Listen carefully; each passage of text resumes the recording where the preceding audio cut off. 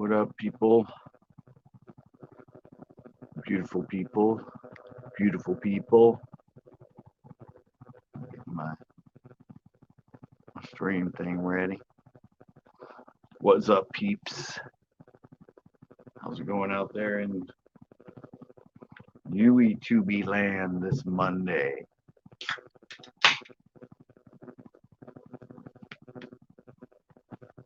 Again, I just finished.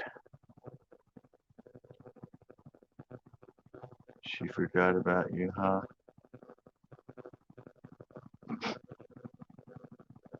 Really? Is that the first comment I get?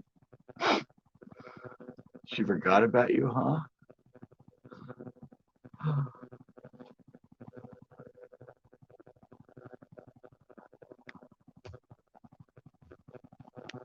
No, I found out she recently died. No, just kidding.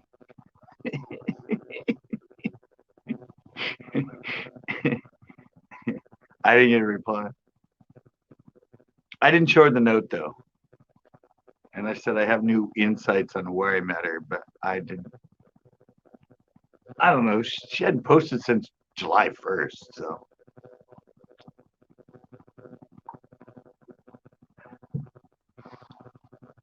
I don't know how active she is on Facebook. She wasn't. There was July 1st and nothing since 2019. Of course, she's a doctor, so we all know what happened. But I guess we saw it, Nick. You went there. She renewed her. She renewed her photo, her title photo, and that was on July 1st, 2021. So, but no, I told her my name. I told her my nickname. Yeah. Either she didn't know who I was, or didn't care who I was, or never looks at her Facebook. Or my name didn't ring a bell because she might not have looked at it, but it said message from, and she went, hello, I am.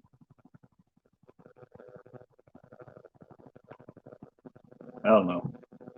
I might give her the we might have met in Michigan story and then send the picture of her name and stuff.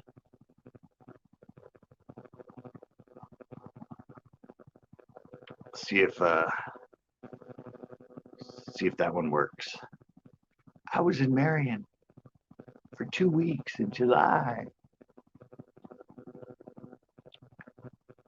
It would have said, I don't know. I didn't look at it. I never went. I left it and I haven't been back to her site. Plus, I'm not friends with her, and I did friend her. So I don't know where those messages go.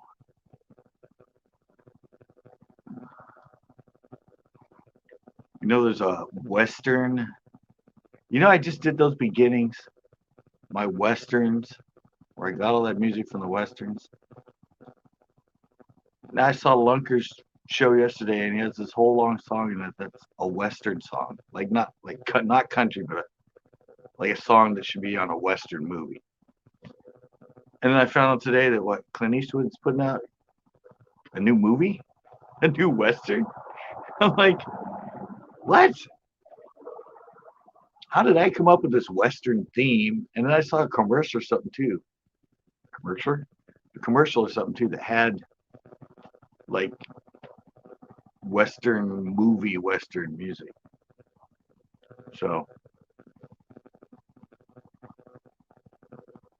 I have no idea. I'm like, how did they catch that trend? I didn't. My mom's all, it must have been floating around the universe and you connected with it. Because I didn't know this movie was coming out. I hadn't seen any commercials with Western movie soundtrack music to it, and now I'm seeing it. I'm just like, whoa, that's weird. And then what? A new movie that he just JDS, what's up? One more week and I get my check mark. What check mark?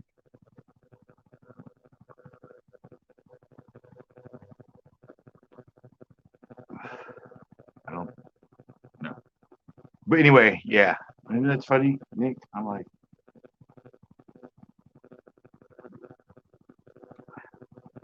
I just figured they all secretly watch me for ideas.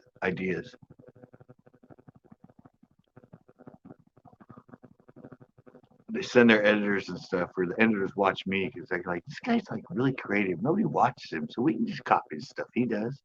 We'll see what trend of music or whatever he's on. Yeah, I couldn't believe it yesterday. I was watching it, and I think the guy in the boat said something about this is like a western or something, and then all of a sudden the music sounded like, and I was like, what? I haven't heard that music on anybody else's ever. And then new movies gonna come out. People are gonna see my uploads. Go, oh, he's already copying the western music because of that new movie.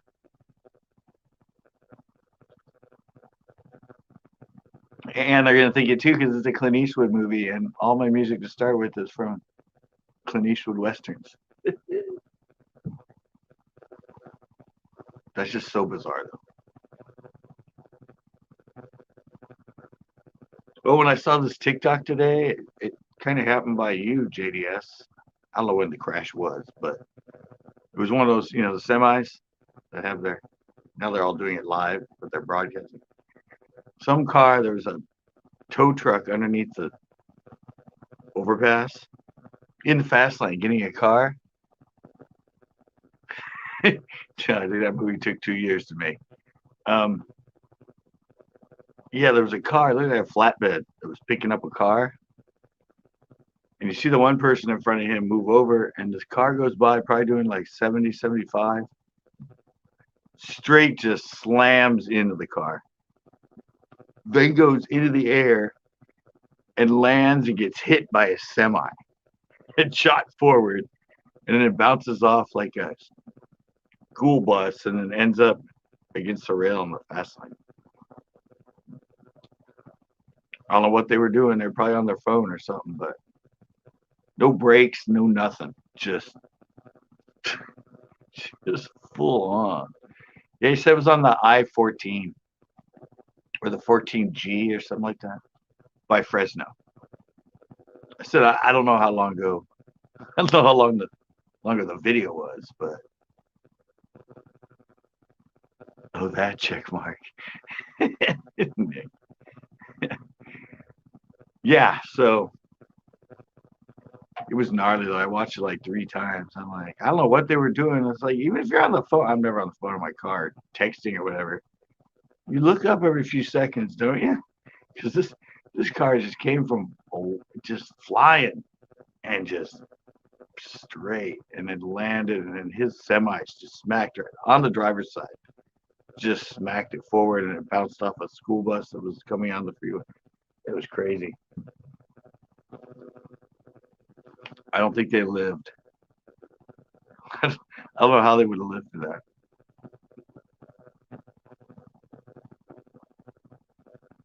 I don't know. It might have been. I don't know when it was. Didn't say the date. Yeah, it was TikTok. I was cruising that other channel that has videos. Well, I got my show done for tomorrow, and I already filmed one for Friday. Funny, I'm like filming more now, and I'm not really in the mood.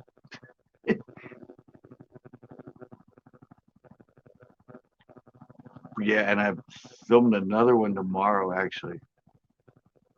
I'm going to film one where I go live, and it's going to be a tips and tricks about casting, about roll casting a bait caster. So I talked to a guy that has another channel, and he was telling people to burn the banks now and cover a lot of water, and just tell them that you just want to keep moving and casting right on the edge of the weeds or the reeds, and he's like throwing with the overhand like this. I'm like, and I told him, I'm like,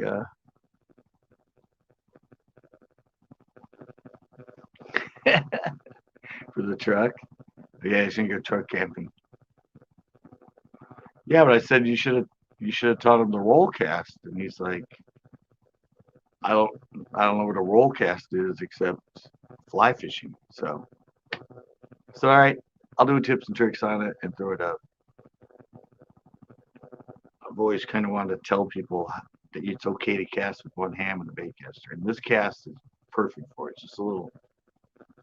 You see, I do it at Elstera all the time when I kind of aim towards the water when I cast, and I can aim it down because I'm on the wall. Yeah, that's more of a roll cast. Really good for just going along and putting it right along the edges and stuff. And you can cast it really far with that little roll.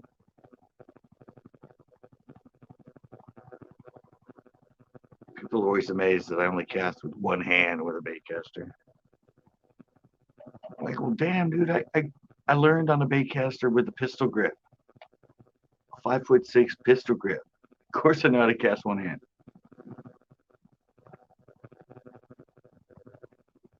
You can't put two hands on a pistol grip. There's no way. Like the handle ends right here.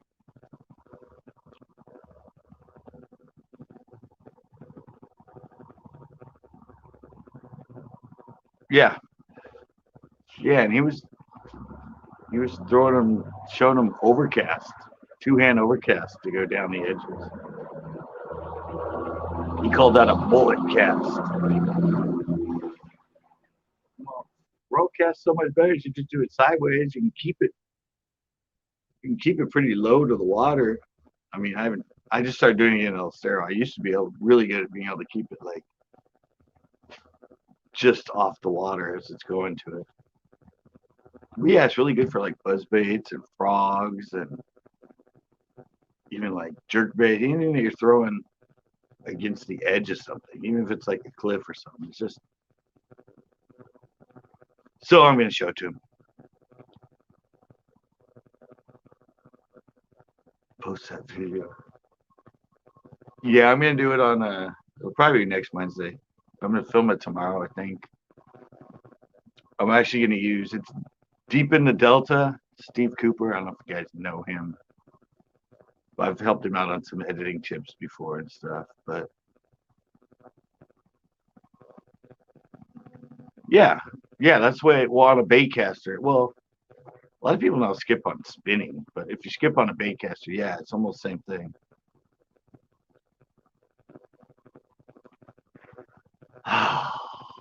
Nick, seriously. um, yeah, it's really good for it. So I'm gonna have him do his intro. I'm gonna put his intro on mine. Can we kind of make it like a collab? Even though we're both not there, because he's setting up why to do it with burning the banks and all that. So I'll do the setup and I'll say, well, thanks, Steve, for the setup. Okay, here's a cat. I talked to him. He didn't know it, so I'm gonna help you with the good cast that'll work really well for burning the banks.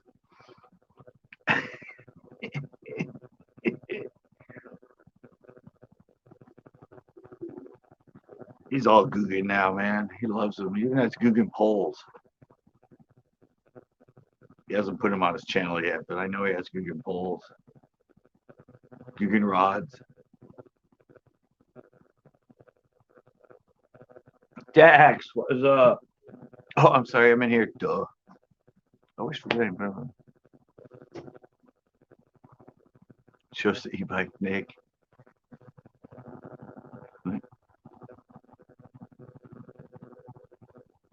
Get some hundreds ready. Yeah.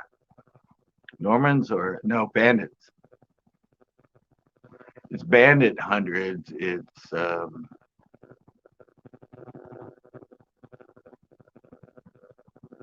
I hit the wrong button, I guess. No. Sorry, I just went to something I'd never seen. Like what?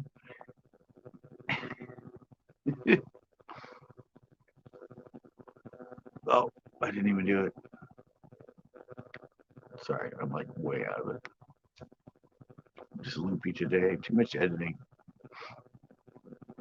When you stare at the computer, yeah, bandits. Or the Was it the deep end or the Norman? It's the little, what they call little B,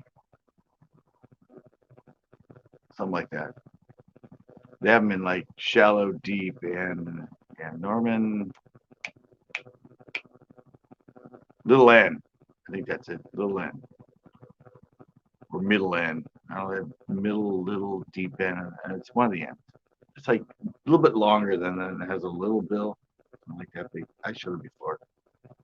Yeah, it's perfect for throwing that stuff, or buzz baits, or spooks, or any of those heavier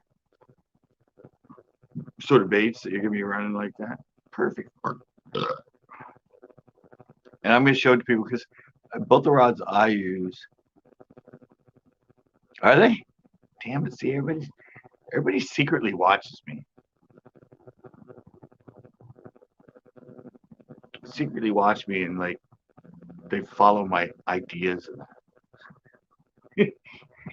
Because yeah, like I did the Western music thing, and now Bandits, which I've been talking about recently, are suddenly the number one seller at Taco Warehouse.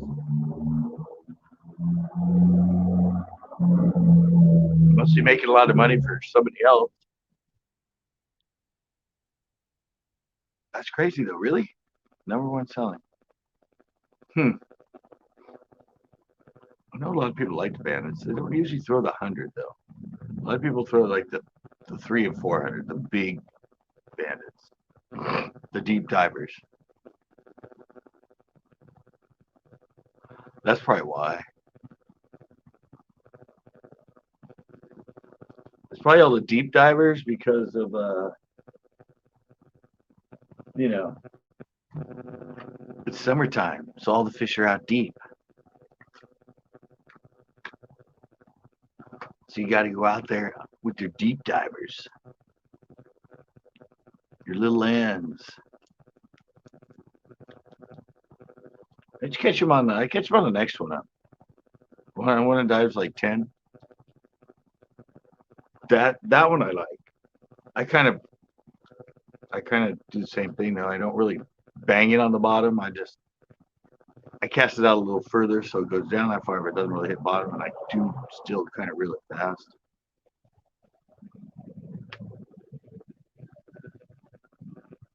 Got a lot of spots at Nasty that way. I have in one of my shows. Actually, I have a show when I was at the viewer at Nasty. I show the bait. It's really cool. I forget the color. It's almost like a root beer kind of color.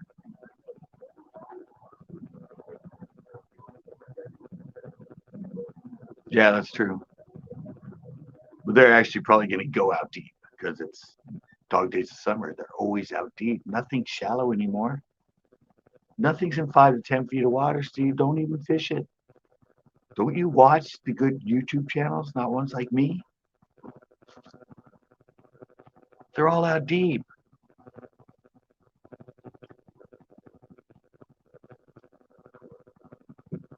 I really love when they go to a. I love when they go to a pond and say the same thing. They literally almost cast across the pond. And they're like, oh, those fish are probably out in the deep water. Like, how deep's the pond in the middle? Eventually, they're all sitting around staring at shore like they usually do in a pond. They're out deep.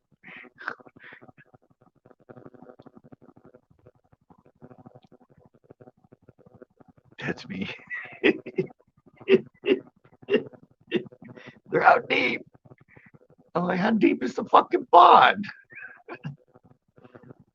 So they said they tell everybody the same thing that is what happens on lakes in big bodies of water. It's not the same thing in a pond that's like 3 acres, even 10 acres. It's probably not the same. It's a pond. It's a freaking fish bowl.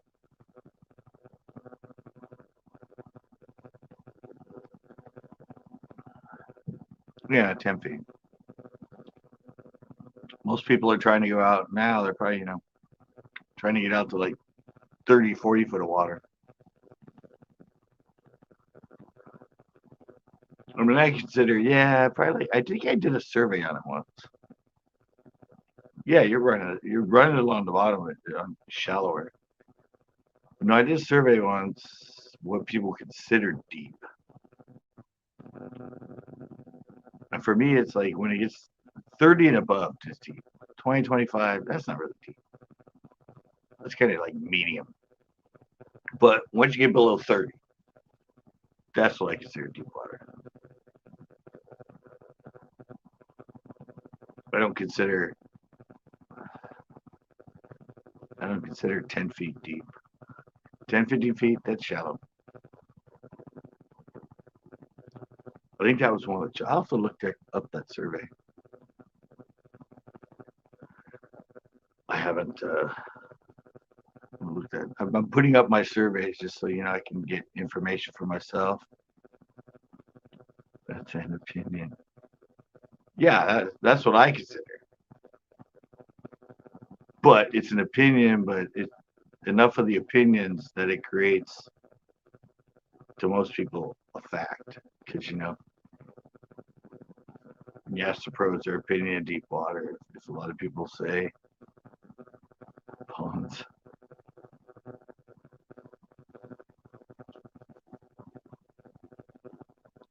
I know, but I don't think the fish don't rotate like that in a pond. They don't move. When you're in a regular lake and they said they moved out to deep water, sometimes you're like a half mile offshore. That's deep water.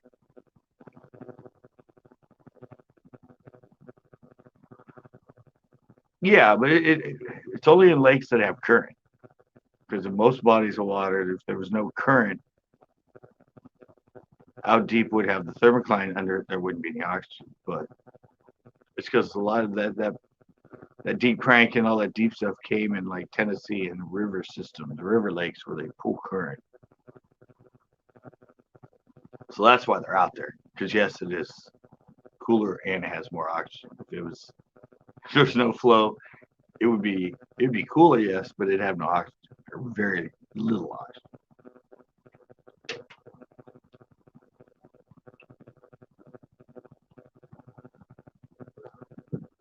That's why I said I had that. Well, I did that one survey about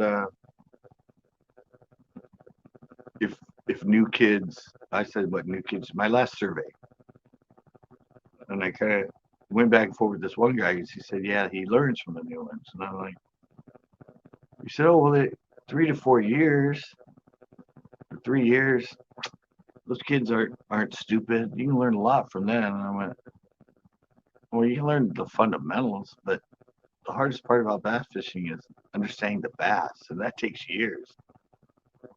I mean, it took me like 10 years before I considered myself a good bass fisherman. And then that's what I said with the deep water and all that. It's situational.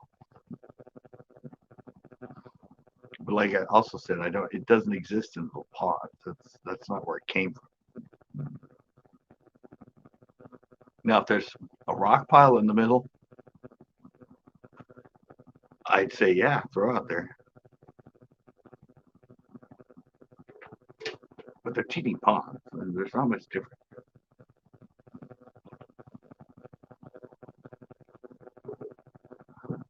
It's kind of like Pinot.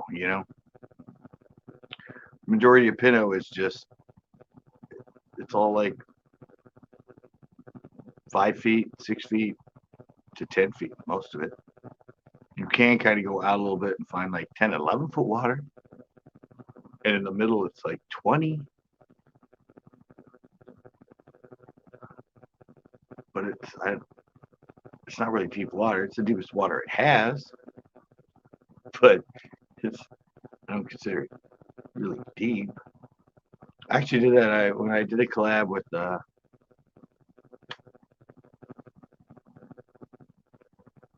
did a collab with I did the 20. Now I think it's a thermocline.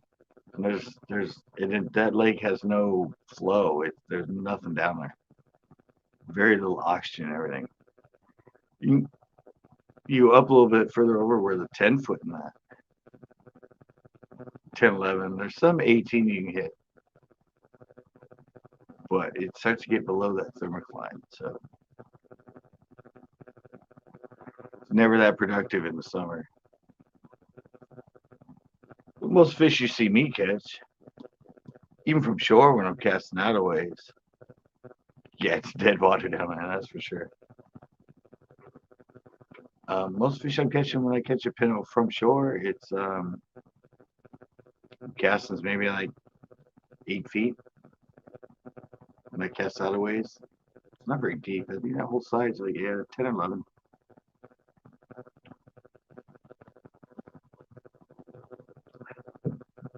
But pinnacle also has all that crap all around the edges. There's like 20 feet of water around the whole lake that they can get way back up in.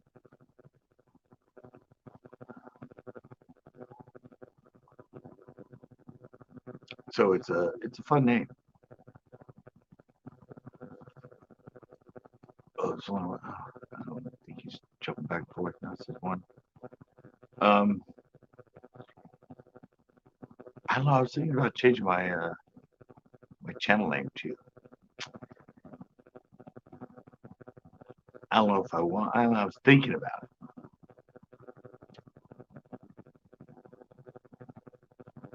I was thinking of going to like just like CCB fishing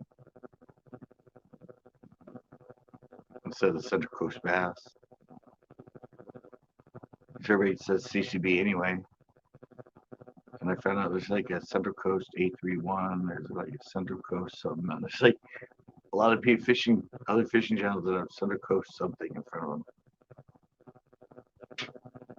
Maybe that's why I'm like failing.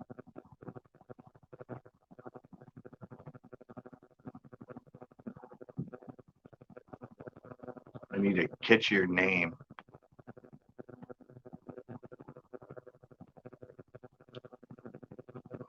I'd ask everybody what they thought, but there's only one person in here, so this is like a face chat right now.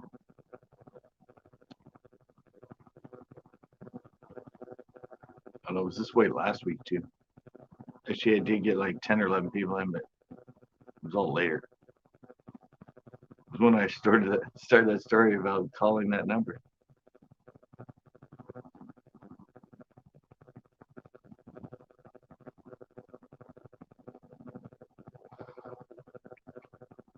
Yeah, I don't know.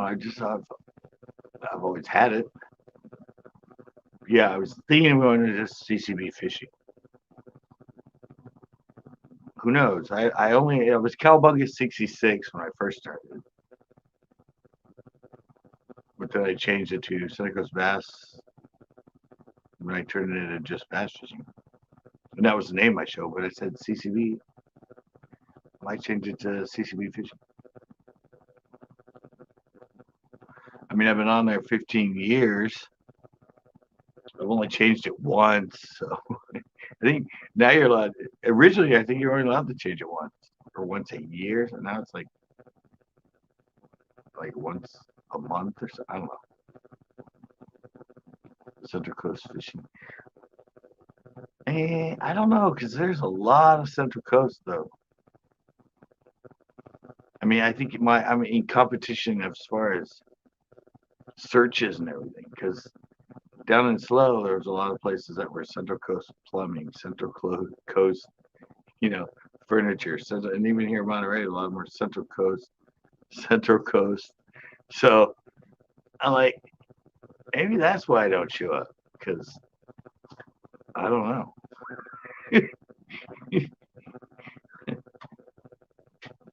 It's too generic to a lot of other things.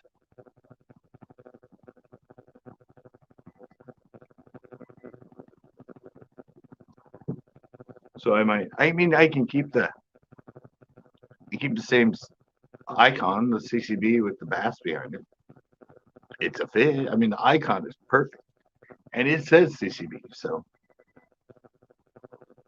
I'll match it. CCB fishing. It used to be CCB bass. Still shows up on my day so far. And then I think Captain went, "Isn't that redundant? Your sensor goes passing." I'm like, oh yeah, maybe. And I always pick up on stuff like that and make fun of it. So yeah, I might. I mean, my icon will still be the same. I said most people know me as CCB anyway. So, maybe I'll change it tomorrow. I need a fresh restart. Unless it's taken. I don't. I don't know if it's taken. There's a CCB that has to do with a band or music or something. Some people think mine is Center Coast. And that's the other thing he gets confused with. Center Coast bass. Because bass is a term for electronic music. That's how that totally screwed up doing coke all night. My live Englishman showed up at my site because I was live. He thought I was Center Coast bass. Sorry, it's unanimous. I'm gonna change it.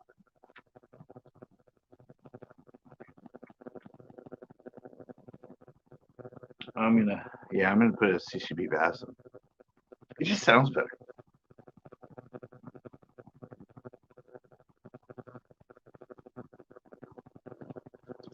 And the logo's out there where everyone likes the logo. It'll change their mind. They'll be like, I never put those two together.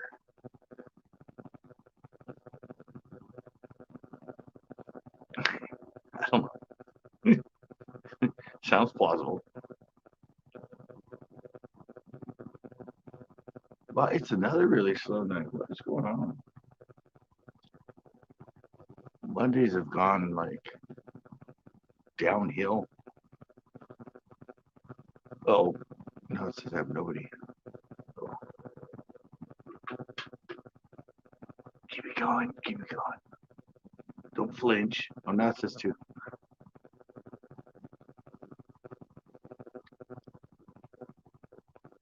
So, yeah. Thanks. Thanks, Steve. I was going to say, thanks, you guys. But it's only Steve in here, so. Thanks, Steve. I might switch it up. Maybe I'll do it tomorrow. Or tonight. Oh, it's a spot. Wow. Oh, we are here. Good. Well, if this is the first time you left a comment, on my end it's been saying 0 and 1. And Steve was the only one talking to me. Jeez. I got backwards is in a mood, I guess. Oh, Gerald showed up.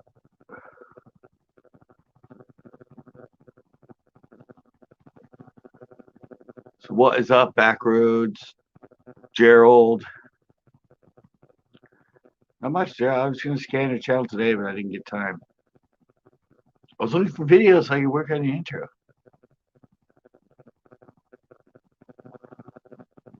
Oh, Backroads, I haven't. Backroads, I didn't ask you what you thought of my new intros. The ones with the Western cowboy music under them. I was wondering what you thought of them because you're in Texas.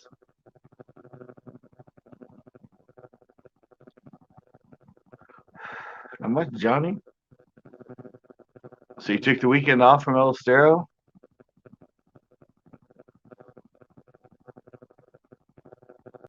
Richard Little. Come up north of Walleye. Oh, well, that's a lot further north than where I'm from. Did it? Yeah, I've never seen anybody do that. That's what I said. It's just dramatic, sort of a movie intro. And it goes good, I think, with that music I picked earlier, the dun dun dun dun dun dun dun, dun, which is actually a remake of the Violent Femmes' "Blister in the Sun." Yeah, that song was used on Two Men in a Pizza Place.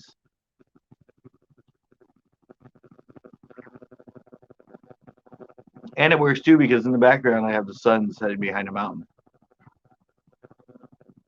All those factors came together, but they were at totally different times. I don't, I don't know how it came together like that, but and now Clint Eastwood has a new Western coming out. So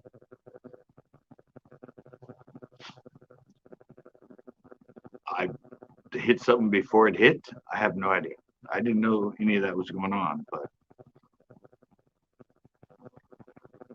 Westerns are back. What's it called? Cry Migo? He wrote Andrea. Isn't he like 95 now?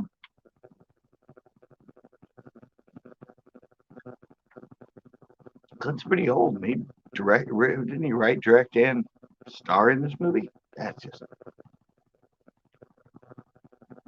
going above and beyond at like 90. I mean, come on. Or mid 80s? I don't know. Somebody else tell me. Walleye. I've never ever caught a walleye in my life.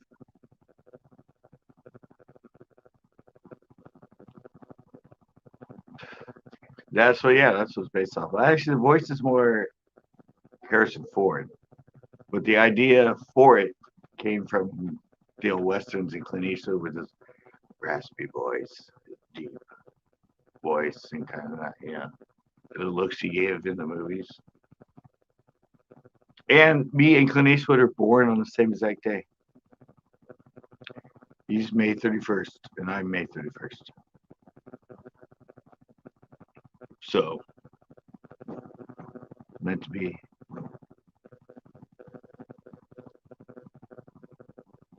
Oh, yeah, I'm sure. Yeah, walleye are great. I've just never been in water where they are. Yeah, soon I'm going to have like a poncho on. I'm going to have a poncho and a cowboy hat for the intros. or at least a cowboy hat. I need to get a CCB crew cowboy hat. I get a felt one with like. Sorry. No, she never got back to me. That's why this one's titled "No Reply." Backroads, jigs and minnows. I'd love to fish for them. I mean, I don't have the time to go up north now to get them, but uh, yeah, there's no reply. But I did realize that I might have actually met her in Michigan.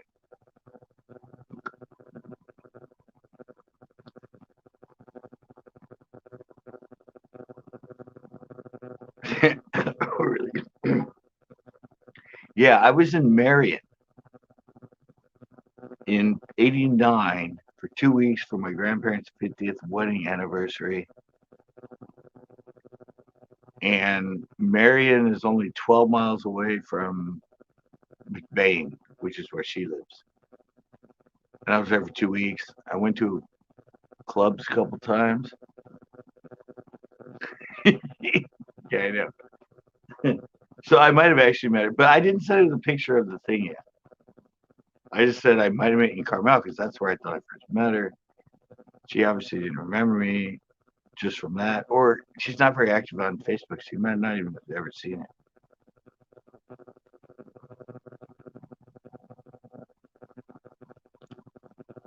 Really? I wish I had an authentic freaking sombrero. The things that weigh like 2 pounds and are made out of wood. There's actually a picture of me on uh,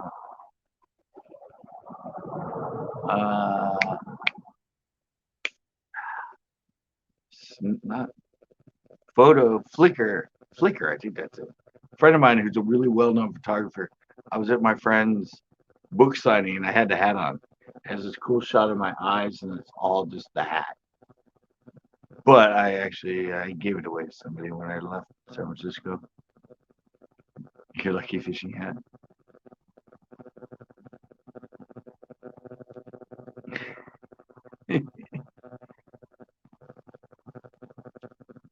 I know.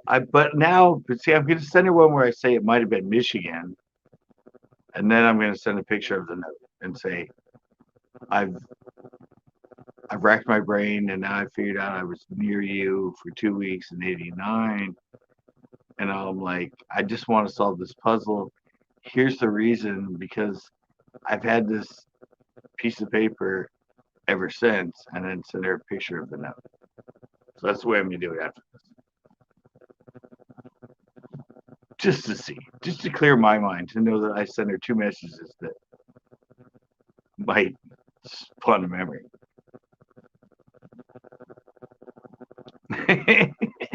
Oh, I forget who I got this one from. Somebody gave it to me when I was in San Francisco, and it was like the original ones. They cost a lot of money, I guess. It was like it was wood inside. There was no cardboard. I mean, it was like rock solid. Like you could throw it and cut somebody's head off with it. But there is like a known picture of me in it. My friend Sean Tiger Muskie, what's up? That would be good though. A sombrero would have been really good for that intro.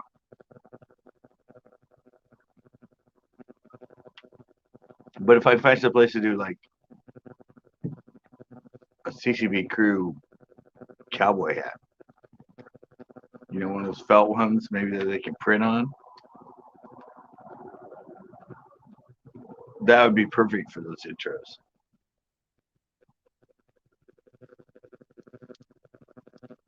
I could be the rhinestone cowboy. What? 4.5. How fishing me now? I haven't seen anything over like 2.5 pounds in like months.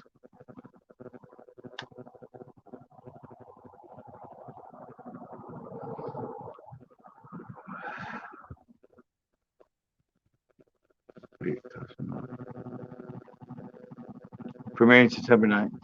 All right. Wait. You bought it for $5?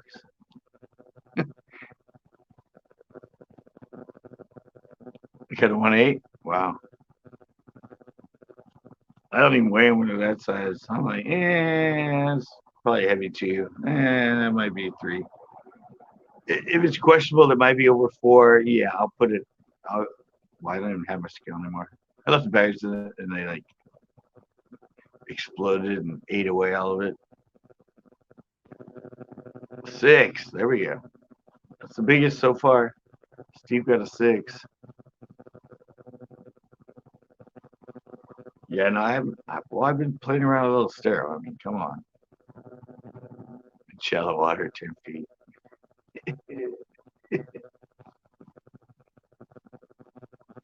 Yeah, well, I've been playing around with Pinot for so long. I've been back to Pinot now. I mean, one day,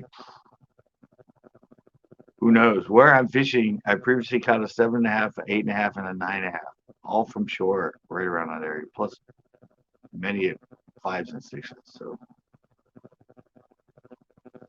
one of these shows, I might get lucky and hook into one of them.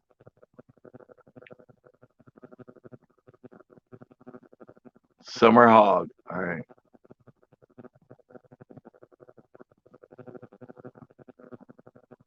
Wow. Yeah, I've never caught that big of a smallie.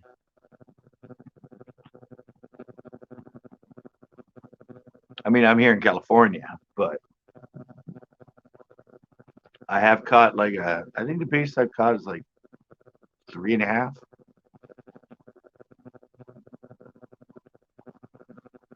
Now, San Antonio, it's my closest place for, oh wait, here, I'll put that up for everybody else. The nearest good smallmouth lake is San Antonio, which is now pretty much a puddle, but it's got the best. I used to average a lot of, oh really? Oh, Steve, you never caught a smallmouth? Wow, it's fine. Sure. Yeah, they're a lot of fun, man.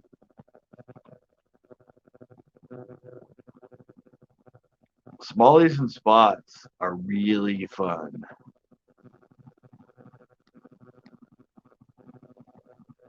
I can't. Can you hear me? Yeah. It's Nick. I forgot to change the Richard banner, but it's okay. It can stay there. I know. That's why I was looking at it so close because I'm like, it's so small on my screen. I'm like, what the fuck is that? I won't be on Smallies. long on here. I'm like tired. I just I went and rode my e-bike for a square block, and then Oh, they wanted to see your e-bike. I gotta do a video on it soon. I was gonna try to join the live when I was out there, but I didn't have signal. What's up, Steve? Well, in the chat already, they said, let's see the e-bike. I'll have a video out soon. I've been testing it, and then Look at I'll him. put He's the just video on. Mr. Advertisement. Mr. Teaser. You'll have to go directly to my channel in approximately 2 days and 2 hours. There you go. We got the scoop. We got the early scoop right here live on CCB. Nah, I don't know when it's coming. I didn't film it yet. We got an approximate date. Yeah. First How fast air. does it go? It goes. I had it going 40 miles an hour down the main road earlier, and like the speed limit was 35, so I was going over the speed limit. That's a good video. I don't know if I want to go fast in the video because people will be like, "Ah, that's dangerous." Pulled over on an e-bike. I finally bought a helmet today, so I went and bought a helmet. Oh, is it like a regular bike helmet or is it like some cool helmet? Yeah, it's a bike helmet, but it's got a light on the back of the head. There's like a light that flashes. Flashing red light. Yeah, but I mean, the bike has brake lights, and a really bright front light, and Nice. you can pedal with it, or you can just have throttle. Yeah, I see. There's so many around here. Yeah, the Amish, all the Amish people have them here. Yeah, I see all the homeless people around here have them. Like, well, you're homeless and you have an e-bike? If I lived in a town, I just have an e-bike. You wouldn't need a car. Oh yeah. This thing, I went down to 2 towns on it, and I went around to stores and then come up, and like, and I'm in the middle of nowhere, so yeah. And I still had two bars of battery. It's heavy too, isn't it? Yeah, it's decently heavy. But what's nice about this one is the battery is built into the frame, so it's not like on the outside in its own box. Yeah. It's in the frame. Corn farts. Yeah, a lot of them are that way because I don't see the battery when they go by, but they're not pedaling and they're going uphill. Yeah. The Amish here, they'll be pedaling like super slow, and they're going like 30 on their bike. It's like, yeah. Yeah. Well, I faked them out yesterday. There was an Amish family on the road, and I know them. And I was acting like I was pedaling. Yeah. Like, I was pedaling super slow, but I had the throttle full, and I went past them. And I was going like 28 past them. No, I know. Well, Casey Nastic, he was doing his vlogs in New York when those first came out. 73 and everything. They send him bikes. Yeah, he had his boosted board, but he also went around. He loved those electric bikes, especially for like New York. My friend, he has a scooter that has a battery in it. So me and him are gonna ride around. Hopefully we don't get killed, because around here it's pretty rough where you can ride your bikes. But yeah, because he's in the city, so I'm gonna go to him and ride with him. But honestly, usually they're pretty expensive. I mean, this one's still expensive, but not that crazy compared to other ones. She-Macker's coming.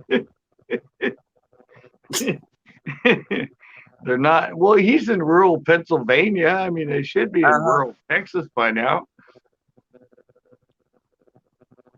Oh, really? He had a motor in his frame? And he got caught. Did you see someone had a sign and one of the guys ran into it and they all crashed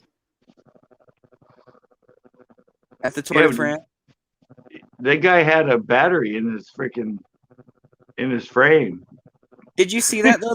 The one this year, there was a fan holding a sign.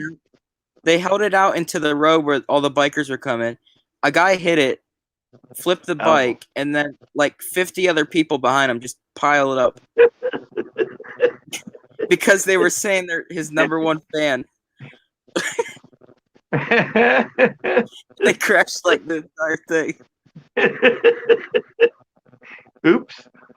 Made a good video though. Imagine being that person though.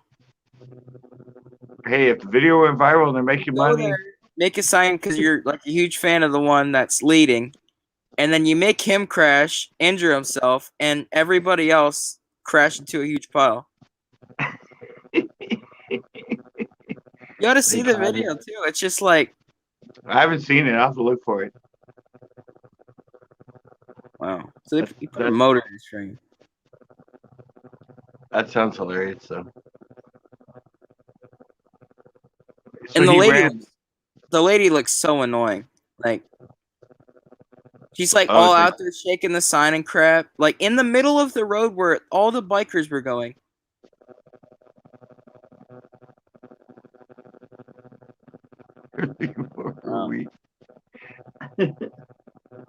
Who? What? But the lady was a lady holding the sign, or he said it was a guy? Yeah, she had this big 2x2 paper sign, but it's not because you can hold a sign, and everyone else, all the other people, they were holding their signs in the wall. She had it held out into the road, aimed at the guy that she was she was there for pretty much, and just absolutely piled everybody up within seconds. What's it on? YouTube? Oh, you just look it up anywhere. I don't know how you didn't see it. I never got. Oh, I froze. I still see you. You're moving. All right. Well, my picture froze. Let me go out and back in. Hello? It's on mine. Oh, there. I'm back. Am I back? Yeah, you're back. All right. I'm back on mine. I mean, I did this last week too. It's on YouTube. All right. Yeah, I'll look for it. You gotta look for that idiot with the accident, the car one. Oh, I forgot. An action figure company texted me earlier, and they wanted to make an action figure of me. Really? Yeah. I think they 3D print them. Oh yeah, do it. Yeah, that'd be cool. They only make 100 of. Yeah, look how annoying. This ain't nothing against one. I'm just saying it's just one annoying person. You can just tell. So wait, look at this one.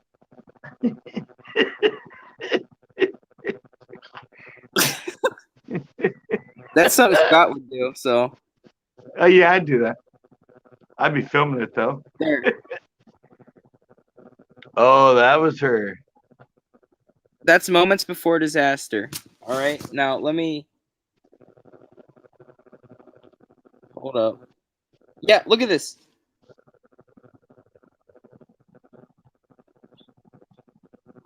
Phone's annoying.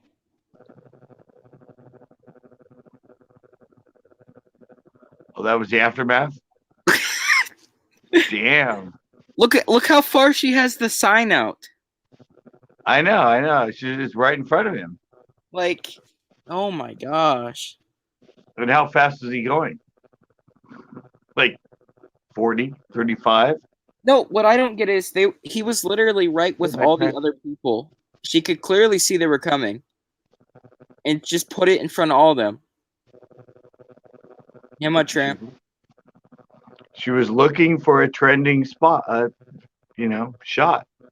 And at those, like, when something like that happens, they don't restart them, do they? It's just no. You just go from there. Yeah.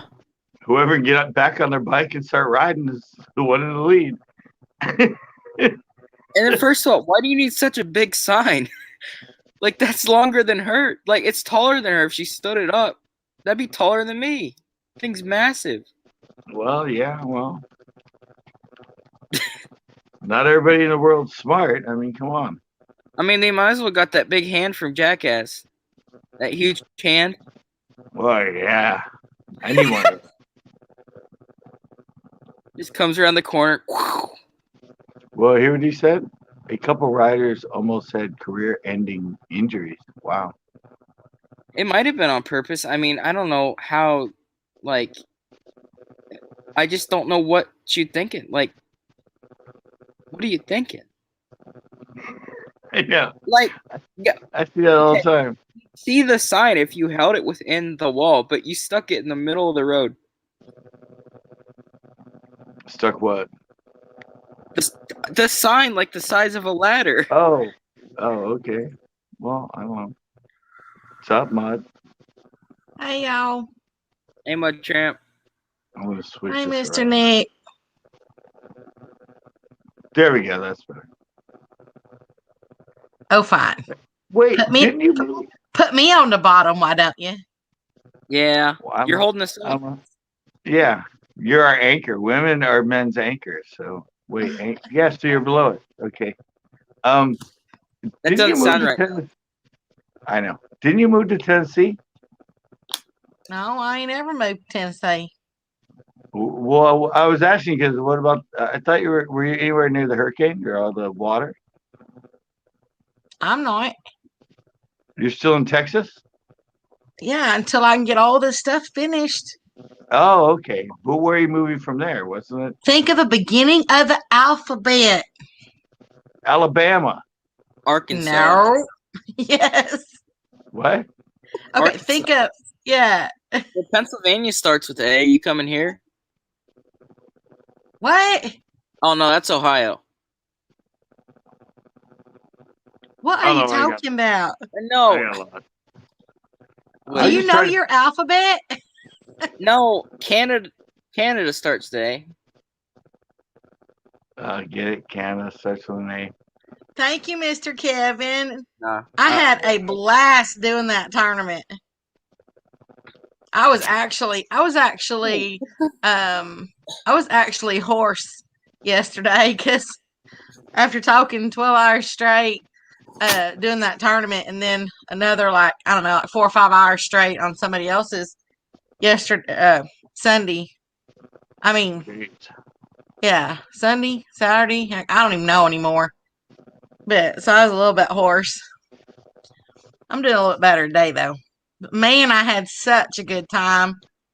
There was like, yeah, I was so glad because I said at first, since it was my first time ever doing it, I had to learn all the buttons, and I had to learn that giveaway tool, and all that stuff, and how to position everybody, and so that the first little bit of it. But then after that, yeah, it was pretty much. Oh, I just loved it. If I could find enough competitors, I'd do one of those every weekend. I just loved it that much. Were you hosting it? Yes, sir. So you hosted it? Was it a bass tournament? No, it was a catfishing tournament. Okay. It went from 7 p.m. Friday night to 7 a.m. Saturday morning. Cool. Yeah, so we went for 12 hours. And then the other part of it, I hosted 8 competitors because, I can have 10 up on panel. And so I did 8 competitors, left 1 spot open.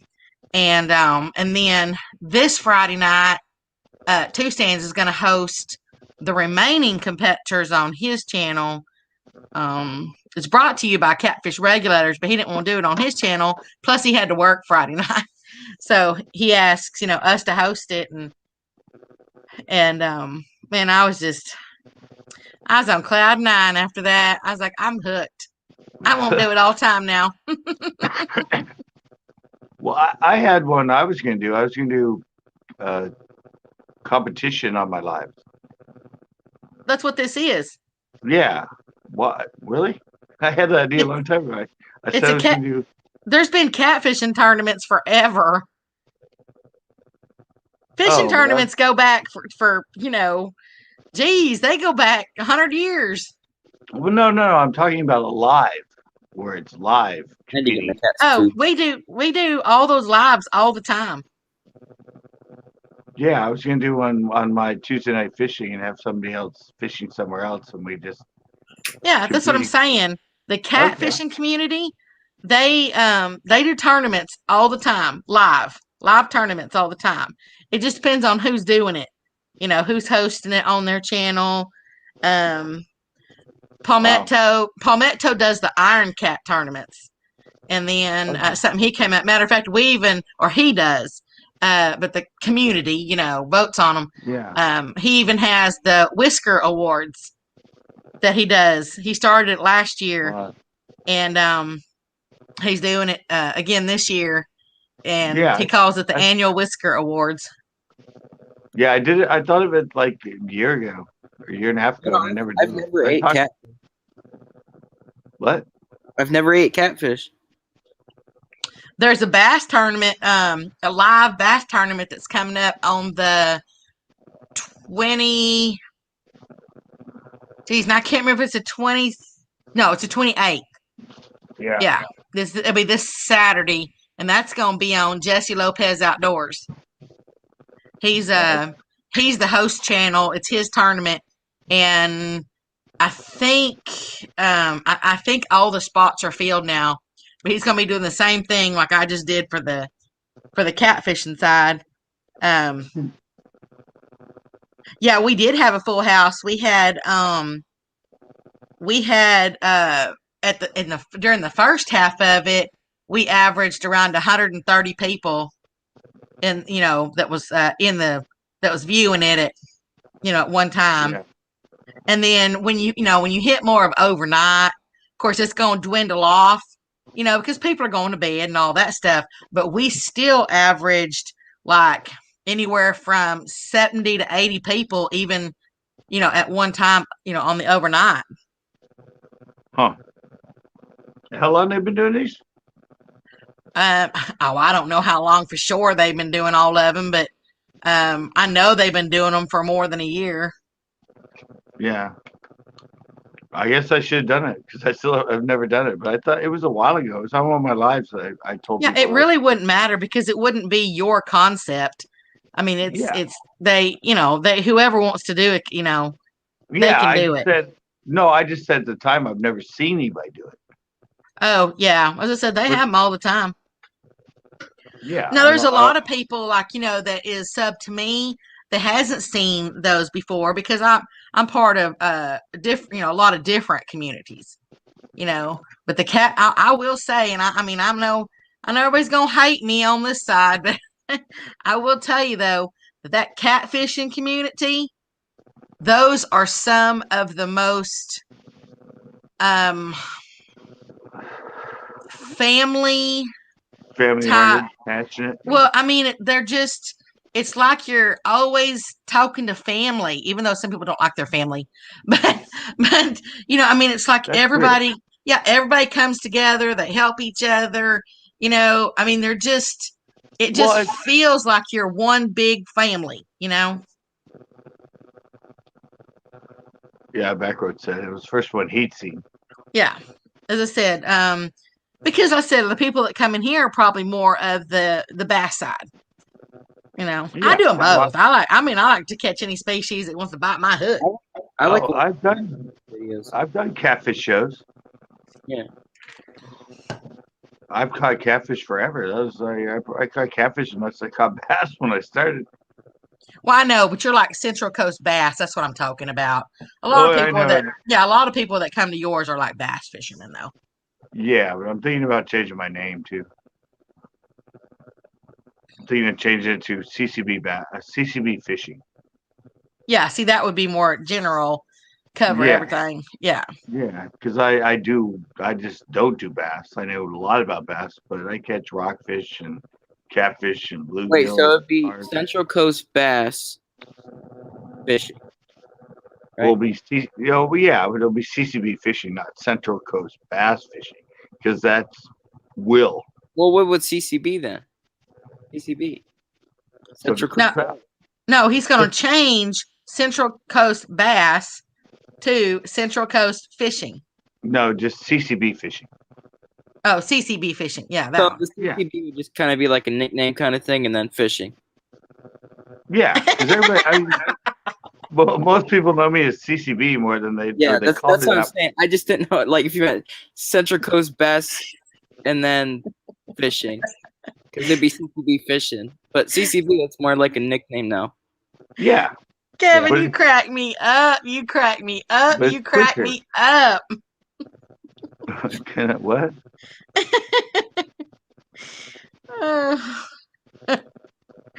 He cracks me up. You're laughing about that one? I just saw the comment now. Yeah. That's what you're laughing about? All right. Yeah. He cracks me up. No, I lied. I've only changed my name once, but see, Central Coast Bass, I've had people come in that think it's a music channel. Oh, it's for bass instead of bass? Yeah, which bass is like a type of electronic music. Well, yeah, that's why I said bass. Yeah, so bass is also a guitar, but yeah. So one of my famous lives is when I remember Nick. Were you there, Nick? Did you ever see that one? I don't think Nick did.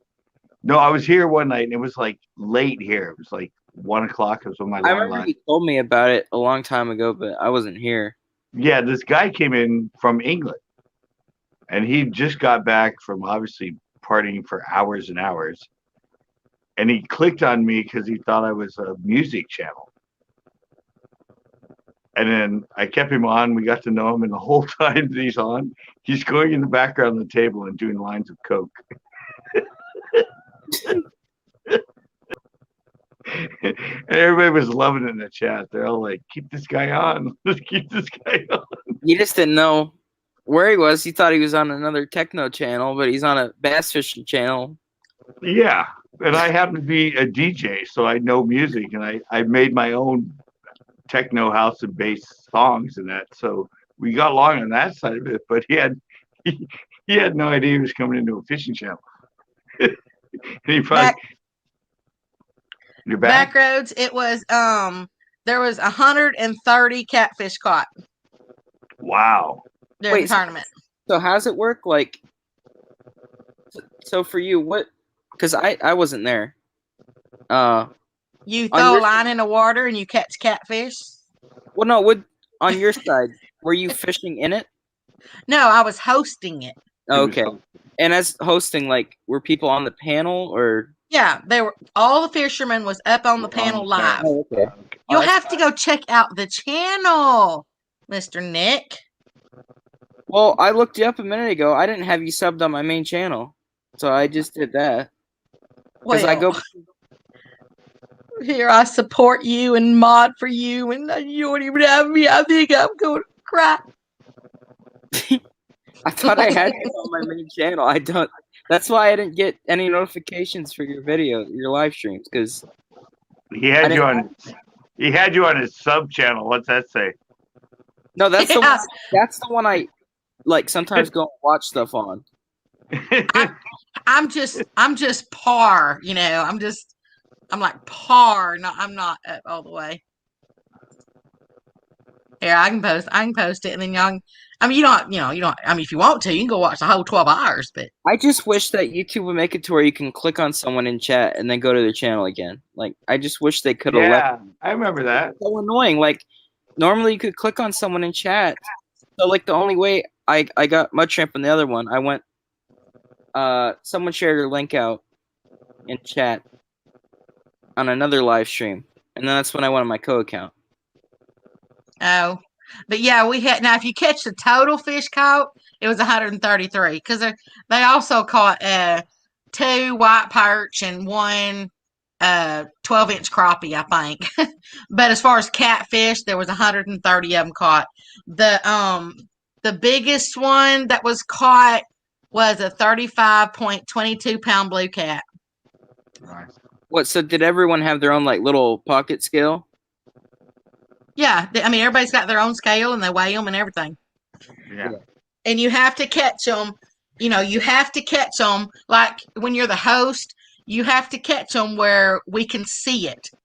So all of a sudden, if you just say, "Hey, I caught this," you know, I mean, we put you, yeah, like as they catch them, you know, I'll give them full screen so everybody can physically watch the take or watch them, you know, reel it in and stuff like that.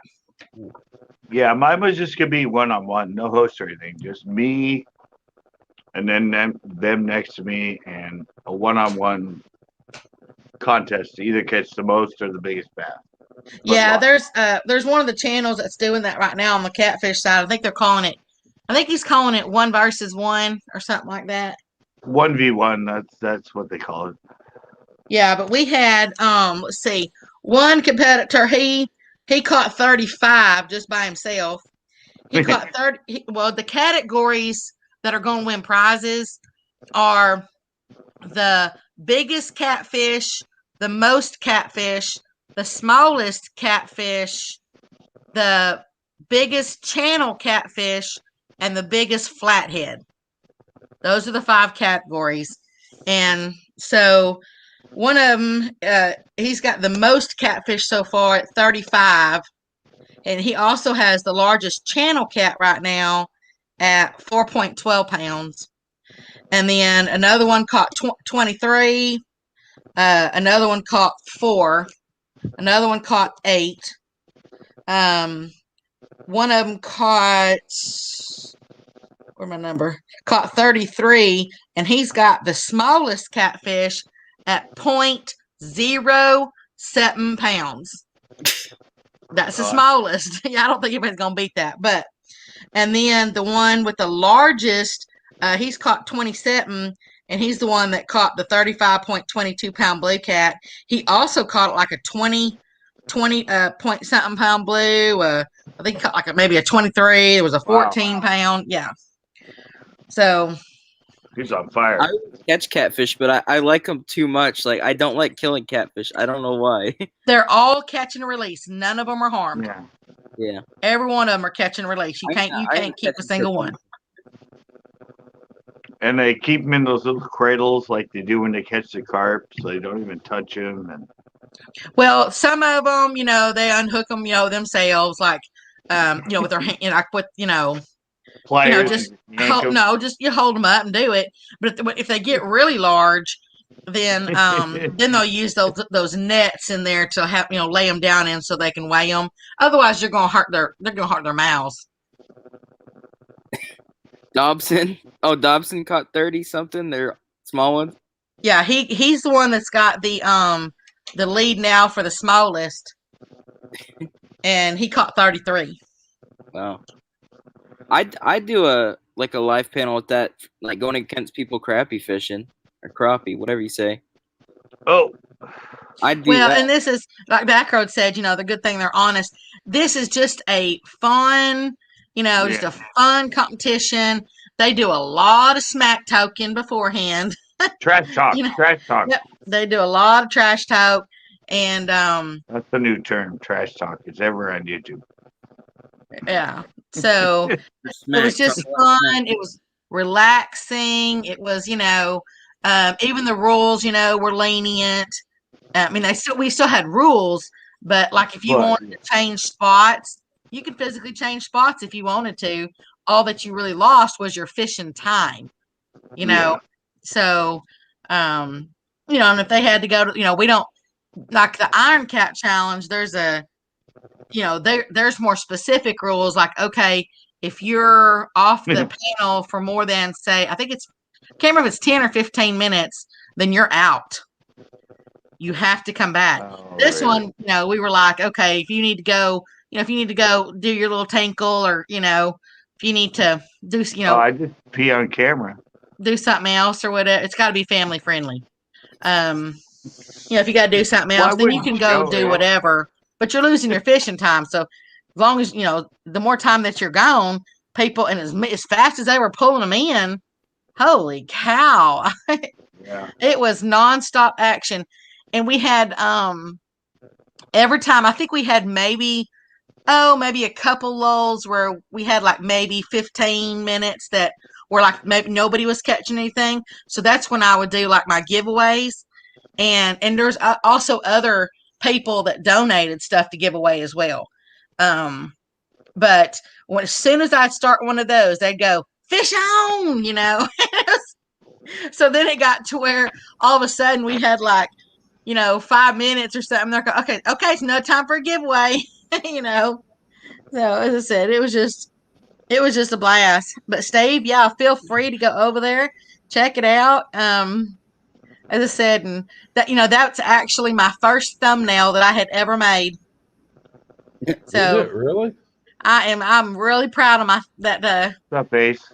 That Hey, Scott, how you doing? that Yeah, cat, that catfish thumbnail. I mean, cattail, the catfish thumbnail.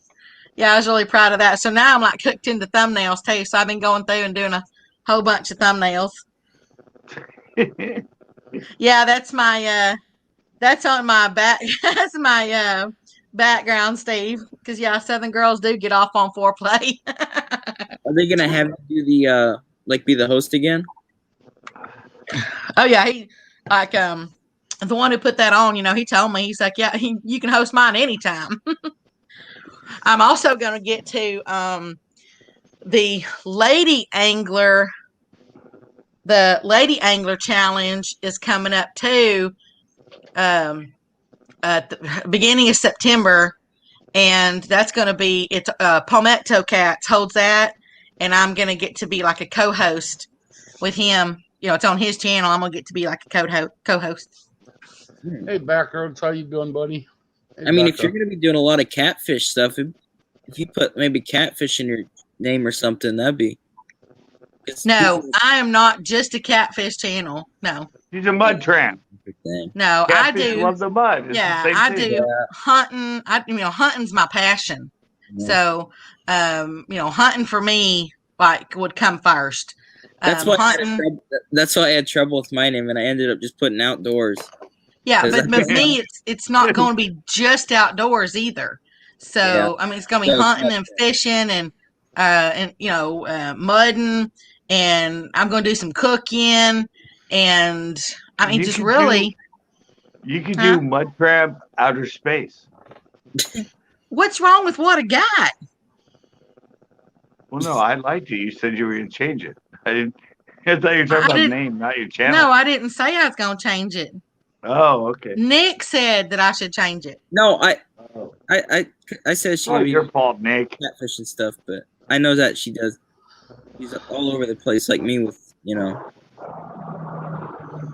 Right now, it's like nobody's got mud tramp. As far as now, if you just type in the word mud tramp, there's going to be some things that come up. But if you do what I got now, that nobody else has got that. They're under 18, by the way.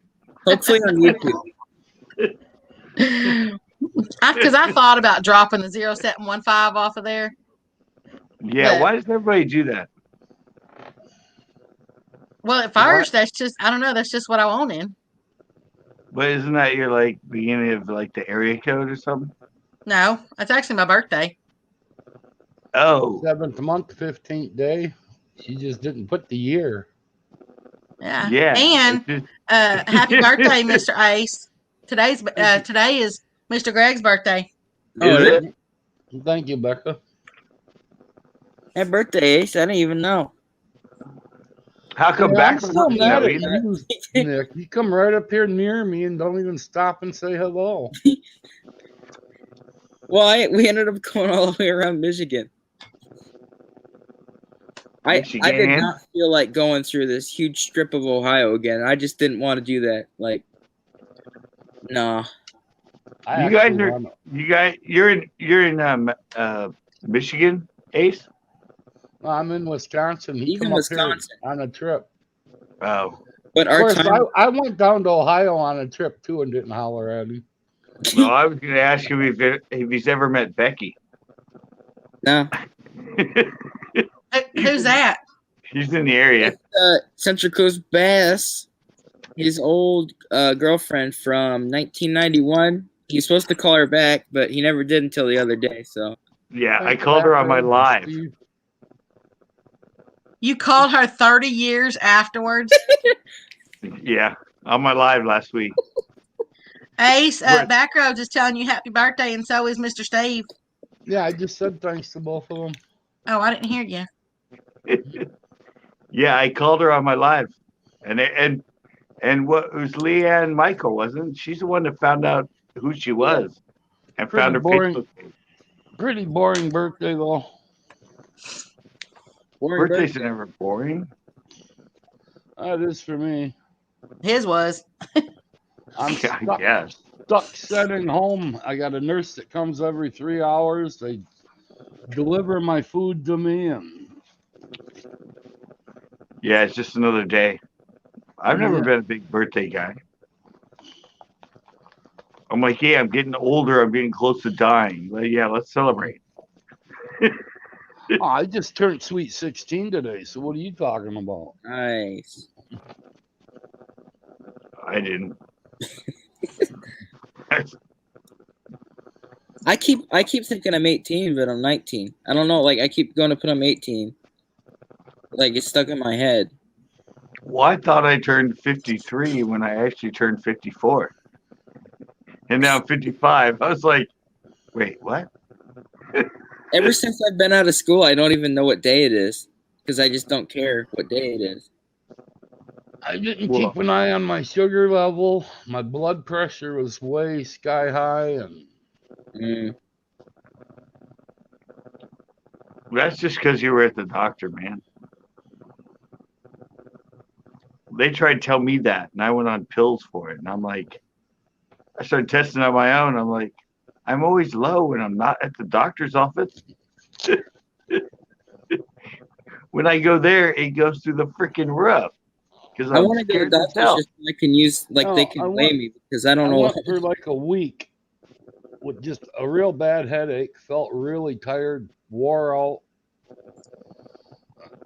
Don't know how to really explain it, but that thing said I was over 700. So I decided it's time to go in. Why did you let it do that? Damn. You know better than that. That was your blood pressure? No, blood sugar. Blood sugar. What? Oh, what's normal for blood sugar? I don't know that. Like 120, like 80 to 120. I'm supposed to be between It's 80 like and blood pressure? 96 and 96 and 105 is what I'm supposed to normally be at. Yeah. But it shot way up. That meter goes to 700, and it was off that. It wouldn't read. So that was blood sugar level? Yeah. Yeah. Okay, I don't know. I've never had those levels. I was talking blood pressure. But it's how much sugar goes into your bloodstream. If I'd have waited any longer, they said I could have slipped into a coma. Yeah, wow. we had a friend once that his was like at 850 and he was coma. Wow. Mr. Kevin, you don't look a day over 30. No joke. I'm not even teasing. Well, do I look 55? Yeah. No, you look like a little kid. I'm 59, so. Thanks. Well, when you wear that hat, the guys got your back. Guys got my back. Take the hat off. Take the hat off. Well, yeah, because I'm bald. Of course, if I take the hat off, I mean, come on. I just turned 59, so you got to look up to your elders. Exactly. No, I'd say you probably look maybe, I'd say 49 to maybe 52, something like that. Yeah. My average has always been 4 to 5 years younger than I am. Since I was like 16, 17, 18. I mean, when I was 19, everybody thought I was 16. When I was 21, they thought I was like 17. So it's kind of always. I can't wait until I don't look like a man baby. Thank you, Mr. Steve. I love those quail breasts. You know, I even use that same method. I do frog legs with that too. Okay, let me show you this. I think I have before, but how old do you think I was then? About probably 26. 24. Well, you nailed it. I was 26, I think. Woohoo! I am good. Wow. Most people thought I was like not even 21 at that point. No, I ain't lying, Mr. Kevin. You do. You look young. He looks young. He does. Backroads? Yeah, he looks. Yeah, Yeah, he does. He looks young. he looks like he might be mid-30s, which is like 10 years younger than he is. Right? Yeah, but he's fixing to be 44. Wow. Yeah. So said he doesn't look that. You're gonna age gracefully. I told him the other night on a live stream that I said that they were talking about middle names, and somebody said Antoinette, and I said, man, I haven't heard that name since the 1700s. And they were like, wait a minute, how old are you?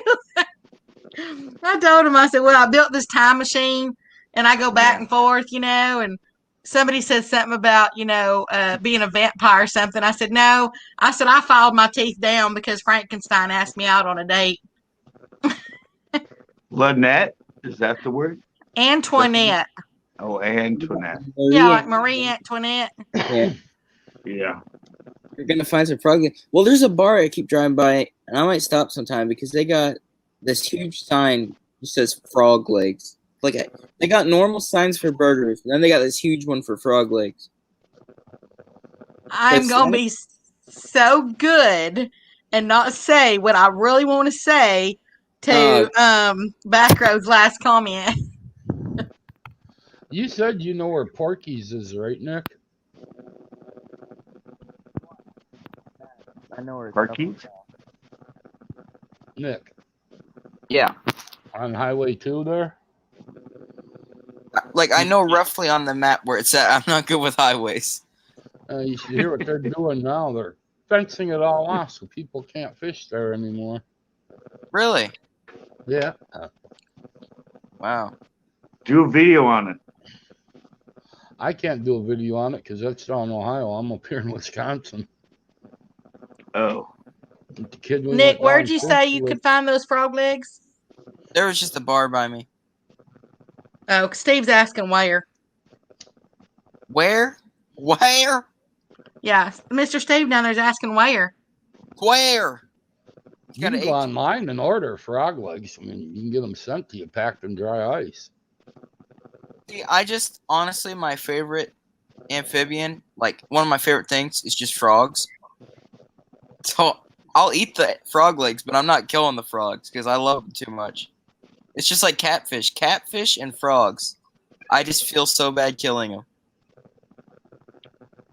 I never kill them. I just give them to people to eat. There's big ones around here, though. I mean, I'm not killing them. I'm just giving them away. Where they go from there, it's not my problem. Hey, Backroads, I can't tell you her exact age, but I'd be willing to bet she's in the mid-30s. I know, Backroads. What are you going to give me if I do? Yeah, exactly. She's all about rewards. Come on. I'm teasing. Yeah. I like giving him a hard time.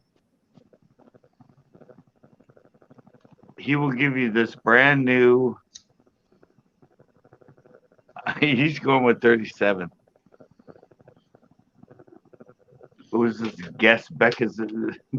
Guess Meg Mudtramp's age now. There you go. Last time I got like 30 looks. You got what, Mr. Nick? I got dirty looks when I guessed a girl's age before, so I'll never guess it again. Well, if they're older than 29, go with 29. What's that shiny lure going to be hanging off of?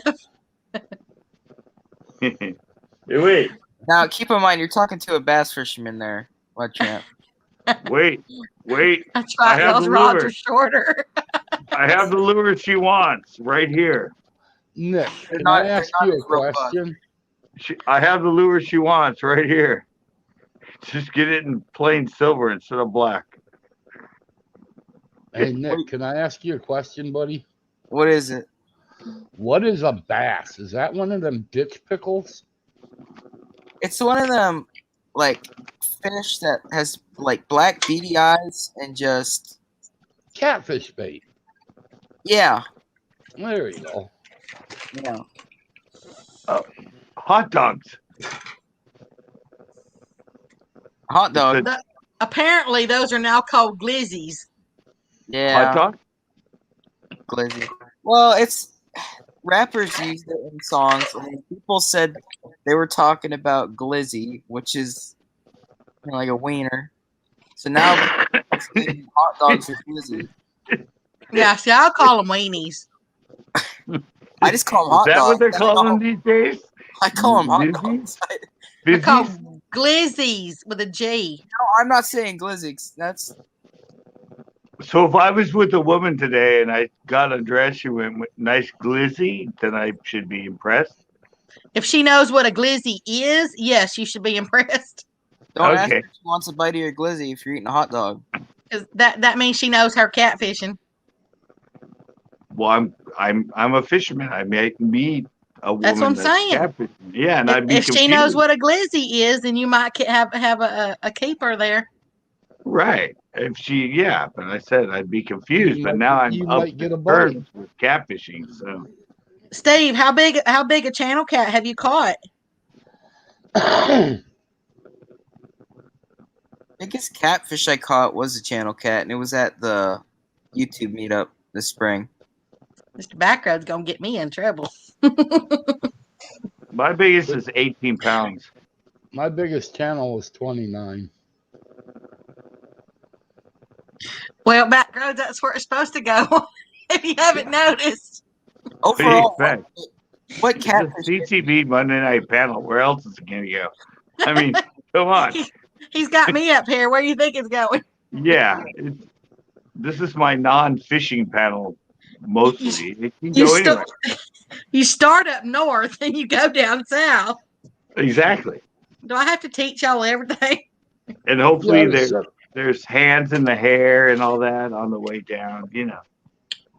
We ought to set up a meet and greet there, or a meet there next summer, Nick. And meet up at Lake Mendota. I'll put you on some nice channel cats. Mendota? And Lake Mendota and Madison. In Wisconsin again? Yeah. I was going to go to Montana this time. Montana? For my next big one. I don't know when I'm doing it, but... Oh, you do big ones now. All right. That's big a good size, Mr. Steve, for a channel. You have to let me know when you go Ohio. Yeah, I'm planning on that yet this year. I have a video of mine. Lake Mendota up here in Wisconsin, you can get 29, 30, 35-pound channels like it's nothing. There's some good-sized channel cats in that lake. Well, I caught those two little red-ear sunfish when I was up there. And I was happy. Things are all over. Now, I got an awesome... I'll be right back. I snagged mine fishing for bass. Rattle trap just above the tail. Took me... I was on my bass boat. It took me like 20 minutes to get in. Had to put my bass boat on shore, then get out and try to figure a way to drag it in, and because I was scared of the hook coming out.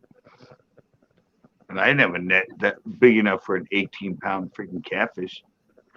If you're wondering, that's a picture I took of JV. There's nothing there on my end. What? It's just black. Yeah, it's just black. I think you forgot to take the lens cap off. Or you're racist. Oh, okay. Oh, that don't surprise me. I got a green screen on here. You can't see it? We can now. It ain't nothing I ain't ever seen before. Well, that's JV. I took a picture of him. I know. That's what I said. That ain't nothing I ain't ever seen before. Yeah, I guess. I should have took a picture of him normal. That would have scared people. Actually, that is JV. Looks like one of your photos, Nick. What photo? Looks like one of your photos. Uh-huh. Yeah, exactly. Here's my living room. That was his new Facebook photo, was that shot right there. I'm like, that's what you always do in the lives, Nick. Come up with something new. Uh-huh. As I said, sure glad you keep a clean nose. He's always doing that up the nose in the camera shot. Hey, Mudtrap, you moved. What? She took my spot. You're top left now. What? Oh. I was like, how do you know I moved? Wow. Well, you told us you were moving, Took but my spot. Just like that. You're now top left because Nick dropped out. You snooze, you lose, buddy. Uh-huh. See. Hey, I was thinking of a. Okay, I watch Jimmy Fallon on Tonight Show, and he does Mad Lib theater, where they do Mad Lib and they act out a scene. Mm-hmm. I thought of doing a ad lib collaboration. Ad lib? Yeah, but Steve, look who she's on top of. Tickle, tickle, tickle. Yeah, exactly. No, ad lib collaboration where we both fish separately, but we talk to the camera like we're live and we're actually fishing as a person. And then this isn't like a Scottisha thing, right? No, we like it was against you. You would fish, but you would turn the camera and say, "Got anything, CCB? Yeah, you ain't catch anything." You know, like. And I'll do the catching part, right? What? Who knows how it would go? But each of us would do it. Then you would send me the thing, and I'd try to put it together in a funny sort of way that it went together, like we actually knew what we were catching. But it would all be ad lib. Like you'd always talk to the camera as if you were talking to me about stuff. Mm-hmm. And I'd just take the images, the footage, and that, and just try to put together in that ad lib sort of way. The ice cube went down the wrong pipe. It wasn't a glizzy? No, that never goes down the wrong pipe. Not if you know how to do it. Macros. Actually, I wanted to say, look at Steve. He said that when he pulled in that big old channel cat, he said the guy that was helping him land it ran away when he saw it. That's kind of funny. And then Mr. Kevin says, crazy how y'all Yankees can travel state to state so easy. It takes him 8 hours just to get out of Texas. I know that's right. Oh, yeah. Same with California. I'd rather drive 20 hours through, like, Wisconsin than go through Ohio.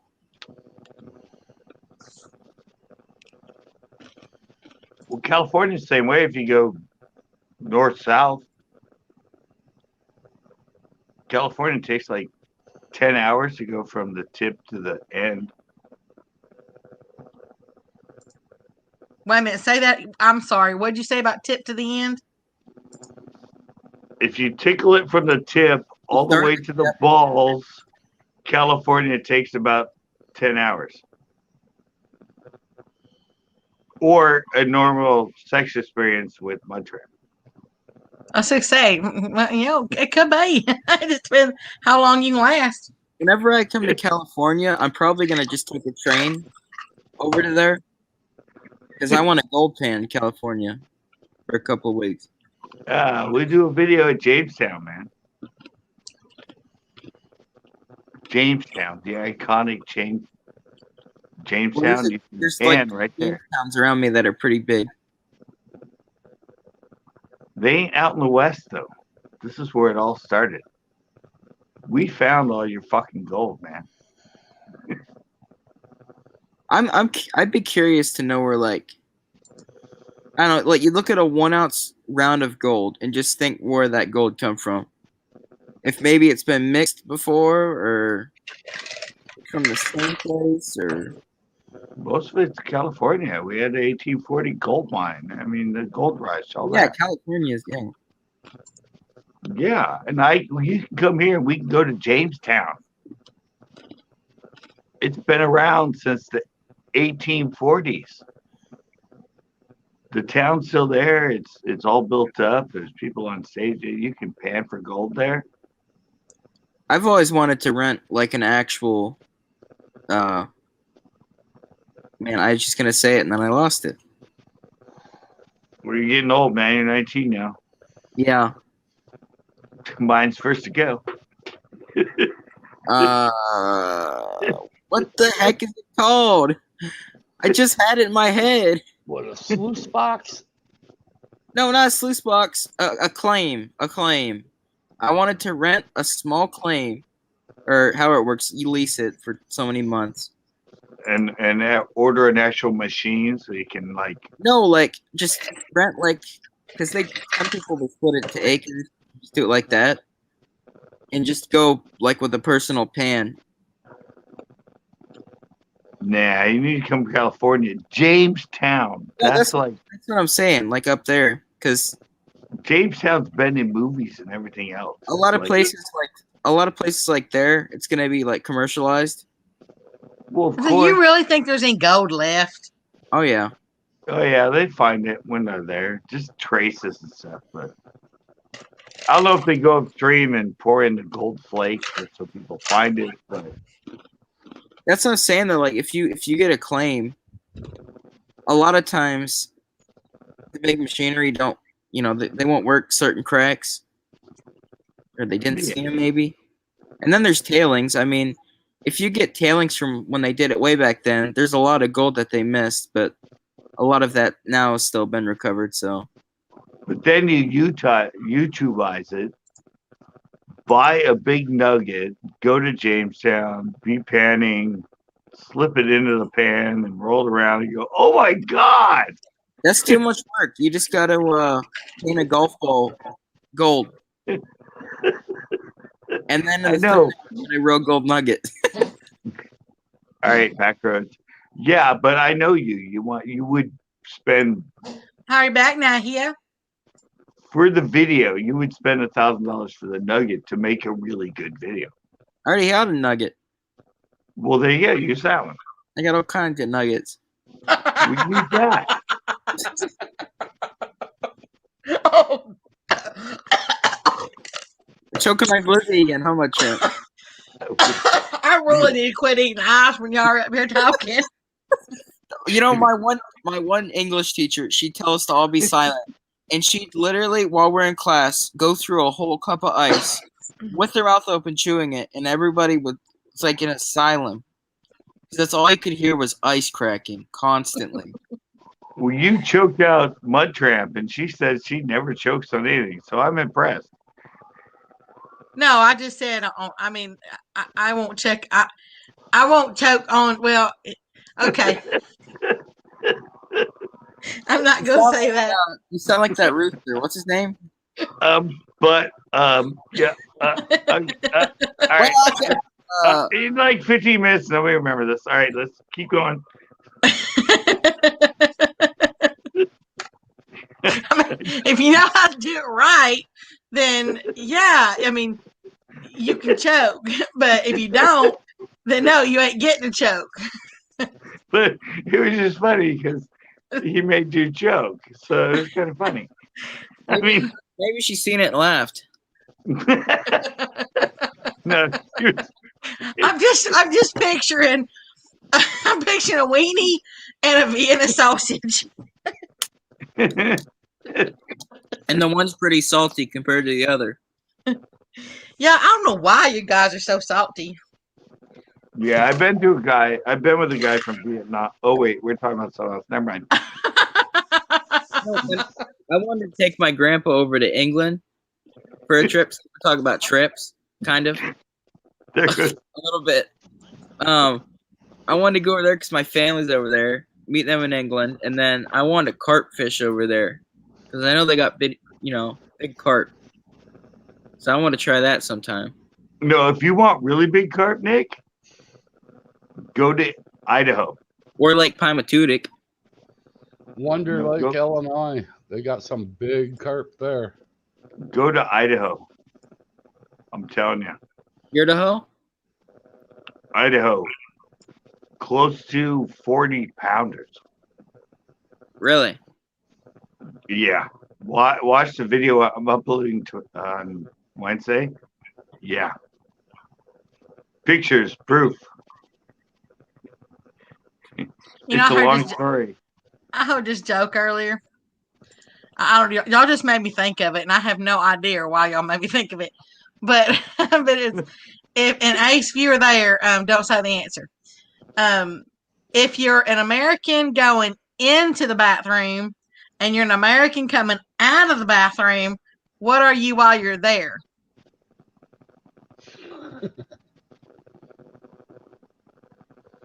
I have no idea. European. What? Get it? European. What if you're going number 2? Yeah. There we go. Then you'd be a squat. You'd be American Indian. No, I'd be Euro pooping. Oh, you're a pooping. I get it. That's not a country. Yeah, it is. I mean, that's not a nationality. That's over by Ohio, that weird place. Penn County.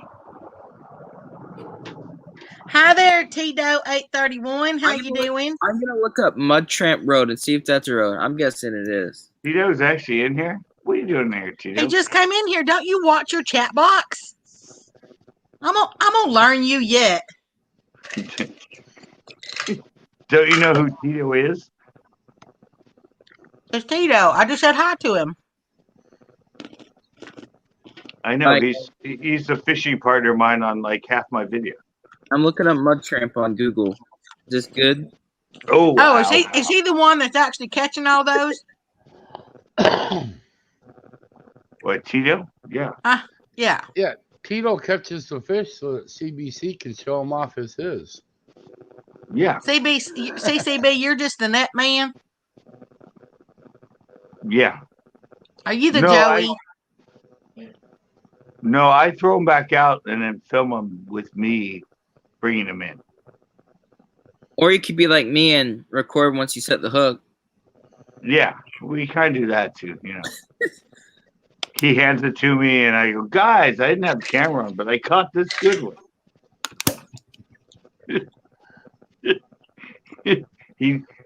just right, Tito? He's on break at work. Yeah, he works tonight. He works at Taylor Farms. He might not want you tell him that. I know, he puts it on here all the time. Yeah, he said. Okay. He gave me a bunch resume your channel. Yeah. He gave us a bunch of samples of like pre-mixed salads. They come with like toppings and the sauce. Put in the dressing. Dude, those are so good. Are they in the containers, or are you talking about the ones that are in those packages? They're in the package, and less in the package, but there's also the clip thing, the dressing, and everything else. Those are gross. Half the time I buy those are wilted. I quit buying them. I get like 3 of them when I go, and then I'll just have them for lunch. Then I run out, and then I don't know what to eat, so I get more. Yeah, no, his were like right off of the shelf, like ready to go to production. Oh. And yeah, they were so good though. I'm about ready to pick my jalapenos. Hey, Nick. What? You ought to call Kyle. I see he's online. I'm not like Richard. I'm not going to call him. Well, I thought you and Richard were twins. I think it's good that Richard's in Indiana and he's in Washington State, because I feel like Coyote would, I don't know. Rip him apart. Go find him, beat him up. Did you just say rip him a fart? Rip them apart. Oh, rip him apart. I was like, well, that's one way to get rid of him if you rip a fart. Hey, I was researching fast food restaurants the other day. Do you know that which is the oldest burger place? The oldest burger place? Yeah. Isn't it supposed to be like a was it the? It's in a song, the Tasty Freeze or something like that. I'm gonna say Dairy Queen. Something similar to like. Yeah, Dairy Queen is the oldest, 1919. Wait, really? Yeah. I was right because I thought I heard that before. All right. And next to that, I thought A&W was out before Dairy Queen. Yeah. No. Dairy Queen was first. A&W was next. Oh, I don't know how I know that, but yeah, I looked it up. A&W was like 1940 or 1930 something. Yeah, but Dairy Queen was first. Then A&W. But I'm talking like Burger King, McDonald's. Wait a minute, are you talking about the first like burger chain? Yeah, like chain, like fast food restaurant. It was actually Dairy Queen. Actually, it was White Castle. I say White Castle shows to be the oldest one. Yeah, that was what 1916 when they franchised. 1921. 21 they franchised, but they started in 1916. The first White Castle location opened in 1921 in Wichita, making it the original American fast food burger chain. Yeah, Founder Bill Ingram used $700 to open the starting location and started serving the chain's signature sliders. Yeah, but Carl's Jr. is the first burger place. I'm pretty sure it was like 1941. And McDonald's started in 1955. So I always thought McDonald's was the oldest, but there's actually Burger King and some of the others started earlier, but I think Carl's Jr. was the oldest. According to what I just read, it's supposed to be White Castle as far as a chain. Yeah, that was I think it was 1916. I thought they first started. 1921, they got established. But my mom ate at one because they started out back east and they were in Michigan. But the invention of the hamburger was actually made in Texas.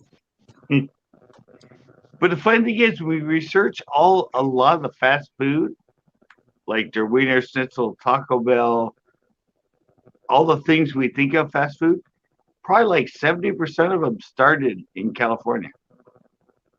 Yeah, because the oldest one was actually sold at a cafe that was in Athens, Texas in the late 1800s. Yeah, I said you go back to the invention of, but I was talking about... Yeah. Well, I know, and that came, and then that's when the White Castle came in as far as burger chains. Yeah, but I always thought McDonald's was the one that started the trend as far as burger fast food.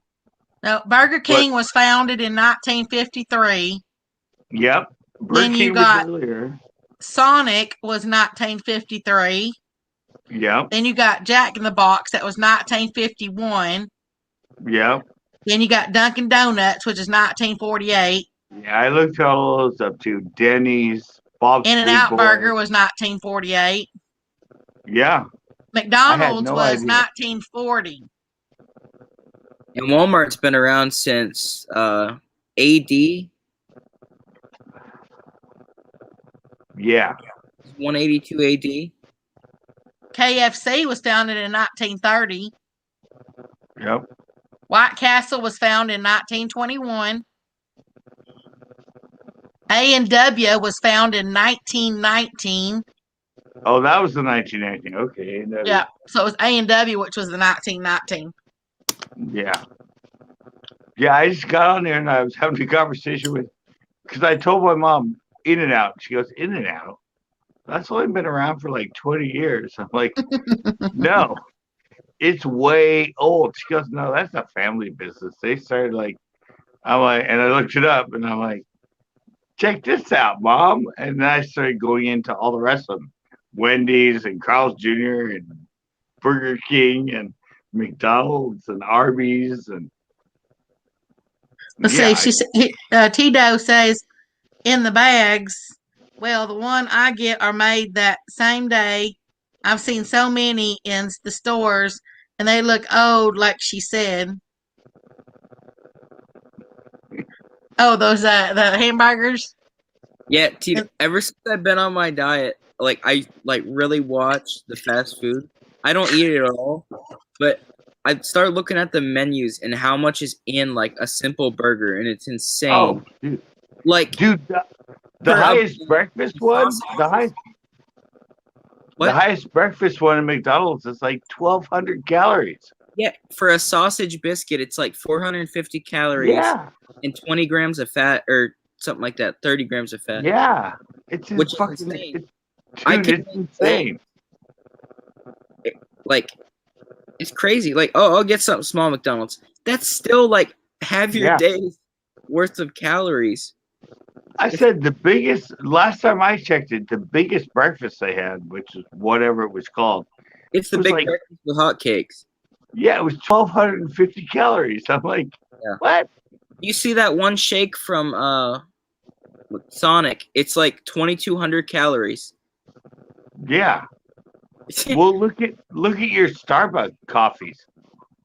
Oh man, they're and like 800,000 calories. Yeah, but that's the base, and then people add. Can I get 3 pumps of caramel? Yeah, exactly. It's a milkshake in coffee form. It's not healthy. Black coffee with a little bit of cream, you're good. A latte, double whipped caramel fudge mix,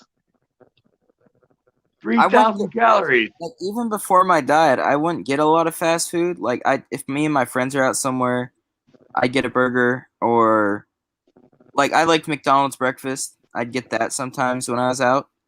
But even that stuff, I mean, even if you don't eat a ton of it, it's crazy how much. Yeah. Yeah, the triple Whopper Burger King has got 1,730 calories. Exactly. That's my whole day's worth of calories. Actually, that's a bit more than what I eat in a day. Yeah, it's supposed to be 2,000.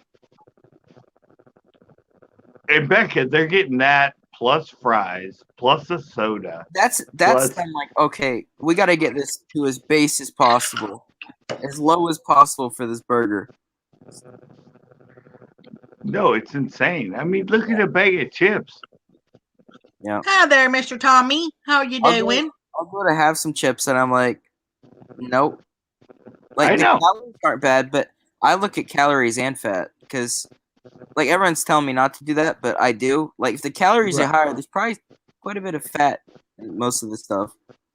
So I watch. See, the reality is you have to look at the top, because they always put calories for one serving, and the bag is 3 servings. Oh yeah, like if you look like, at a bottle of Gatorade, it says 2 servings. For a bottle of Gatorade, you know. Well, I'll be right back. I gotta go make me another Mountain Dew. You gotta make it. I'm just kidding. I'm just kidding. I was actually drinking ice water. No, I used to do that when I worked at Cal Poly in the fast food service. Girls would come in and get Snapple. When you're diabetic, you got to watch the carbs. Yeah. But they would ask for Snapple instead of a can of soda. Like, oh, yeah, we love Snapple. Yeah, Snapple has less sugar. And it was like, it was 53 grams, but at the top, it said 2 servings. And a can of Coke or a can of a soda, a 12-ounce can, said 56 grams of sugar. 2 servings. But 1 serving. Oh, yeah. Yeah. Yeah, so I showed that to them, and they're like, Oh wow! I'm like, that's how they trick you. It's Yeah, like, like Tito said, if you want something healthy to drink, the only true thing is water or water with like natural tea and no sweetener. Water Like- with, even though I don't like it, but water with lemon is actually really good for you. yeah. But I don't like lemon in my water. I So, like I like all the citrus, but yeah, Mr. Tommy, what would you like to talk Cool. about tonight? You got any you got anything that you're wondering or anything from Mr. CCB there? You Yeah, have to include your chat box. well, I know. I see it when I'm on freaking StreamYards. It shows up every 40 seconds, and it just freaking Yeah. goes. it shows up after. That's like on Yeah. my. You ain't got that many comments to make it just go. Come on No. now. No, but it'll show up 3 comments at a time, and it shoots them up to the point you can't see them. I'm on Oh, a because phone. that's right. You're on your phone, aren't you? Yeah, Yeah, I can see them all. yeah. No, With me, he's I just only get, drinking. What would what you drinking there? Would you let us know, or is that a like top secret? Let me Ooh. look up that Sonic Shake. It's Oh man, I think they're oh my goodness. You know what? Sonic came out. This is a long time ago. Sonic came out with a banana pudding shake. Okay, Ooh. long time ago. Talking about. It might be because I just saw an advertisement where it's back. Well, anyway, they came Ah. up with this a long time ago, and that's when I had this bright idea that I wanted to turn their banana pudding shake into a alcoholic beverage. So I went and I actually made me a big old bowl of banana pudding. I mean, you know, the whole 9 yards. I made the pudding. I made the the vanilla wafers. Did the whipped topping or whatever that some people put on them. I mean, I just went, and I put the nanners in there. I mean, everything. Well, then I put all that in a blender. Okay. The whole pudding. Well, I had to do it in sections because everything went in the blender. Well, anyway, memories, girl. I put a big old thing, a big old help, in a blender, and then I got some banana rum, and I put that. I put like half of the bottle, in that blender, and I blended it all up. And heavens to Betsy, that was so good. I like Bailey's. Oh, it was so good. Well, Back in the originally I day- had brought back some banana rum from the Bahamas, and they actually make it there. So, but anyway, back in the day, me and my boyfriend, that was our favorite drink.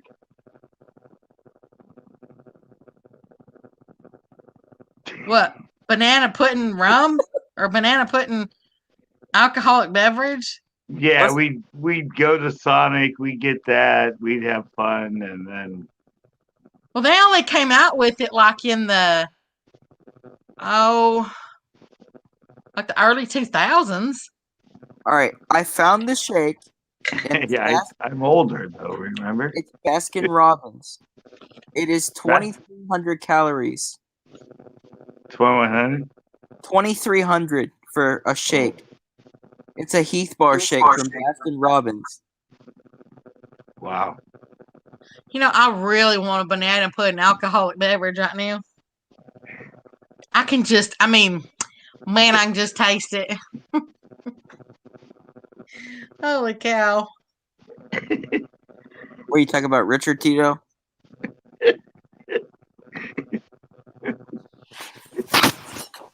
Has Richard been around? I know he's been busy. Did Mud Trap even catch that? I did catch that. That's why I kind of got quiet there for a second. I know. But you know what? I never know what, your personal life is. So, if you want to keep your boyfriend in the closet, that's fine with me. I know. That's the funniest thing. Because both of you just froze for like over a minute before you even thinking about a Heath Bar shake. Well, I wasn't going to be rude. I know, but I can tell. I can tell I threw you at that point because you both just sort of. So how long y'all been dating? Oh, you haven't been on here long enough to know about Leon, have you? It seems like you've mentioned his name, but I probably wasn't paying attention. Yeah. Leon is my cellmate. First name Richard, And last name. yeah, there's a lot of lives where I mention Leon.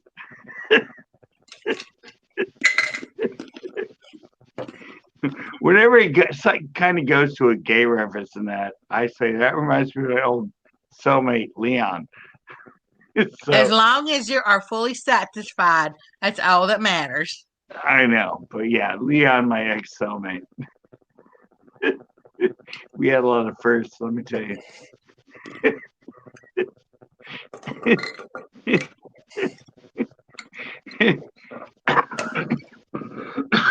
Well, I actually have one. I have one CCB show. It's actually up on my. If you're a member, you can see it. But there was an intro, and I donated enough to your channel once to be a member for like 10 years. Yeah, evidently, yeah. And you made me cry one night. We gonna go back to that again? I know. I can't help it. You're all sensitive and everything. I know. But anyway, move on. Yeah, move on. I was telling you a story. My friend Chris, who does a lot of shows with me, he was like, I was kind of bitter because I try forever and I don't get many views and all that. And I told him I was going to do a different. I thought of something. He's like, you just need to get another job, man. You need to do something. This ain't working for you and all that. So in one of the intros, I came in and I said, hey, yeah, Chris has been talking to me. We've been talking. I've been down. I've been kind of that. So I have a new avenue. I've been told about it. I was in San Francisco for a while. People think to seem or say that I'd be good at this. So I'm going into gay porn. And he had no idea I was going to say it. And he just went, okay, what? I'm out of this. This is not good. What? Huh? Yeah, so I totally threw it. Was that a closet made for two? Whose closet? Apparently yours. No, I always said if I was in a closet, there was a woman in there with me. That was my phrase. So you want a boy and a girl? But no, people always thought I was gay. I mean, I don't know how. I thought you said you just were. Right. I've never been, but people always thought I was. That's what I'm saying. I thought you just said you were. Well, I know because I say it for fun now because people always thought I was. Oh, I'm sorry. That's why okay. Now I understand. You said you okay. The part when he says "gotcha," I am. Yeah. Oh, okay. Yeah. I thought you were being serious. No, but see, I used to for 6 years. I was a DJ at a gay and lesbian club, and for 11 years I was a clothing designer. So that's kind of where everybody thought I was gay, because gay and lesbian DJ and clothing designer. I mean, most of the male clothing designers, the good ones, are gay. So it was just like, it was weird. And then I moved to San Francisco and I hit on so much by men my age and everything else. Well, you did say you were a good designer. Yeah, I was really good, but let's not get into the design ones though, because I don't want to make you cry again. Because that made me feel bad. That where it started? Yeah, okay. It was about your. I think it was about your. Was it about your hat or about your bracelets? Yeah, it was that. But see, I always did the designs because I liked women, and I wanted to make them look awesome. But most designers, I don't know, they're gay, so they understand women, and they designed to make women look great even when they're not attracted to them. Nobody understands me. Yeah, but I was the other way. I want to design for women that I would have hit on in a club because of what they were wearing. So mine was sort of the heterosexual side of a designer, liking women when most famous designers like men. I'm just different, I guess. So is anybody ready for hunting season? I'm not ready for hunting, but I'm ready for trapping. I don't hunt. I'm not even going to respond to that one. Not for animals. Not for animals with a gun, but I don't hunt a lot. I mean, I did last year. I went for squirrel and stuff, but I mainly trap. I do for my freezer. I mean, I'm not going to just do it for sport, you know. I mean, I do it for my freezer. Right. But a lot of it would go to waste because it's just me mainly doing it, you know. So when I get a house and I have freezers, then I'll do that. But what do you mean a lot of it's going to go to waste? What you going to kill, an elephant? Well, we don't got room for a deer or nothing. Deer aren't that big. Huh? What about squirrels? Well, yeah, I already ate the squirrels. Well, to get back to the topic, we were trying to change the topic. We're talking about I'll just tell you right now, everything I hunted, I used completely. Well, yeah, that's really that's what you're supposed to do. You know, I mean, there's going to be people out there that they do it for sport, and I don't agree with that. But well, I did it for sport, but I used it really good. You lost all your meat. You don't have a generator? Evidently not. Backroads, what am I going to do with you? Whenever I get a house, I'm going to buy a whole cow, whole pig, and then deer hunt. You're going to buy a whole cow, whole pig, and what? And then, get deer and stuff. Then I have my own freezers. Okay. Off subject. I still didn't hear what you said. You're going to buy a whole cow and a whole pig and what? And then when I hunt, I'll have freezer space for that kind of stuff. Wait a minute. So you're going to buy a whole pig, a whole cow, and then you said, and then when you hunt, does that mean you're going to shoot your cow and shoot your hog? No, deer. So what does the cow and the hog got to do with you putting the deer in the freezer? Like right now, entertainment. We have a fridge. When I get my own house, I'll have freezers for me. Oh, okay. I wasn't making the connection between the cow and the hog, and then you said, and then you're going to hunt. I was like, what? I could have thought of a joke, but I can't. I can't think of it. I was on the old topic, and I thought pleasure, but you're going to get pleasure by doing by doing an elephant? By doing a deer, you said. Well, yeah. By doing a deer. Yeah. Well, you're going to get pleasure by doing a deer. He said cow and pig. Oh, you'd rather do a cow and a pig? He said he was going to do a cow and a pig, and then we started hunting. That's how bacon burgers are born, right? You mix a cow and a pig together. Make it bacon? Yeah, I saw. Here's a weird TikTok. I saw a guy that was TikTok about. TikTok. That's all TikTok. No, TikTok about eels. That nobody eels, knows. What a lot of people been using for bait lately. But they don't. He said they don't know where eels come from because you dissect them, they don't have any reproductive parts. And I was like, well, I haven't really researched this, but what?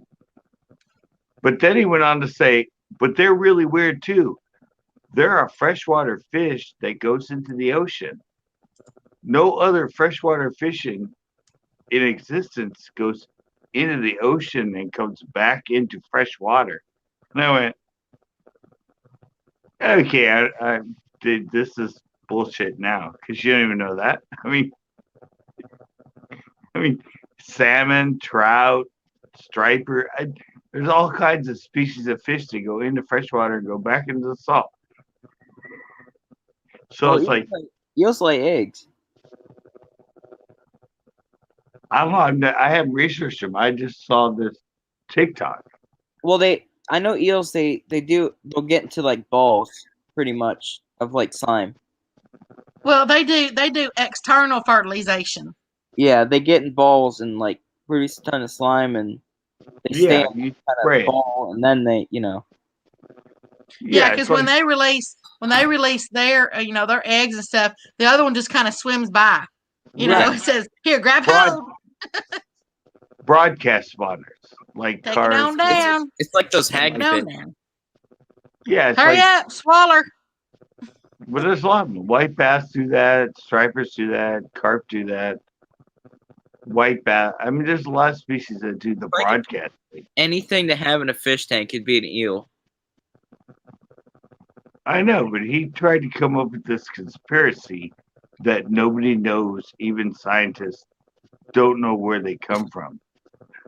It's kind of like when humans. It's kind of like when humans, when they shoot out their little thingies, and they're like all tired because they keep swimming and swimming. And one of them says to the other, how long till we get there? And the other one says, I don't know. We just now passed the tonsils. Yeah. We're going to have to go in the back way.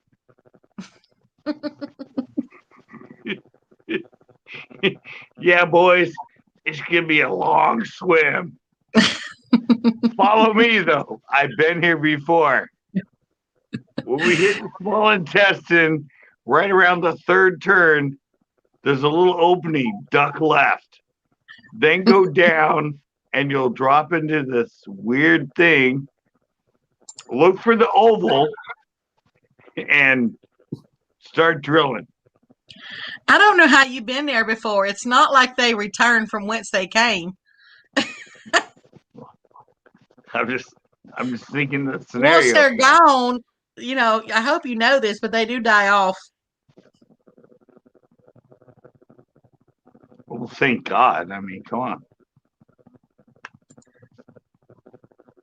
I don't think the people in the chat box like this conversation. Let's talk about something else now. They never respond to anything in here. Well, it's like our CCB TED Talks when people don't comment because we're like blowing their mind. Yeah, I think they just like to listen to us for some reason. They don't need to join in. They're just so entertained. They're like, I don't want to fuck up their concentration. Just let them keep going. We're having fun. Oh, good, Mr. Kevin. He said that he didn't have. Well, he's got a generator. It just stopped running. Is that because you had to plug it into the electricity? No, I'm just teasing you. I know it's fuel generated. I said earlier I got the air fryer for the back of my truck. I just got this huge power brick. It's got like 6 plugins on it, like wall plug-in.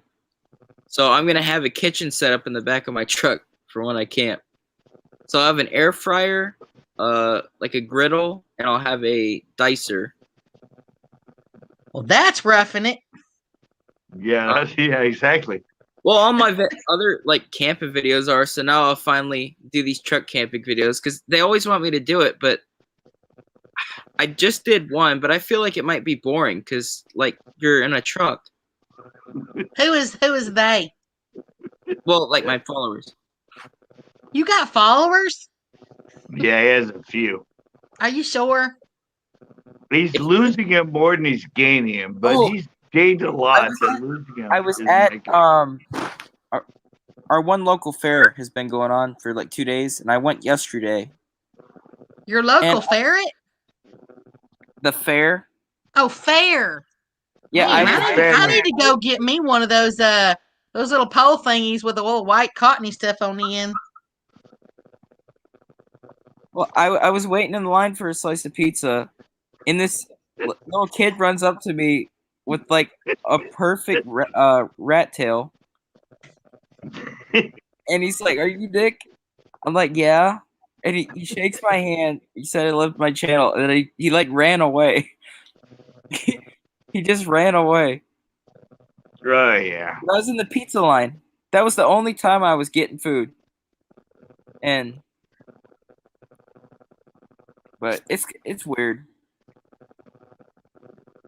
Oh, when I first started here, when I was at the lake, the locals, like, the kids knew who I was, but they didn't want to come up to me. Well, there's been. Were you wearing the hat? No, I was just fishing at the lake. Okay, But just they knew make who I was. sure. There's been people in public that I know they know who I am. Just the way they're looking, and it's not like, you know, when people are like making fun or something. It's not that kind of look. It's a different kind of look, and it's almost like they just don't want to. Like I'll be mean or something. Starstruck. No, Yeah. It's not starstruck. It's almost like they don't know like if they should bother me. Right. I get the same thing. I'd bother you. Yeah, I Really? get all the time. I'm good at bothering people. Look at me up here. Comments. I get comments that say, "Yeah, I saw you filming your show today, but I didn't want to come up to you." I'm like, "Why?" I mean, I put everybody in. Come up to me, talk to me, say hi to me. Like, I'm not like unapproachable. I mean, just go up and say, "Are you CCB?" or "Hey," I mean, but yeah, like Nick said, they just like, were you But filming? you approach them. I mean, are you? Because it's like I said, on my tombstone, they're gonna put on there. She finally shut up. So, do you present yourself in a welcoming way, or do you present yourself in a kind of one of those, like, okay, I'll talk to you, but don't stay very long. No, I'm just fishing. I have no I'm idea. asking Nick. Oh, Nick. Yeah, because he said that they don't really want to come up to him. Here's the thing. A lot of times I get recognized is when I'm in like a clothing store or like Yankee Candle, for example, like places where I wouldn't expect followers to be. You get recognized in Yankee Candle? Yeah. Yeah. It's like, or Walmart. Like when I get noticed, usually in a weird store, like I don't expect anyone to be at because there's barely anyone in there. And then that's when I get recognized. Because I've been recognized about a little over 20 times. And those are like people that talk to me. The other people, though, like I said, it's almost like they just don't want to bother me. But I'd love to talk to them. So then I'm awkward. And a lot of times people have met me. It's when I just, it was like my lazy day clothes that I had on. And I was all sweaty because I was like fishing or something. And I don't know. Well, we like talking to you. I mean, we're not gonna we're not gonna we're not gonna. I mean, you're not intimidating. You're the son I never had. So you're just like a brother to me. Yeah, exactly. No, Yeah, but so I mean, get over here and do the laundry. yeah. But he's at where he's at with subs, and I'm at where I'm at in subs, and I get the same thing. Like people, like I'm at the gas station, I'm at just some food place, something, and somebody goes, "Hey, CCB," and I'm like, that's why I'm glad I'm in like a very nowhere community, because just in my area I've been recognized a few times, like going to the gas station, because I don't go a lot of places. So those times I have gone out to like the city, like I've been noticed a couple times. So around me, there's only been a few people like locally that have seen me. But it's like I'm elusive. Like I'll go out like, and you could see me then and there, and then I won't be out. So it's really weird.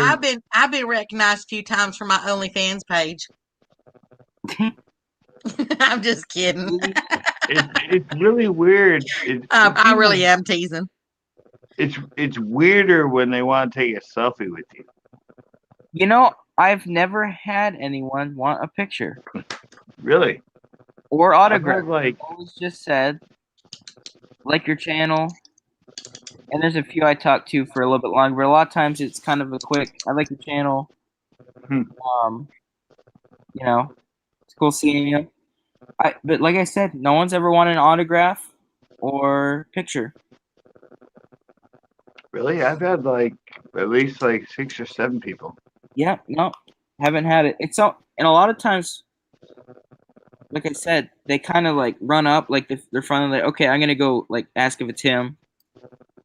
You know, say it, and then they kind of run off, like they disappear. It's like I'll talk longer, but a lot of them, it's almost like they don't want to bother me. Right. Which, I don't know, because I get pretty awkward. Like I said, a lot of times I get noticed. It's when I'm like not expecting someone. So it's like, oh hi. Yeah. I got a question for Backroads real quick. Mr. Kevin, do you recognize this sound? Nobody else guess, okay? I just want to see if Backroads remembers this sound, okay? Yeah. We all remember that one. That's in his office. Every time I do that, I think of Mr. Kevin. That was the pen, right? Right? I just said don't guess. Oh. Sorry. No, it wasn't a pen. Sound like a mad chipmunk. I thought you used to hit the pen on the ground all the time. It's a what? I thought you used to hit the pen on the ground all the time when he was talking and stuff. No, he used to hit the pen. On his lives and stuff, he had a pen in his hand. He would always like tap it on the ground. It sounded like that, like click. But it was a pen. It was a ballpoint pen. Is she on a calculator? I'm trying to do it fast. What are you doing? Yeah, because he used to do that on his lives with this pen. Backroads would have a pen, and it's one of the ones that it was just a click top pen, you know. Yeah. And he'd sit there and he'd do this during his. And I just, for some reason, I just loved it. I don't know why, but I did. He's got the most. I don't know. He just put, if it's still up, you know, because he took them all down, but he just put out another one. I don't know if you've seen it, but if you haven't seen it, you need to go look at it. He took his down? Yeah, he took all of them down except for this one that he just did. So he's starting over? Well, I guess you got to ask him. I don't know. Oh, last time I asked him on my live, he said, no, I haven't been putting up any videos. And I went, okay, because I haven't got any notifications or seen you in a while. Yeah, I'm not really sure. I said I hadn't talked. I mean, it's not like yeah, see, they're all gone except the one that he just put up 4 days ago. Oh, he did a clean sleep. That's nice. I guess. I don't know. I don't know if he's still in here. He's been kind of quiet. They always say sometimes, if you watch the YouTube, like, way to grow channels and all that, a lot of times they say, yeah, fresh start. Just delete everything and go new. I'm like, really? I have 17, almost 1,800 videos. If I cleared everything, it's like half of those old ones are getting lots of views a month.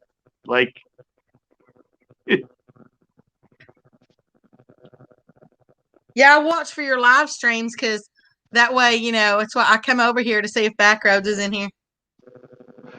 I'm kidding. I'm kidding. Yeah, it used to be Captain, but he's disappeared. I saw Captain. It was, what was it, about a week ago, maybe week and a half ago, maybe just a week ago. He was up on somebody's panel. Oh, was he? I haven't seen him or heard from him in months. Yeah, I'm trying to think of whose that was, and I don't even remember whose it was. I don't know. I haven't seen him in a long time. He used to show up once in a while. Did you tick him off? No, not this time. I did at one point. We got back. Backroads said, "Dude, just go back," and then he came back to me. But I on his live. Evidently, one night, when I'm here live, I have 2 of these beers. I'd had 2 of them before I even went live, and there's no way I should have gone live. Like, I was just like out of it. And evidently, I went off on him on something. And somebody else in my next live came on and said, "Why'd you go off on Backroads or Captain last night?" And I went, "What?" And so my live ended. He was live, so I went on. I brought it up to him and I said, "Did I go off on you last night?" And he went, in the chat, he went, "Yeah, you said some stuff you shouldn't have said." And I went, "I have no idea. Like, I don't even remember like that whole live." And then Backroads is the one that after that said, convinced him to come back. So Yeah, it's not good to mix liquor, before you go on live stream. yeah, I mean, I'm used to 2 here. By the end of it, I'm pretty good. But I was at that point before I even went live. And yeah, the live is still up. I tried to watch it and find out. And I never got to the point. I tried to skip through it. I never found the point where I said whatever I said to him. Well, and you never know. He could be watching right now. So if he was watching right now, what would you say to him? Well, no, I went on his live. No, I'm talking about right now. He could be watching right now. So if he was watching right now, what would you say to him? Well, no, I'm sorry. It's like I didn't. Whatever I said that offended you. No, I'm not talking about then. No, I'm talking about right now, the present.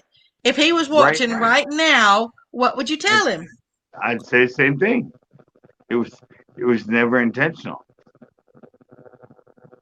I was probably being sarcastic. So the first thing you would tell him right now is you'd bring up the past instead of just saying, "Hey there, Captain, how you doing?" Yeah, I'd be honest and apologize for the past. I wouldn't be fake and say right now. Oh, I thought you said you already apologized for back then. I did. That's the only reason. Well, that's what I'm saying. Leave the past in the past now and just say, "Hey there, Captain, how you doing?"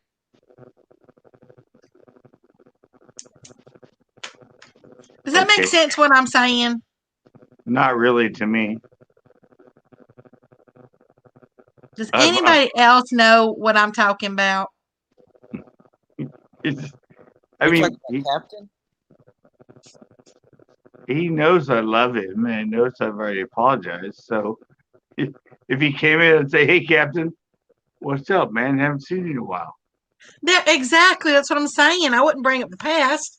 I'm just saying, if he's watching right this minute, what would you say to him? If you say something, he might actually pop in. Well, he's not watching. If he's watching, he probably would have showed up in the chat. You don't know that.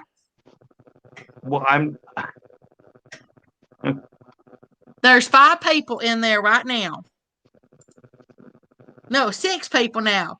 There's 6 people in there. And cheers, Tommy. But there's 6 people in there. How do you know who those 6 people are? If they chat with me, I'd know who they are. If they don't chat, I don't know who they are. So why am I going to talk to somebody that I don't even know it's there? That's not what I said. I said, if he were to come in right now, what would you, or if he was watching right now, what would you say? That's all I asked. Well, I know. If he left a comment, I'd say, "Hey, Captain, what's up?" I'm not saying if he left a comment. I just said it was a simple question. Never mind. It's a simple question. Hey, there's Chex Mix. Well, yeah, but no, because you ain't gonna understand what I'm saying. I understand what you're saying, but I'd be real about it. Like, I'm not just gonna come on here and assume he's here.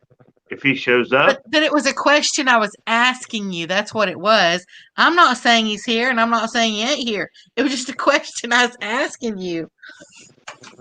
yeah, and I said, I'm if he showed so up, misunderstood. you're not misunderstood. You're just the question. I answered the question. I answered it. Moving on. Wait, what? I was only gonna be in the live for like an hour because I like super tired and I've been getting my sleep schedule better. So I'm gonna leave. I might have you on for a minute on TV. I'm not sure. I might just go straight to bed. Oh, Nick. Why? I was gonna get off like an hour ago. No, I was saying, oh, Nick, go ahead and go. Oh, all right. Don't stay up just for me. Wow. Just because you're an integral part of my panel Mondays. Go to sleep, man. Your best interest is at my best heart.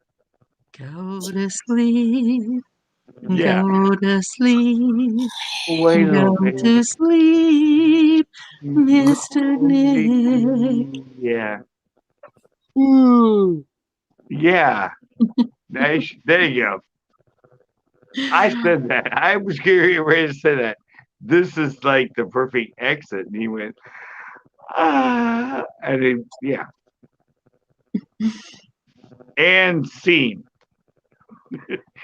Scene with Nick on the live right there. Perfect exit. Everything was done precisely. That would be called the perfect dismount. Exactly. Yeah, usually, you roll over, you go, oh my God, that was incredible. Oh, wait, you were talking about something else, weren't you? I don't know. Do you ever know what I'm talking about? I knew you were talking about the perfect dismount. No, that's just a general question. Do you ever know what I'm talking about? Yeah. Kind of. Sort of. A little bit. You never, and with women, it's always. I am very straightforward. I know. But. Yeah, there's no guessing when it comes to me. I'm very straightforward. Okay.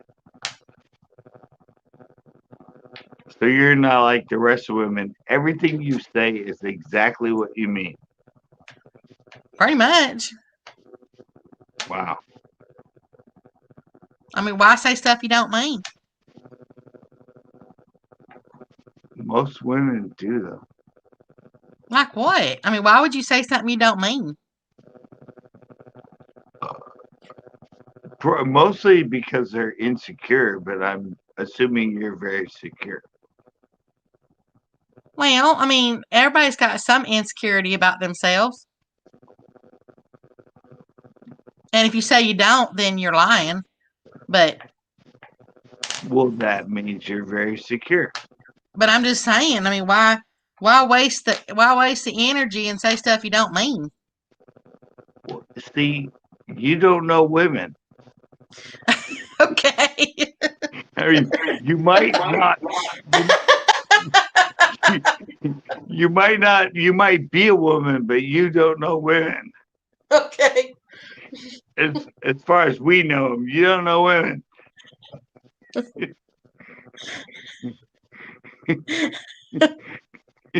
I'm just being honest. If I met you and I dated you and you said something and I went, "What? You actually meant that?" I'd be like confused. I'd be like, "No, but you're supposed to say it, but you're supposed to be hinting to something else, not being direct and honest about how you really feel." Well, if I want you to do something, I'm going to tell you, dag blame it, do this. Why do I want to, like, why would I want you to do stuff I don't that? I mean, why would I say I want you to do not do something if I want you to do it? That makes no sense. If I want you to do something, I'm going to tell you. I know, and that's why I Then said it's up to you to decide whether or not you're going to obey, or you're gonna, or you're not going to do it. You don't know 60% of your gender. Trust me. I don't know. You don't know. Because I don't understand why you would say stuff you don't mean. I'd rather just be quiet than say something I don't mean. Yeah, but that's not what usually happens. I don't know what kind of women you know, but I'm just basing it on what I've been affiliated with. that's what I'm saying. I don't know what kind of women that you affiliate yourself with.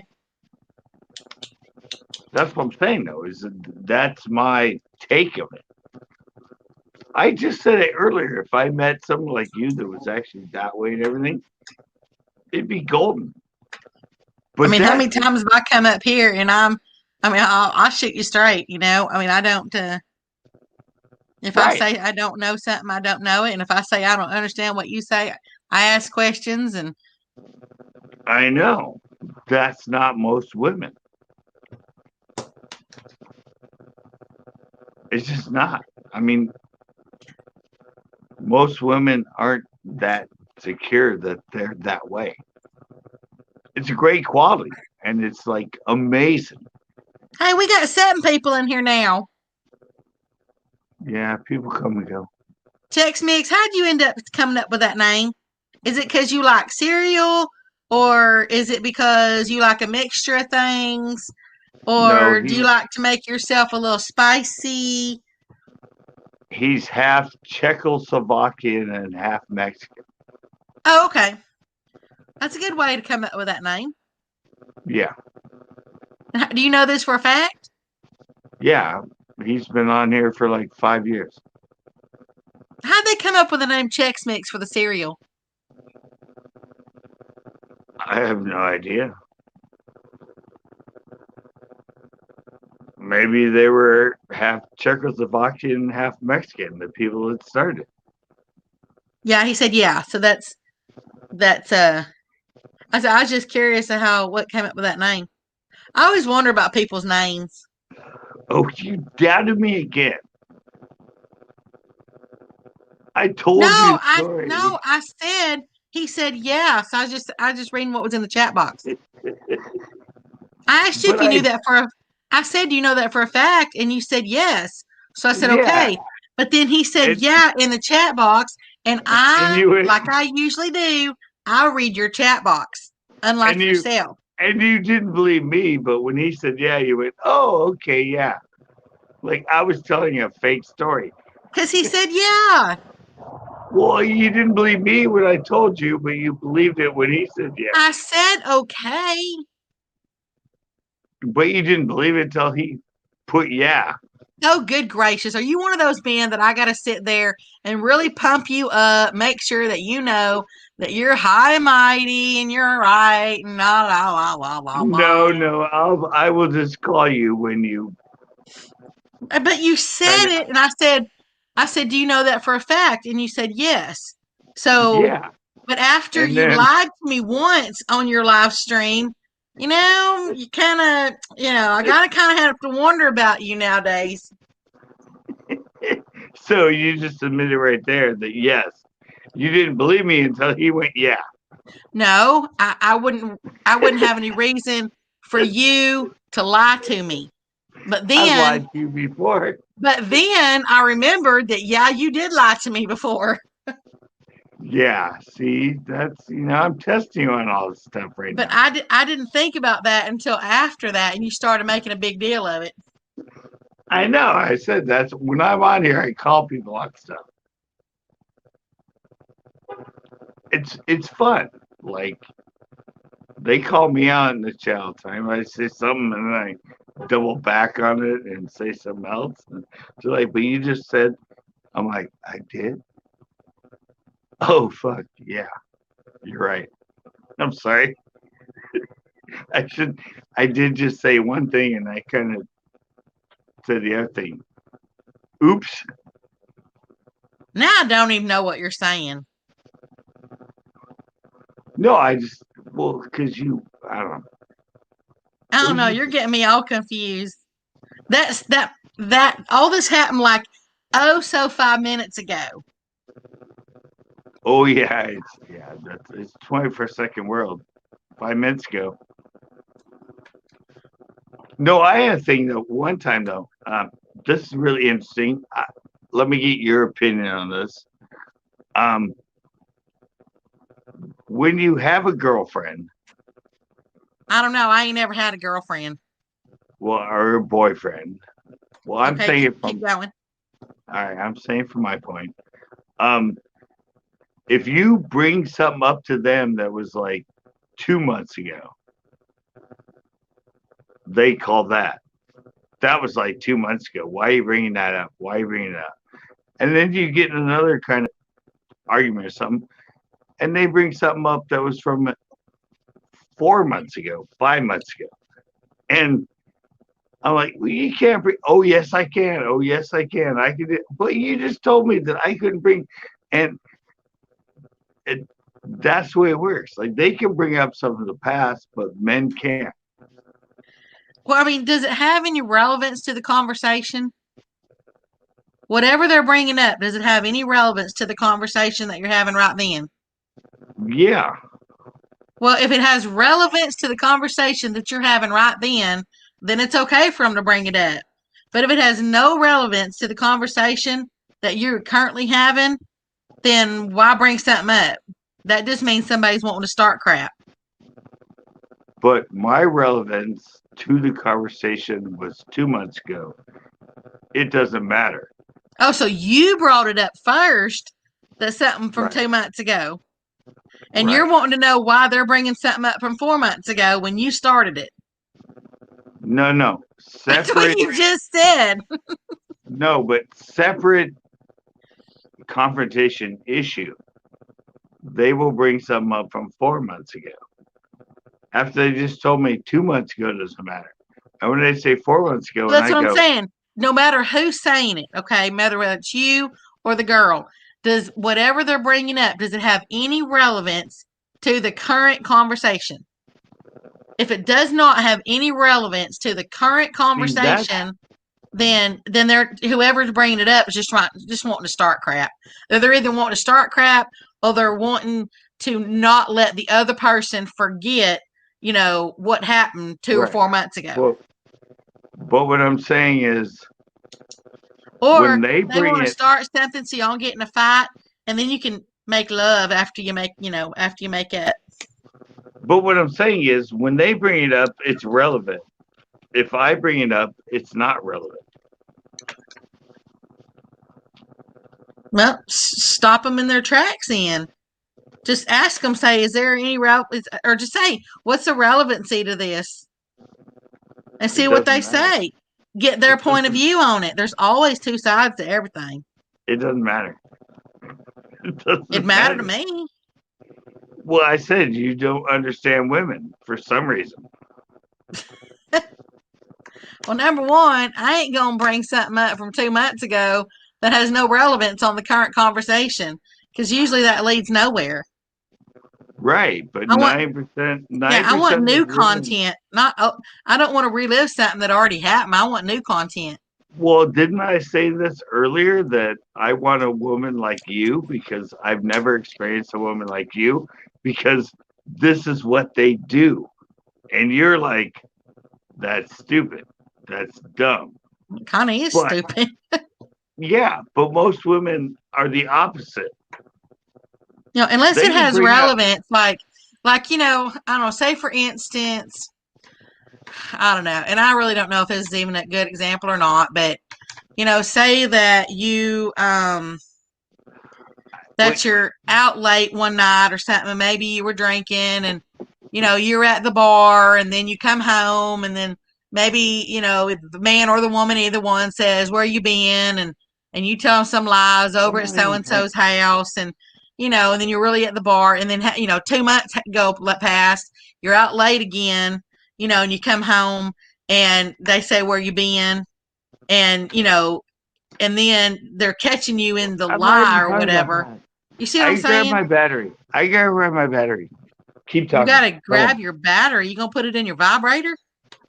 Yeah.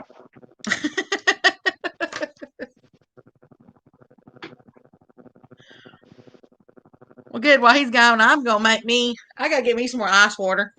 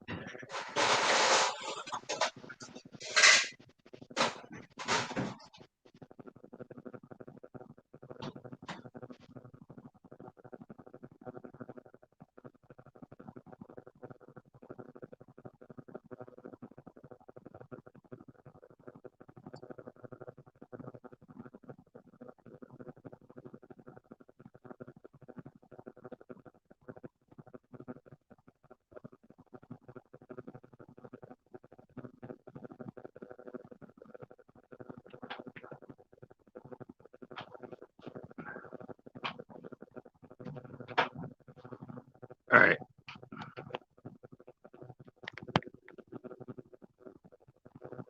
Oh, there we go.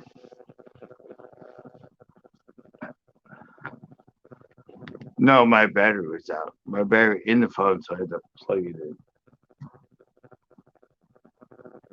Are you still here?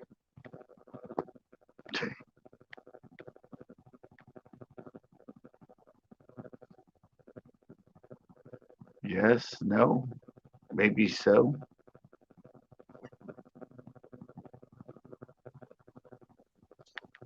I got plug this back in.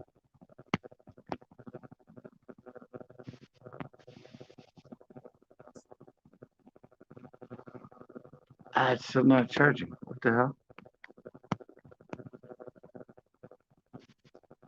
Oh, there we go. Finally. Well, I don't know. I guess we lost Becca.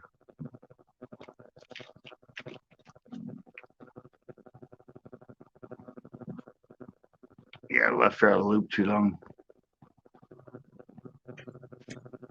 Oh, she's back. I hear. Okay. I said I had to go make me another glass of ice water. Oh, well, I'd already went inside. I had to go find my battery. No, my conversation never been. It was never about that. Like, well, that's why I said, is it relevant to, to whatever, if it ain't relevant, then someone's just bringing it up to start crap. Right, but it's their way. It's their way to deflect the conversation. Exactly. And the reality is, that's what I said. The funniest thing is, I can't, as the male, go back in time to bring something up. But the woman then finds it very relevant to bring up the past to justify something. And I'm like, well, but when I did that, you're like, it doesn't work that way. It doesn't work that way. But then when she does it, that's totally fine.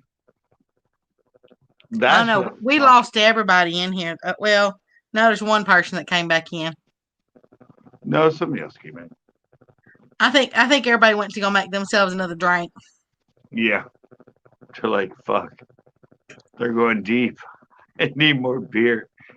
I didn't even watch how many people in it. I watched the chat and that, but I don't get many people in my lives anyway. You know that. Yeah, I know that. I don't know. I go live because people come in. I have fun talking to them. I'm like, damn, only 4 people came in? Shit. I suck. No, it's like 4 people, 5 people, 6 people. Hey, this is great. Let's talk. Let's have fun. Let's watch the old man get drunk and tell stories. Yeah, My life. see, you and I are the only ones in here. Or you on another Yeah, I'll have another window open. another window? Yeah, so that I can type in the chat box. Well, now somebody's back. And I have another window. Oh, I've talked for like 15 minutes to begin with nobody in. And then suddenly people start coming. So What happened to Backroads? Did he leave? probably. And people leave me without saying goodbye all the time. They're in there and they're just gone. I'm like, did I miss them? I'll scroll back to the chat. I'm like, no, they never said they were leaving. they're just not here anymore.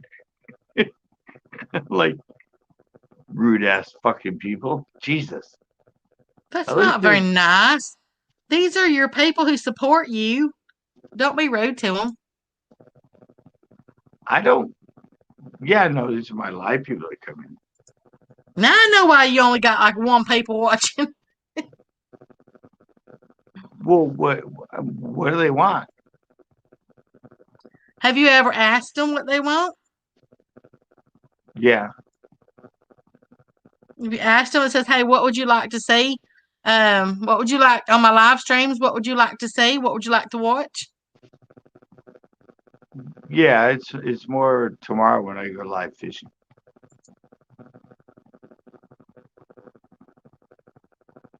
That's pretty much what they really like, because that's how I started. And it is like 1:00 in the morning. Yeah, because I'm on the west, so a lot of people are all back east. So I start at 8, which is already 11 or 10 or 9. So that's why I go live fishing. It's earlier. It's like 2 hours before dark. It's 5 or 6 or 4 or whatever, which is only like 7 or something like that. So that has a lot to do with it too. Yeah, not everybody's night owls. Yeah. No, but when I started all my lives, majority of the time I was live, I was on location somewhere. I wasn't just sitting on my porch or sitting in my room or something like that. I love the lives because I could go walk around, I've done ones where I went to all Cannery Row, walked through all the buildings, walked into businesses, talked to people. That was the way I started lives, because I like the fact that you could just be mobile and be out there. And then I suddenly ended up just doing like everybody else, going live on their porch or something. Which to me is, unless you have a studio and can make it look good when you're just sitting somewhere. But I just noticed my Christmas little video. They just hit over 2,000 views. Which one? My Christmas one. Where I was wishing everybody a Merry Christmas. I have one. It's weird because my old ones from like 2-3 years ago are getting, one's almost 3,000 views every 28 days. A lot of them are like 1,000, 900, 800. I'm like, why isn't any of my new stuff doing that? Like, why are my old videos suddenly catching on and getting so many views? Like, well, I need to do some more cooking ones, because those that one, it's just and then we got to remember, I don't have that much content, I don't have a ton, just because I'm trying to finish this estate where I can move. right. But even the one that I did, my quail breast one, it's got over 1,600 views now. Yeah. So Well, cooking ones usually do pretty good. well, for me, it's tips and tricks about a certain technique or reviews about a reel or a rod and that. But I'm using the same rod and reels I've been using for 4 years. So, I mean, I don't have the money to buy something new and review it and all that. So, it's Yeah, I notice review ones a lot of times they do real good. There's this one I sit there and watch her sometimes. She just goes out and she does like product reviews, yeah, food and product reviews. But she'll go out like when say McDonald's has a new item out, right. or one of the little fast food places or something. She goes and reviews it, and she gives her honest opinion of it. And I think she's got like 30,000 subscribers. Yeah. But I mean, that's just it's. See, a lot of the fishing channels right now, which I am, that are growing in that, they specifically hit everything that's trending, everything that's going, everything that's gonna get them views and get them subscribers. And I'm just like, I've been fishing for 40 years. I do a lot of stuff. I'm gonna teach you how to catch fish. I don't care if I go to Walmart and have some random customer pick out my baits, because that's no way to learn how to bass fish. But if you don't do that stuff in the YouTube game, you don't grow.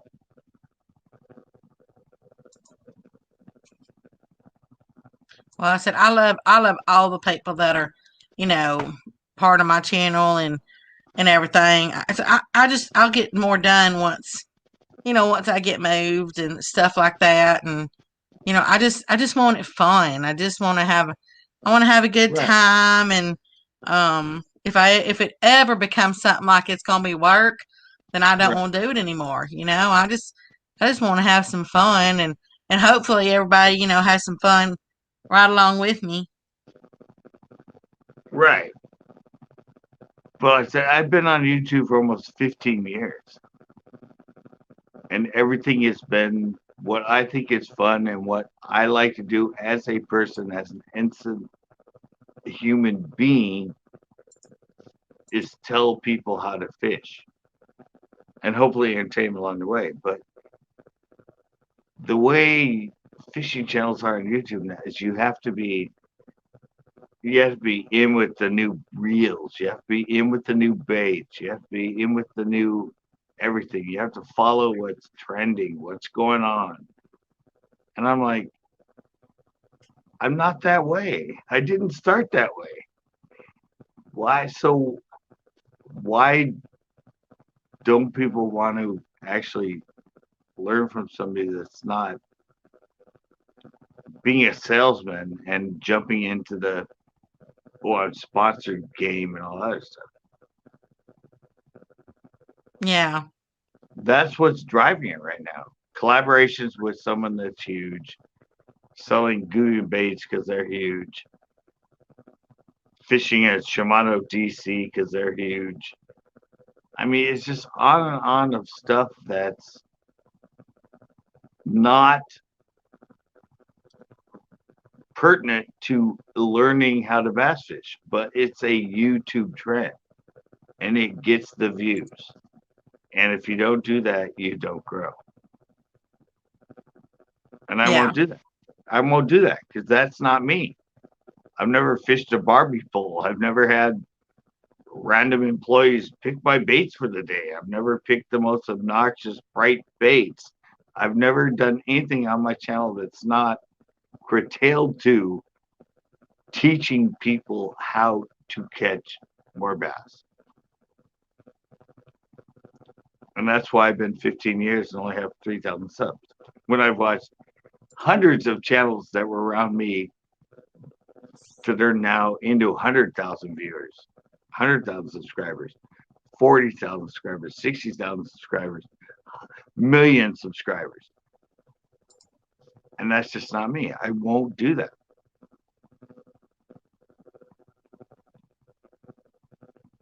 Right. I'm not, huh? I said right. Yeah, I get comments, people all the time. You need to do this, you need to do this, you need to do that, you need to do this, you need to do that. I'm like, that's bullshit entertainment bass fishing. That's not what I'm about. I'm here to Well, teach I mean, you. but you have to do you. You can't do. Right. I can't do that.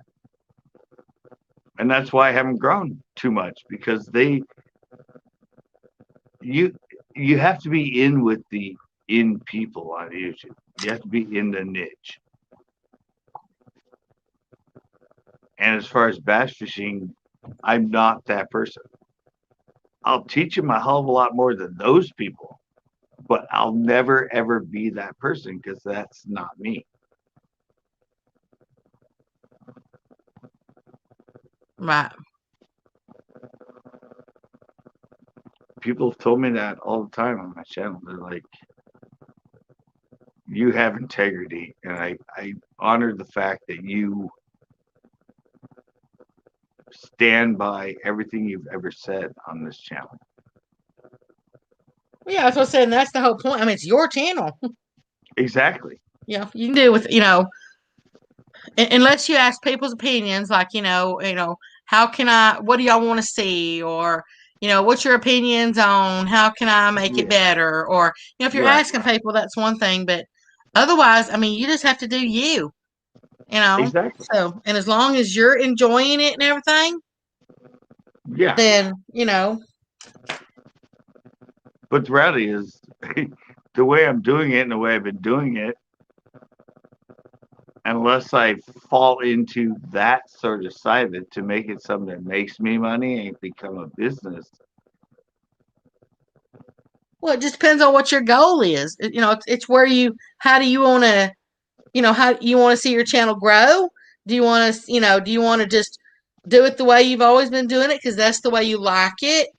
And if you're having a good time that way, then just keep it the same. I mean, it just really all depends on what your goals are. Right. Well, my goal is to make it a business, obviously, and make it my living. But to be able to do that, though, you have to move it forward. You got to advance it. Right, and I always advance it. The way I do my intros, the way I've started new stuff, everything's always changing, everything going. But the one thing is, I don't follow the stupid stuff about bass fishing, which is what usually gets these channels to start going crazy. Well, because people like, it's their choice to sit down and watch a YouTube channel or to go into their living room and watch, satellite or watch a movie, pop in a movie. I mean, you're talking about everybody's choice of what they want to do. And so, because it's all entertainment, now sometimes it can be knowledgeable entertainment, but it's still, people ain't going to watch something that, I mean, they're not going to sit there. It's like a movie. They're not going to sit there and stare at a movie that they don't like, that doesn't catch their fancy. And so if it's not catching their fancy, they're going to turn the channel and find something that does, so it just depends on catching people's attention and getting the people that like to watch the stuff that you're doing. Right. But see, the reality is a lot of those channels that are growing everything, their average age group is 18 or less. I see a lot of channels growing that ain't 18 or less. It depends on the content, Is it drawing in those, the people that are 18 or less? Yeah, but I'm saying I'm curtailing it to what I do. Fishing channels. Yeah, I should say, because there's channels out there that, just like that one I was telling you about, hers is not 18 or less. It's got to be more of, well, I mean, they're going to have to be able to drive to go to those fast food restaurants. No, but I'm saying my viewers in my analytics, when I look at it, I'm 25 to 55. Yeah. A lot of these bass channels, the age group, not are they under 18 or whatever, as far as what you click on. Most of their viewers are like tweens, 15, 16, 17. Tweenies. Yeah, tweens. Isn't that what they call them before you're 13? Or you're I don't tweening? know. 10, 11, 12. Yeah, but I'm saying it's. We always called those kids. It was always kids, then teenagers, and then adults. But and my other thing is, a lot of the channels that are growing, these bass fishermen only been fishing for like 3 or 4 years for bass. I've been doing it for 40 years. I didn't consider myself a good bass fisherman till probably 10 years or more fishing for the species. When I gotta tell you that that just because somebody's only been doing it for like 3 or 4 years, it doesn't mean that they don't know what they're doing. Okay. I'm never going to base my opinion on whether somebody's been doing it for 40 years or somebody's that's been doing it for 3 or 4 years, because you never know how much knowledge they've gained during that 3 to 4 years.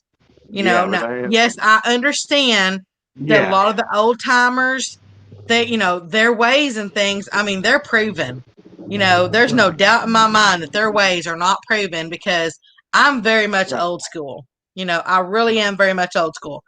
But I know that, there's people out there that have been doing stuff just a few years, and look at the ones they bring in. Look at look at all the knowledge that they've got. I mean, so I never really go on the longevity of, right. Well, in fishing, yeah. How many fishermen I've met that I teach so much about bass fishing, and they go, "I've been bass fishing for 20 years." I'm like, really? Because maybe it's not your sport, man. You should just get out of it. Because if you don't know this by then, you shouldn't be bass fishing. You have to have that it factor to be that person. I mean, same thing with acting, anything that's a creative type of sport. There's people that did it for 15 years and suddenly they hit it big. It just took them that long to work it and get it right and all that.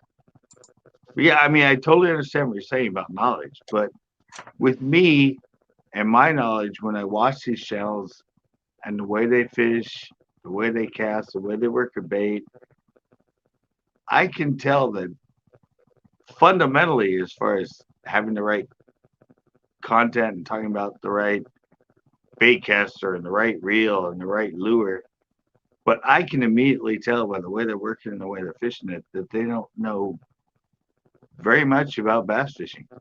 Well, and that goes both ways. As I said, just because I say that, don't discount the people that have only been doing it 3 or 4 years.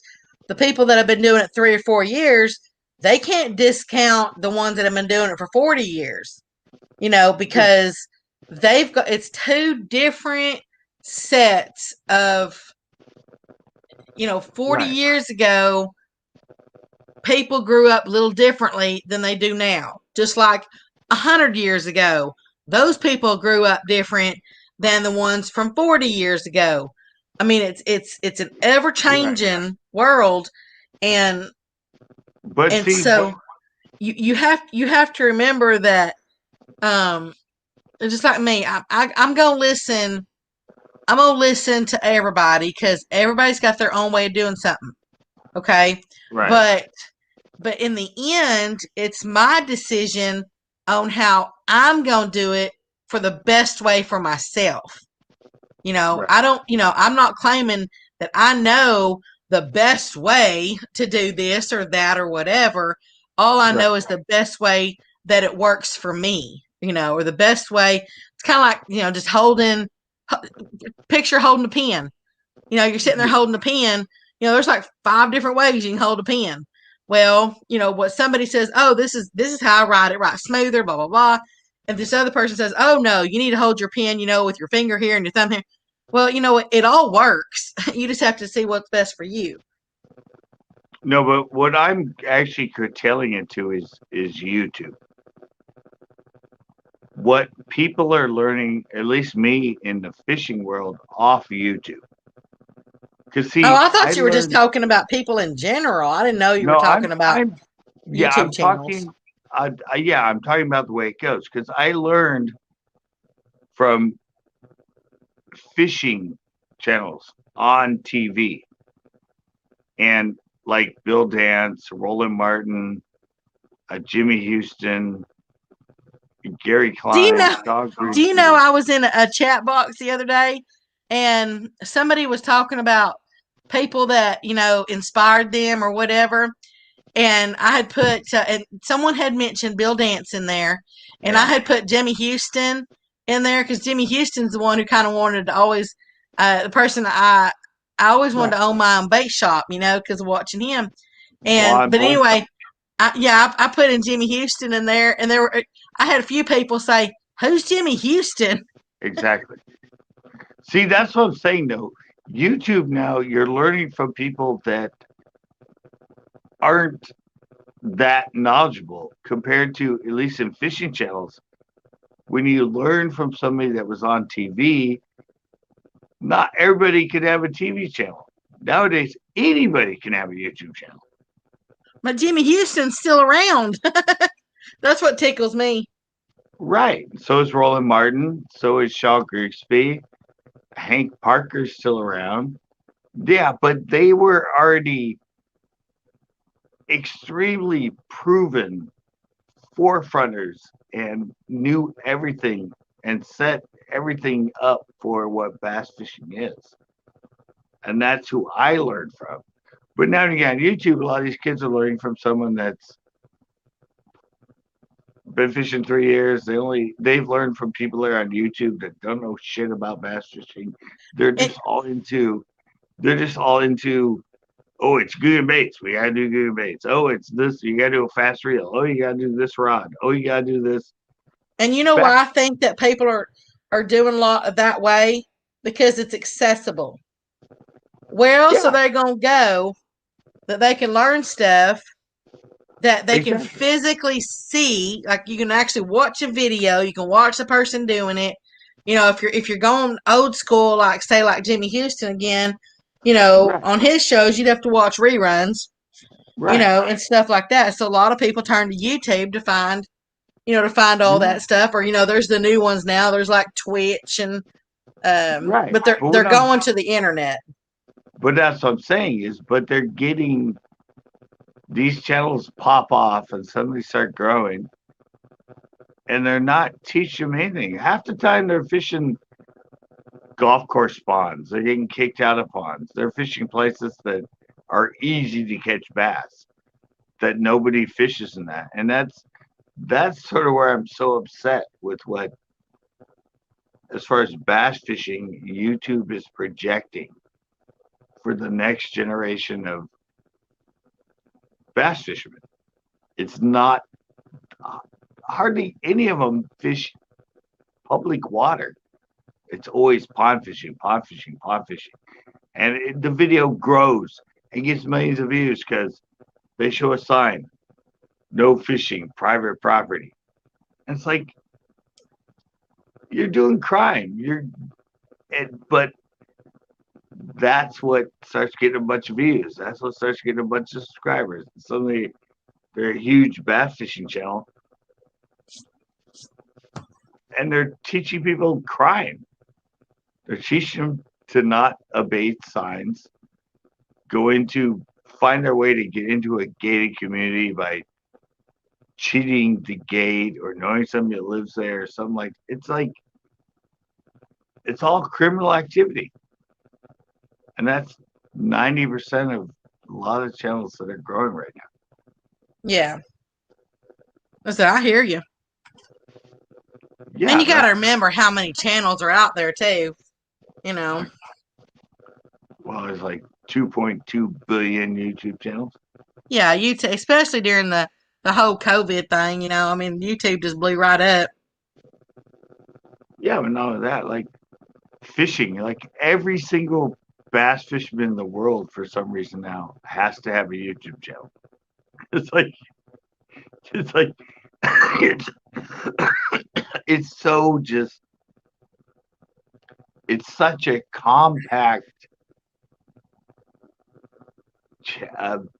genre of YouTube videos right now. Well, it's like, I've been hunting, I've been fishing, I've been totally outdoors. Daddy was a taxidermist. I mean, everything my whole life. Okay. But and I've had a YouTube channel since 2010, but I didn't know even back then. I did mainly stuff more as like a like a keepsake, stuff. I didn't really know you could do the whole, YouTube for everybody to watch, right? But then when I lost both my folks, it was just in a few months of each other. That was hard losing them so close together. And so I remember, I actually got back into YouTube because I was trying to look for a review on an air fryer. So it's kind of funny how Nick mentioned air fryer earlier. But that's how I kind of got into it. And then I found some different communities, and stuff. And then I started, doing a little bit of content because I've got big plans for when I, get over to Arkansas. And Arkansas, that's where you're going. Yeah. Sorry, I got some big plans as far as stuff I want to do over there. Because over there, I'm going to be able to do the hunting videos and the fishing videos. A lot of my fishing stuff's already, packed up. I ain't going to sit there and unpack it just to go do all that stuff. So, but I can do my hunting, I can do my fishing, I can do my mudding, I can do my cooking, I can dress out animals. I mean, I can do all that stuff. And won't you send Mr. Jimmy a link there? Well, I know he wants a link. He won't like just put in his chat like I do. It's like he's afraid of that. No, I said I just did a video. I'm the oldest fishing channel on YouTube, October 6, 2006. But I was actually a YouTuber since 1986. Way before YouTube even existed, when I got my first video camera. And I would edit them. I would copy them, put them on VHS, make a cool rap for them, and go out and hand them to people. That was the way you had to do it. There was no internet. There was nothing else. Well, back in '86, I'll assure you, I was not doing the internet. Well, yeah. It didn't start. I was doing a lot more stuff than the internet. 1986, wild and crazy, right? Yeah, I filmed everything. It was mostly skateboarding back then. But I would do skateboarding, edit it, VCR to VCR, all that, makeup tapes, put my logo on them, everything, and just hand them out to people. Hey, take that comment off the screen so we can see his beautiful face. Oh, thank you. You can see his face. How come we don't get to see your beautiful face? Yeah. Because I came up here, because every time I pop in the chat box, he always throws that link in there. So. Well, Yeah.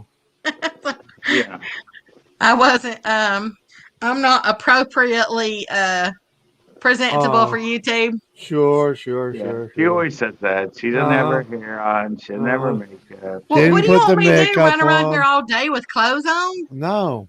You be naked. I expect you show up looking like neck up. We're good.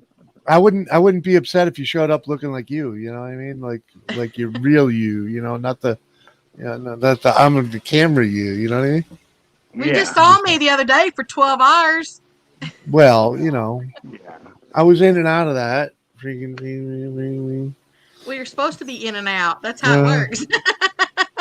I'm just saying, Yeah. So what's that, Jimmy? You haven't joined me in a while, man. You're not live. Well, you're live. I don't know the fuck's live. So I'll tell you what. Who's not live is the dude that said he was going live and didn't go live. So I'm like, well, who the fuck's still up? And I look, like, oh, well, CCB's over there. And I come in here and like Beck is rambling on. So I'm like, fuck yeah, I want to go over there. Yeah. I was playing I around love it. down here I'm- doing some shit, you know. So I'm and the then last resort. I love yeah, it. right. So I just Yeah. rolled this like you ever you know, I know you smoke, so I just can't go look around. Somebody's got to be like, oh, look, CCB. Yeah. right. I'll go over to buck him, you know. But I'll go fuck with him. the other night, you know, I got a care package of some seeded bud, you know. It was some good bud, but it's loaded with seeds, so it was kind of like a giveaway, you know. And I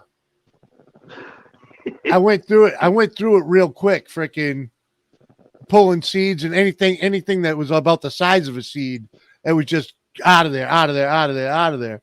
And you know, so you know, you get all those little hearts, the bud hearts, they were all in with the seeds. So now I have a fucking joint that's nothing but the hearts of the buds. It's gonna probably be pretty fucking wild. Does that work? I don't know. I know that all I can say is I know. All I can say is I know that when you smoke, you know those little one hitters that you put like a little grain in there and you go, yeah.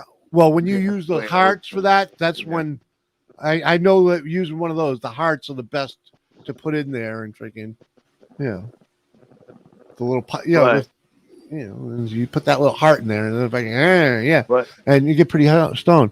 So I'll let you know next time I see you how good this turns out. Because I rolled. Look, that's a pretty good stomp, you know. Yeah, but if you have something that has seeds, the THC is like.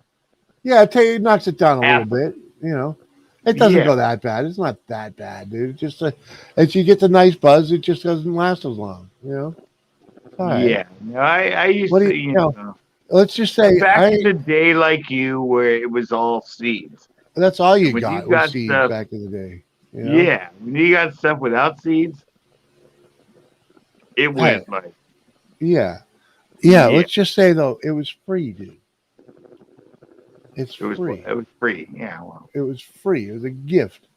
Like, yeah. And you get freaking 2 bags of it too, man. Well, 2 different strains. You know, like fucking Indica's the best. Though this is a hybrid. These are hybrids, so they're kind of like they start mixing. Which is all right though, because I can actually you can actually, if you smoke too much of it at like you do become the zombie, you know. Yeah. But if you have some restraint, you can actually be quite productive. You should see what I've done in the past 2 days. I've tore half this room.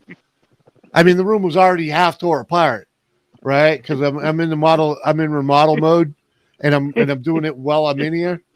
So the past 2 days, I've just like tore this room up, man. I mean, there's a lot of people that are multimillionaires and highly productive and creative that are high 24 hours a day. I mean, you just gotta know how to handle it. Right. Well, it depends on the bud. You know what I mean? The bud can set the tone sometimes. You know. And they have what it takes. Yeah. No, I said that even today, with like the newer stuff that you get. Yeah. Actually, even like probably late 90s or something, early 2000s, when I got stuff from people that was, non-seed production. That okay. The one Thai stick that I grew in like early 90s, nothing is ever compared to what that shit did. I mean, it was like I understand that, man. Somebody gave me seeds. They said it was indica. It was Thai stick. Mm-hmm. And I had some other seeds. I grew like 6 plants. I think half of them became male, so I killed them off. I let the others grow.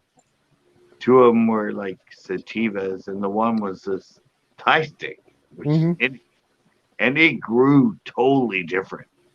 It was like the top bundle, but on every branch that came off. Yeah. It was like a stick. It grew. It just didn't bud at the end. It was like I know what you're saying. yeah, that's where they think they got shrubbed out and freaking. Yeah. And that I had that stuff for I had one sandwich bag. I don't smoke much. It lasted me for like a year and a half. Yeah, but during that time, I gave it to so many people that came over. And I kept having them come back to me going, dude, do you have any more of that stuff? Do you have any more of that? I'm like, I showed you. I don't have much. I don't smoke much. I let you enjoy it. Be happy. But I grew one plant. That's all I have. I mean, like, but seriously, it was like one hit and you were like, you were done for a couple hours. It was like, it didn't take much. It was just like, and you were just like, okay, I'm good. And I would go out and I'd be fine for like 2 or 3 hours. So, and it gave you that sort of,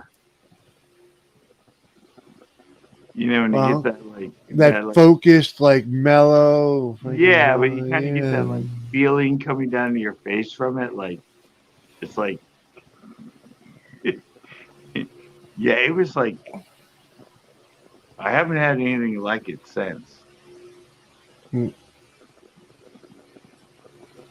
But nowadays, I mean, they've split it all up. They've mixed, and nowadays, it's all about.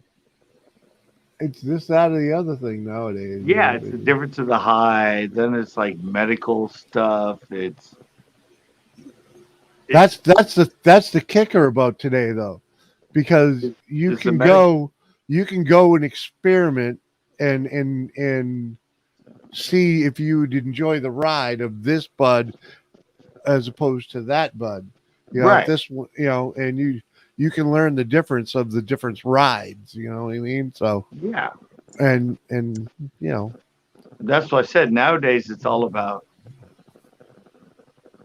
everything they've created, everything they've done with pot. It is a totally different experience. It's the same. It's the same. It's grown though. It's grown. Yeah, that's what I said. It's the field is so widened out, and yeah, and I think they said there isn't much as far as the original seeds anymore. Oh, there's people they're still there. There's plenty of people that have saved them. It's just they cost a lot of money, so you're not going to see them. Right, because it's all been clones now, and clones of clones, and mixing this with that, and right. But and there's a lack, and that's the production that you can. There are people that have the original seeds and do sell that style of seed. You know, so you could.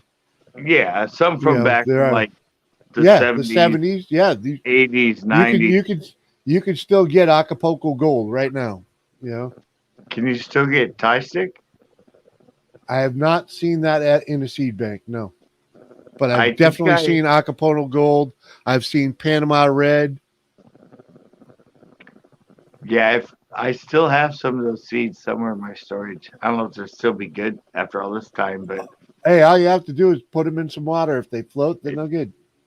Yeah, I still have a little somewhere. I pretty much have a seed. I have a tray of plugs in there now with there's 15 plugs in there, and each plug has like a handful of bag seeds in it. Well, not a hand, a pinch of bag seed, just random bag seed. That, you know, I got 2 growing already. So, Becca, what's up? I'm here. I don't know all about what you're talking about, so I'm just listening. Enjoying the company. Yeah. As I said, I can't contribute nothing to that conversation because I don't know nothing about it. Well, I'm sorry. Yeah, it's okay. I knew that. I was catching up on some Facebook. But I'll put it away, and I'll let you know right now, CCB. That's a tasty. That's a tasty Oh, you thing still right have there. it? I just You put it still have down. I only Oh. took like, a little bit of it, and I'm saying that joint, putting it out because that's how good it is. Mm-hmm. Right. No, but I've The never. heart at work is what I'm saying. Yeah, I've never. My history of pot is to sort of keep my beer drinking buzz go a little longer. Yeah, well, it keeps my beer drinking to a minimum. Yeah, see, I've been the opposite. I'll drink a little bit and have like one hit or something, and it makes me feel like I might have had one or two more beers. Yeah. But I'm just saying, I don't. But I never smoke it without drinking. I've never smoked Really? in the day. I've never smoked it without already being a little bit drunk and that. No. Mine's strictly just to kind of mix the flavor of the two. Mm-hmm. I never liked just the feeling of being stoned without being drunk before I added that to it. Uh-huh. Yeah. When I get stoned without drinking that, it's like I'm useless. It's Couch potato, right? Yeah. Yeah. But nowadays, you may be able to find a bud that doesn't do that to you because you could try different types. Yeah, that's what I said. But I've just never used it as that purpose. You're saying? Mm-hmm. I've been around it since 19. I like to be altered. I like the mind to be altered because I do. I love it. It's not a very pleasant place to be in there. So.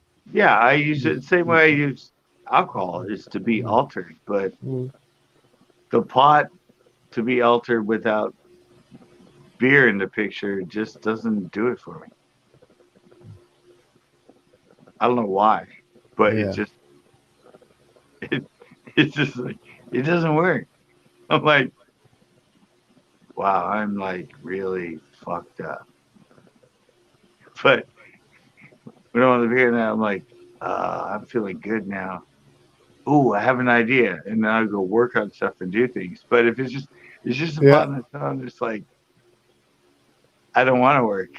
I'm just like, The clue is to be when you have that great idea when you're stoned, write it down. Yeah, you'll never remember again. Well, how long has that saying been around? Pipe dreams. Mm-hmm. Write it down. You have incredible ideas, but you just don't have the motivation to even write them down or remember them the next day. And with alcohol and me, a little bit of pot, I'm motivated, and I will get on the computer and just start working on stuff and just start doing stuff. Yeah, that's why I like the bud. A little bit of bud. Beer is more of a relaxer for me. I don't like to really drink and work, but a little bit of bud just sets the mind into go gear. And freaking you just focus. Right. It's easier for me to focus on the task. Yeah, I found that too, but I did it after my beer. There was a time when I used to play pool a lot, 8-ball.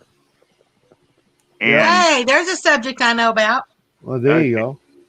And I used to do tournaments and everything. I was pretty known at this one pool hall. And I would sit at home and have my 40 of, I think, OE at that time. And take a hit of my Indica. And I go down there and start playing pool, and nobody would play me. They'd play me, and then they'd be like, oh, he's in that zone. Yeah. And they would go to the next table. I'm like, dude, this is how you learn. You got to play somebody better than you. I mean, but they knew when I was with the combination of beer and the pot, like when I was in that zone in pool, like it was just, I could make every shot. I was so, the pot part, like you said, so focused. I bet I could have still beat you. I don't know. I was pretty damn good. I had nights. We had a pool table. The whole time I was growing up. We also had a bumper pool table. I don't know if you ever played on one of those either. I had a bumper pool table in my first apartment. Yeah, kind of like snookers. Yeah. And let me tell you, I can play. I can play pretty well.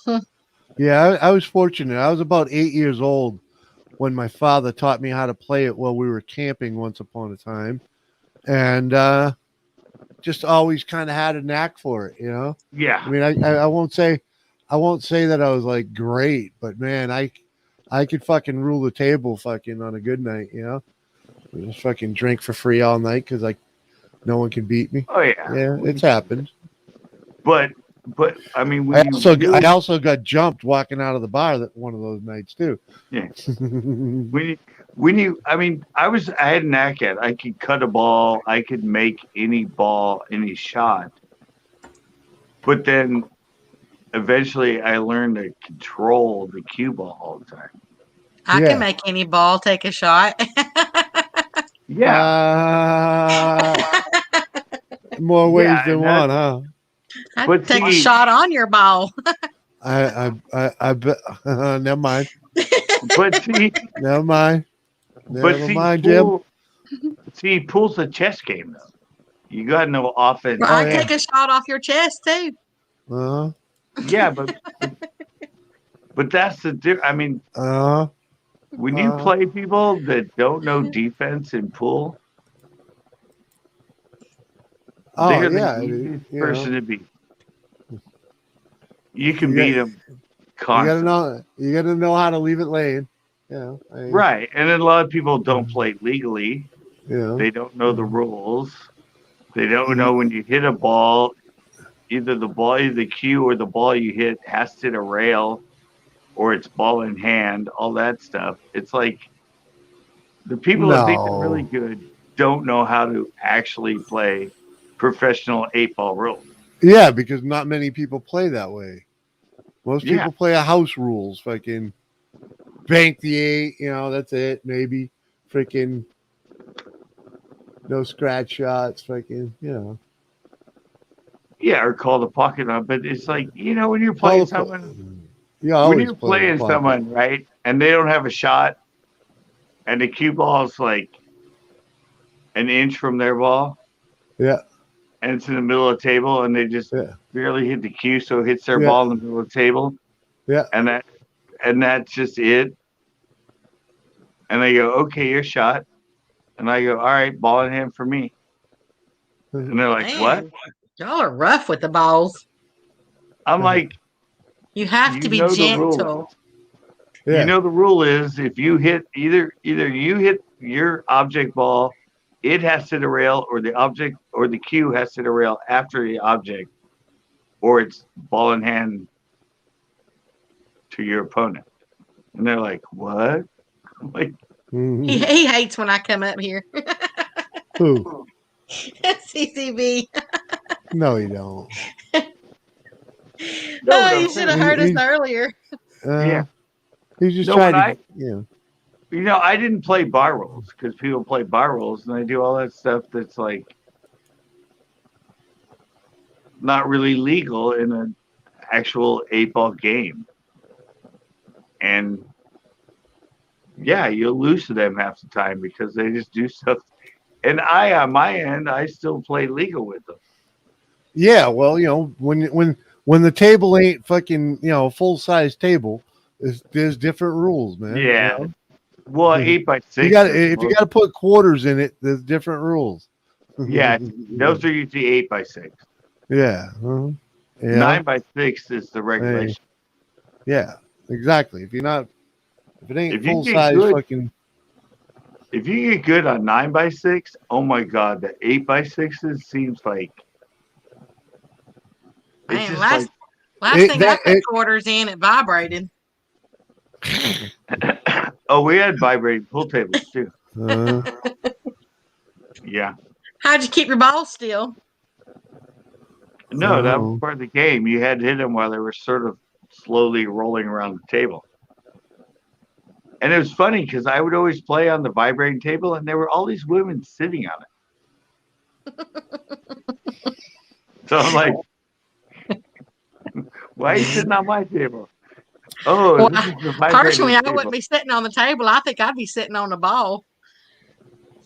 Yeah, some of them try to do that, but I'd yell at them. Say, hey, we're trying to play a game here.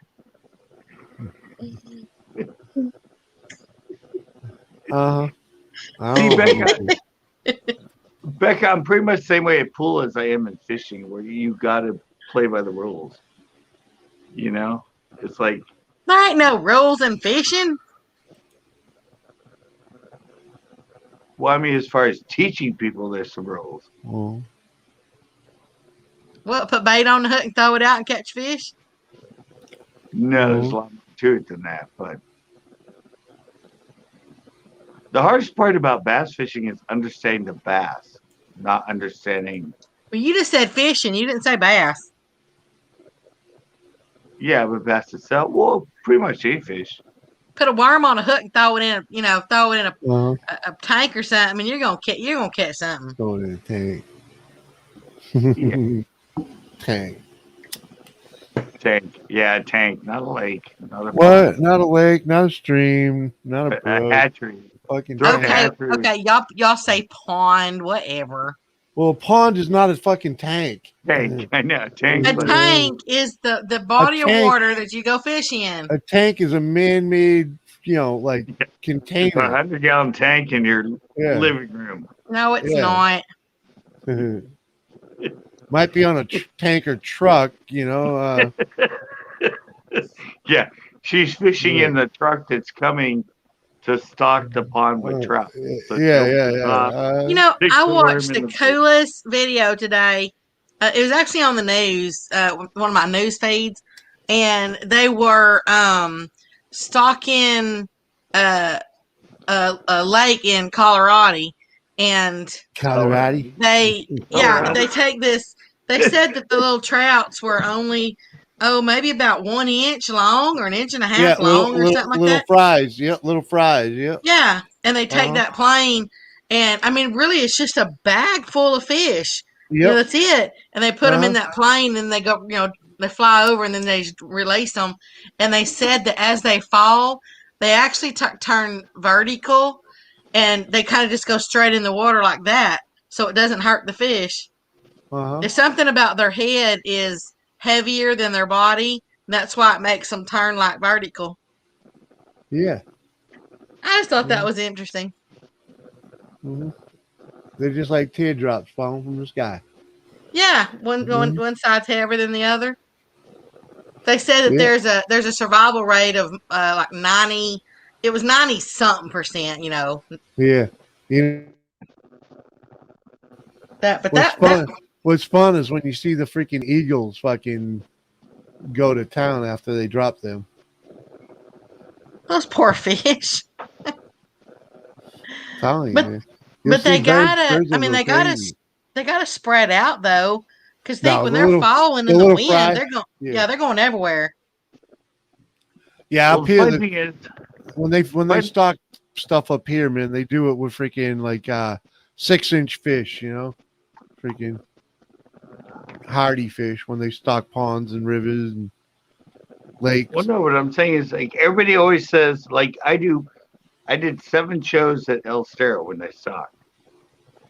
And I got trouters in my comments going, you need to learn how to handle them. Like, you're grabbing those fish. You, like, got to wet your hands. You got to do this. You got to do that. I'm like, dude, they're GFG stockers. They spend their whole life in a freaking rectangle cement cage. Right.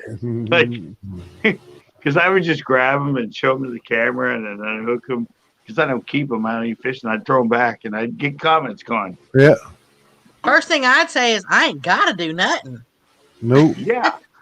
But then I talked to one of the times I met the guy that stocks El Stero, right? He's fishing game.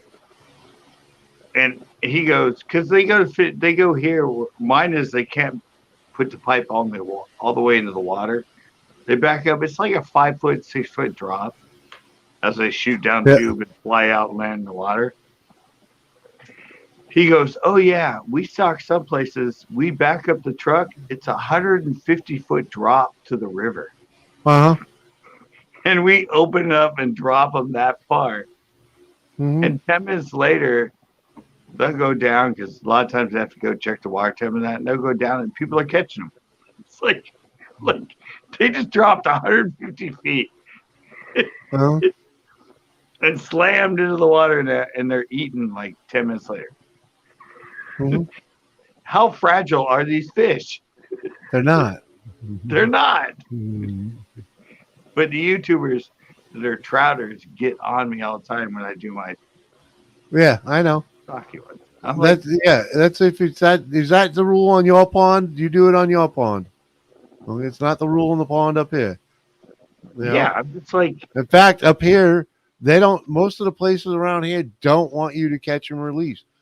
They want you to keep the fish. yeah. And I had people tell me I couldn't give my fish to somebody else.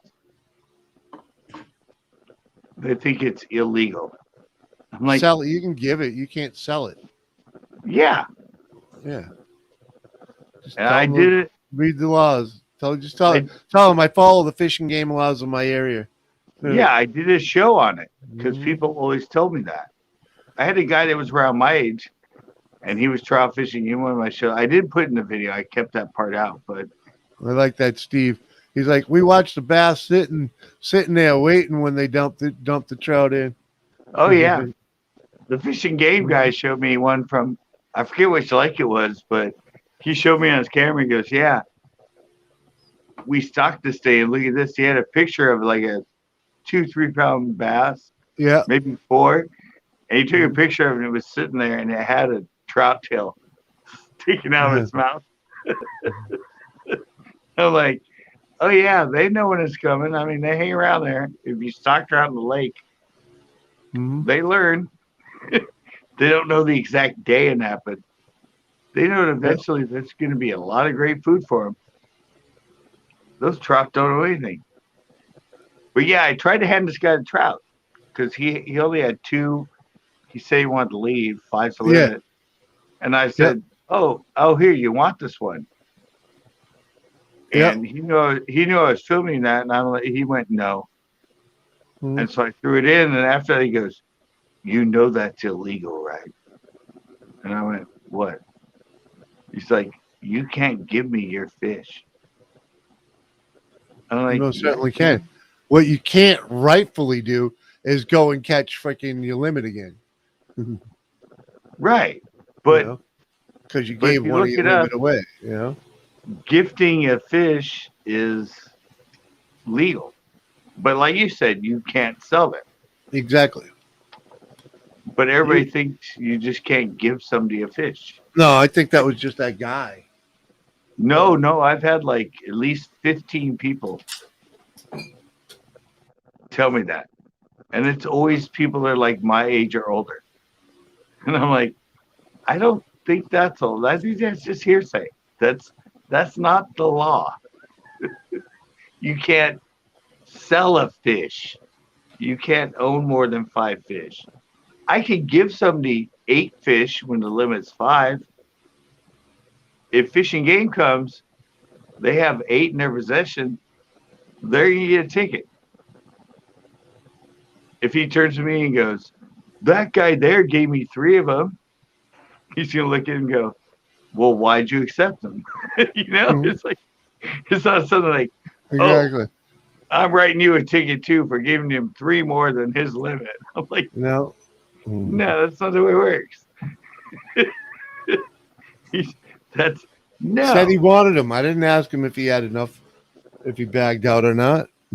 Or if he had 5 and he didn't have a license, Right. and some Fishing Game shows up and he goes, well, he gave them to me. And it's like, well, but he doesn't have them in his possession. You do. Hey, Steve, I didn't know you were still in here. Yeah, he came back in. Okay, I'll be right back. I got to go pee. I. I allow that on my lives. You do? It's mighty nice of you. Yeah. I've been on lives where you have to have a catheter. They kind of suck, but they're good lives, so I deal with them. Yeah, not me, man. Ooh. I was in a wheelchair for 2 years, so I'm used to it.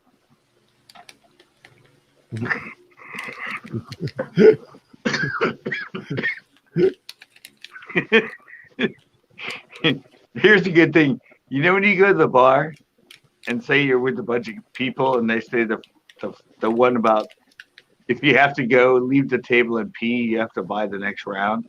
Yeah. I used to go there with Depends on. Yeah. Dude, I drank for free for like years. Like, they're like, why is this guy? I've never seen him get up and pee. He's drank like 3 pitchers. What the hell's wrong with him? Dude, it's right there in the store. Depends. Adult Depends. You can pee your pants all night. You might be an alcoholic. Yeah. But hey, if it's free beer, just put on some Depends. I understand, man. I understand. You gotta do what you gotta do, eh? No, it was a friend of mine. God, I don't remember his name, and I can remember his face. But he told me that one time, like back in the 80s. Yeah. Like he never did it, but he said, I was thinking, because that was kind of a thing back then when you went with your buddies. It's like whoever had to pee first had to buy. If you had to pee, you had to buy the next round. That. So he's like, yeah. So I'm thinking of going in with Adult Depends. And I'm like, that's genius. Brilliant. Go ahead, dude. Brilliant. Mm-hmm. Or a catheter, like if you're in a wheelchair, you just have the sack. Hey, if you're in a chair, it doesn't matter, man. You might as well calf up, Yeah, but I mean, you have it. It's like a rubber, isn't it? That goes over your penis as a tube, and then. Well, then no. Well, not a catheter. Because catheter is something they stick up it. But that's a Foley. But yeah, and that's pretty much what you would want to do. I mean, yeah, because I knew his friend. His name was Steve or something. He was in a wheelchair, and I would sometimes open the bathroom and go with him. Yeah. Or go in, and he was already in there, and he had this like foot up on the toilet seat, and the pee in his bag by his ankle was all like going into the.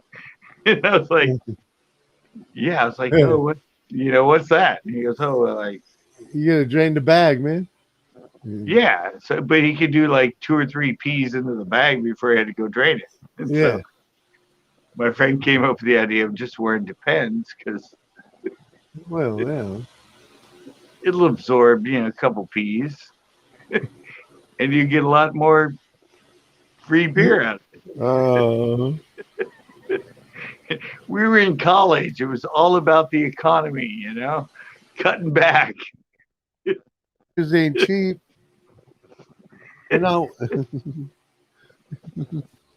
Yeah. I mean, if a case fell off a truck. I have a funny story about that. I lived next door to a liquor store. And there were these guys that used to stop in there a lot. And he had a like really cool fixed up Mustang. And I went out and his Mustang was outside and it was idling. And so I went in and I went to get my beer and that, and all of a sudden his car started revving. He heard it revving outside. Yeah. So they both took off outside. Evidently, some kid was inside it, didn't know how to put it in gear or whatever.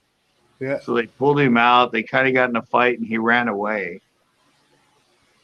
But then they came back in, and I went, "What happened?" They're like, and they told me, and I go, "Yeah, but there's a case."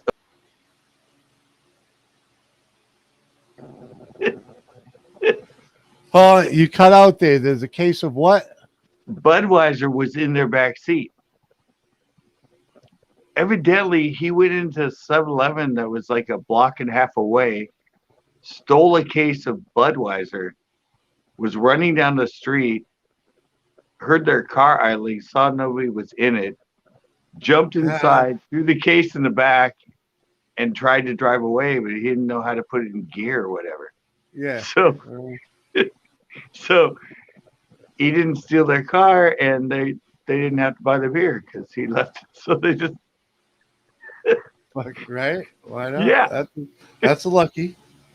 Yeah. Fucking weird, but lucky. I know, but it's just the oddity that I happened to be in there because I walked by their car and heard idling, and I was in there, and all of a sudden you heard like, vroom, vroom, vroom, and they're like, they both like, it's just, is that our car? And then they took off to the front door. And then they came back in and they told me the story. I'm like, what? They're like, yeah, we opened the door and freaking threw him out, and he threw some punches, we threw some punches, and they took off running. And now there's a case of Budweiser in our back seat. So we got our beer. We're out of here. See ya. We're like, whoa, that was really? But then later on, we found out that. Yeah, the kid stole something. Yeah, he grabbed it and ran out of the 7-Eleven. And instead of running, he thought jumping in somebody's. Let's add theft to Grand Theft Auto. Yeah. It's that mentality. You've already stolen, so might as well just steal a car at the same time.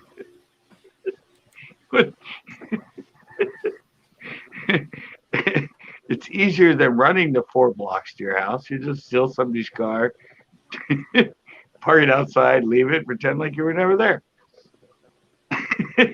Did I hear you say something about you wearing Depends? Yep. No. Oh, damn it. Why'd you tell me that? That was an old bar thing.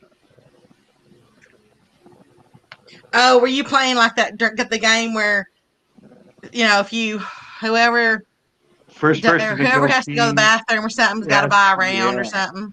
You have to buy next round. So yeah, I've heard people doing that. Yeah, you go in wearing Depends. You get a lot of free beer that way. That's where it came from. I can get a lot of free beer anyway. Yeah. Yeah. The world's not equal. Nope. But I don't, honestly, I don't take advantage of that.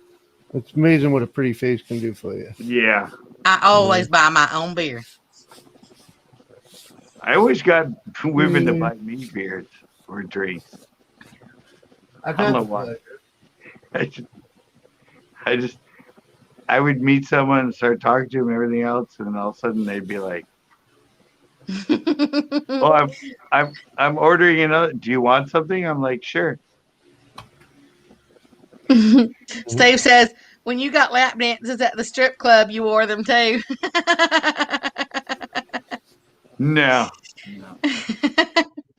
I've only been to a strip club once. How about you, Jimmy? Oh, many strip clubs. That was really? Strip clubs were pretty much responsible for the reason why I didn't make any money while I was out being a truck driver. Really? Yeah. I've only been to one. In San Francisco, some guy said, "Let's go to a strip club." I'm like, that's not really my thing. He goes, "No, I'll pay for you. Don't worry. I'll pay to get you in." Yeah. So I went. In San Francisco. Now you're going back to talking about when he's in the closet. No, it was legit, but I didn't have any money. And you know how those women are in there, Jimmy? They're trying to grab you and take you into private booths and all sorts of stuff. And they come up, grab me, and start walking me. I'm like, I don't have any money. Like, oh, we take cards. I'm like, I don't have money on either. Oh, okay. Well, nice to see you. You're a cutie. Is that when you stick the credit card between their breasts and then they say, Denied. Prelude. No, they actually. I had a mobile hooker service pick me up off the street in San Francisco. I don't think I'd be like advertising that. No, get this. I was walking somewhere from because I lived right in almost Union Square in San Francisco. I was walking down the street and these two girls walked in. They were in a PT Cruiser. They rolled down the window and they're like, "Hey, you want to go to a party?" And I'm like, will you bring me back or something? They're like, "Oh yeah, no problem." So I'm like, sure, what the hell? I open the back door, I get in. The girl in the passenger seat gets out, gets in the back with me, and I sit down, and all of a sudden they start driving, and the girl starts like rubbing my leg and going, "Well, the party's right here. You can have us both if you want." And I'm like, "What?" Oh, that's nasty. Yeah, I'm like, "What? You're mobile hookers?" And I'm like, they're like, "Yeah, whatever you want." I'm like, "I don't have any money." They're all, "Oh, we take cards." I'm like, I'm like, "No, I don't know." And so they drove me around the block and then they drove me back where they picked me up and let me off. But I was like, it was like the weirdest thing. It's like, what? Hey, you know, Mobile hookers? Like, hey, it's pretty the good. windows were all tinted and everything. Yeah, it's better than freaking working the corner. I can see it. You know. I don't know. It was just weird. Like, Uh-huh. I was like, what? Hey, they So were trying, man, you know. Yeah, They must have thought you looked desperate. I don't know. I was just like, what? Yeah, when she jumped in the back with me, I thought I'd jump in, but she came in the back and started like rubbing up into my thigh and everything, going, "Yeah, the party's right here. Whatever you want, you can have it. we can park. You can have both of us." And I'm like, I wasn't looking for hookers. I was looking for a party. I mean, yeah, it was like weird. I hear you, man. But I can't believe they got me on that catfishing tournament, you know, that I hosted. Of course, I did tell. Yeah, I had to. And thank you so much for coming in, Mr. Jimmy. I had to. I was like, Beck is live? Yeah, okay. But you know, I have to tell them, like with a catfishing tournament, you know, it's got to remain family friendly. You know, there can't be no foul language and all that stuff because there's going to be kids watching. And so anyway, and we always kind of joke around and, you know, just stuff like that. And here I'm sitting there telling them, you know, family friendly. Well, all of a sudden, you know, I've got all those people up there on the panel, and I was the full screen was on somebody that was catching a fish, you know, and then one of the other people that were on there that was catching them like right and left, but he was catching like small ones. Anyway, he said he had just caught one. I mean, just caught one. And so it was on the panel with, you know, with the other the one that was pulling a bigger one. And then all of a sudden he's like, you know, "I got another one." And I was like, I think I said something like to the effect of, "Dang, Willie, it's so small." I said, "They're so small, it just slipped right in." And I wasn't even thinking about what I just said. Oh, I was there. I believe I was there when you said that one. I couldn't believe that. I mean, I'm the one who usually turns it around on them. I couldn't believe that I opened them up for that. But I wasn't even, you know, I wasn't even thinking because they were all, you know, they were all small. Well, here's another thing. Here's another thing I learned on my lives. What's that? Never, as a male, well, I guess as a female too, anyway, never pretend to brush your teeth when you're on live. Why would you even pretend to brush your teeth anyway? I was talking about something. I said something about try brushing your teeth with your other hand. It was something about dexterity or something. And so I started going like this. Well, duh. I didn't even think about it. And then right after I did it, like all these comments showed up and I went, oh, I didn't even I didn't even go there. It just for some reason it didn't even. It didn't That's even like dawn on it's me. like when I did that duck call on your live stream that night. Yeah, yeah, Yeah. That one's way buried now. So thankfully that one's like way buried now. yeah. But that was the same thing. You didn't initially think about it. I didn't initially think about what it would look Oh like. no, if I knew what I was doing. Yeah, well, I didn't. I didn't even think about it. I didn't even think about it. All of a sudden, the comments just started loading up, and I went, "Oh shit!" Yeah, I guess that did look like it might be something else, right? Yeah, that was But I it did just- that before I realized that so many of the people that I kind of hang around with, on the, some of these other communities and stuff, watch your channel. I was like, oh crap. Yeah, yeah. So that was your epiphany. Mine was not realizing that looked like something different that I didn't intend to do. Well, at least for me, it was like, women are supposed to do that. I know. That's why I said it's worse for me as a man to do it, like, because they all went that way, Mhm. and I went, "Oops." I will tell you that duck call. Oh no, actually no, it wasn't the duck call. It was the deer call. It was the buck call. It was actually pretty nice because see, it started out kind of small, and then as I stretched it out, it got longer. So it was actually kind of nice. Yeah.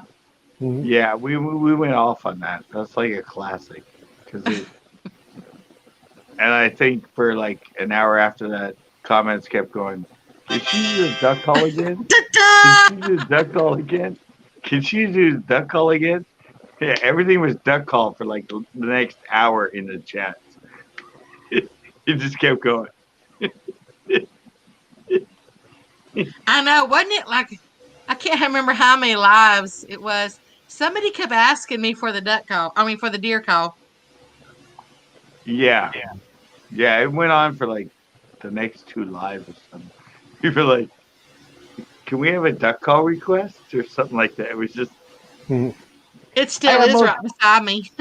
I have mostly men. Come on, of course it's gonna keep going. Doesn't everybody keep a deer call right here by them? Yeah.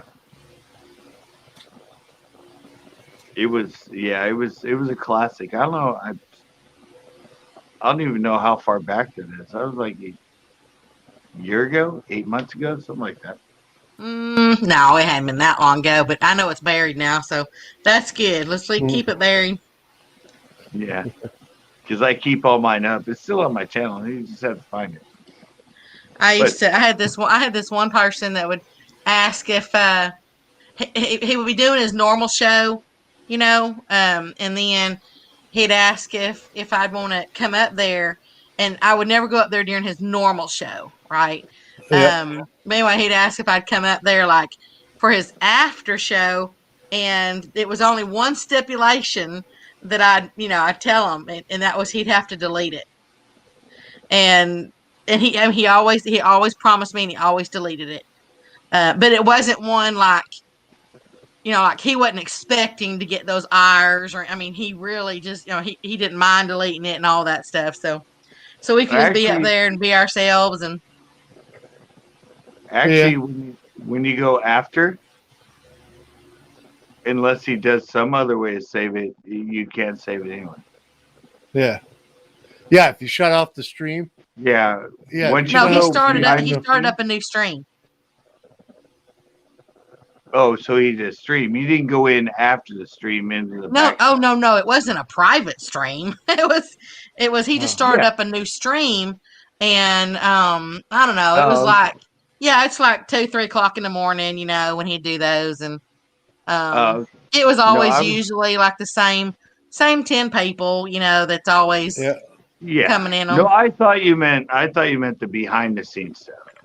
No, I don't do private screening. Yeah, well, no. What I'm saying is, see, when you're on StreamYard and everything, all the 3 of you are on here. Yeah, I know what you're talking about. Yeah, I mean, I've done that before.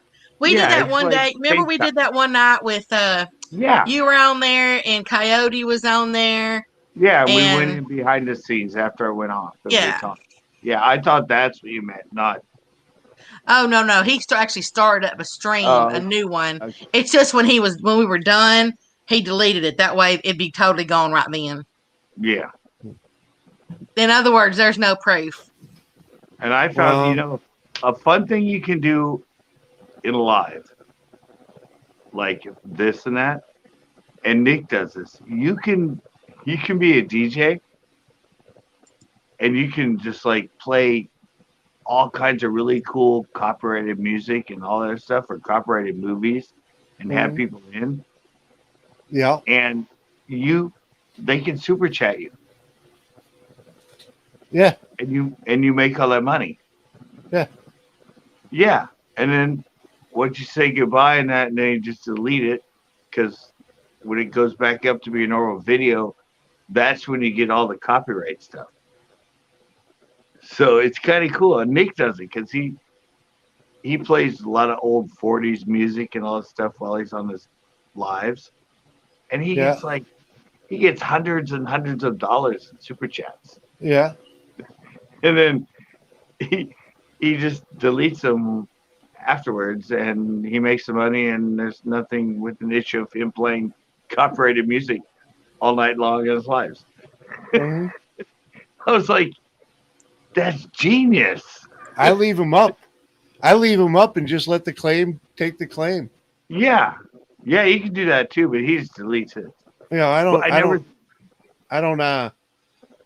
don't delete them unless something really weird happens, and it's like, Yeah. Somebody gets out of line, you know. Well, music they don't, but if you're live and you're playing a video, they won't let it, like a movie, it won't upload afterwards. Yeah, they'll actually shut you down right in the middle of your live stream. Oh, I've had it happen. Yeah, until something, and then they'll bring you back up. It was last Wednesday. I don't know, I forget how long it was, but I got 30 copyright claims and was shut down. The stream was suspended twice while I was playing music. So, I've had it come up in the stream that said copyright music detected at the bottom of the line. Yeah. But my movie one, I played Kick-Ass. Yeah. And I was like, people hadn't seen it, so I played it, and I was kind of like stopping it and talking about it. I never got anything about it while I was playing it. Mm-hmm. But then afterwards, I let it just upload, and the next day when I went to check it, it said, "This video will never be aired again on YouTube." And I went, "What?" Not a copyright claim. It was like blocked. It's blocked. Yeah. It blocked. It would not. Yeah, it didn't even upload it. I was like, "What's with that?" That's like, I mean, I'm sure if you do it enough times, that's when they might like. No, they'll still just block without any trouble. I mean, the 30 copyrights is blocked because two of the copyright owners blocked it.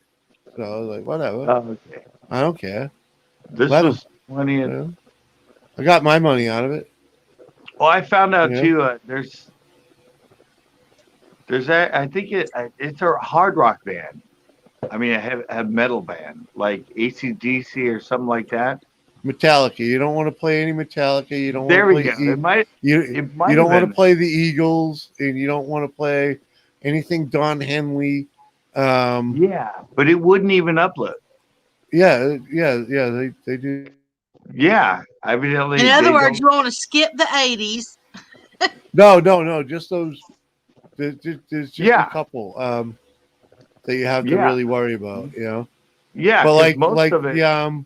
Like the Grateful Dead, you can record whatever you want of the Grateful Dead. They always have. But but most copyright just comes up saying copyright, money goes to them. But, But there's certain ones where it won't even let it play. It'll get blocked in certain territories or something. Yeah. Yeah. Because they have some sort of something about nobody can use that. We don't care. Well, yeah. Some countries have different rules. And this one was like everywhere. Like I know. I have those. I know what too. you're saying. I'm some- just saying some of them. Yeah, There's always might have fluctuations been- on them. it might have been Metallica, it might have been AC/DC or something, but I put it up on my. I didn't put it up live. I put it on my members only videos. Yeah, and it still got And they banned. wouldn't. Yeah. And it got banned. Yeah, they wouldn't even let it go up. Mhm. So I had to redo it with some other music, and it was fine. I was like, So, isn't it if you've got a copyright claim? Isn't it just that you just don't get the money from the advertisements or something? Yes. Yes. yeah. But there are some that won't even. You can't even upload the video Yeah. Some will block that. completely. Some will Yeah. block the video being seen. Oh no, I was And- just wondering because I got a copyright claim on my little Roadrunner video. Can you Yeah. believe that? It was. Yeah. It's actually. It was free music that came from my Microsoft editor, but then you file a claim Yeah, you can fight that. and because you have the license through that, and that's all you have to tell them Yeah, is that you you're can fight licensed, and you may have what to it is prove what it your is license, now- but I don't know. through CD Baby and all the other places.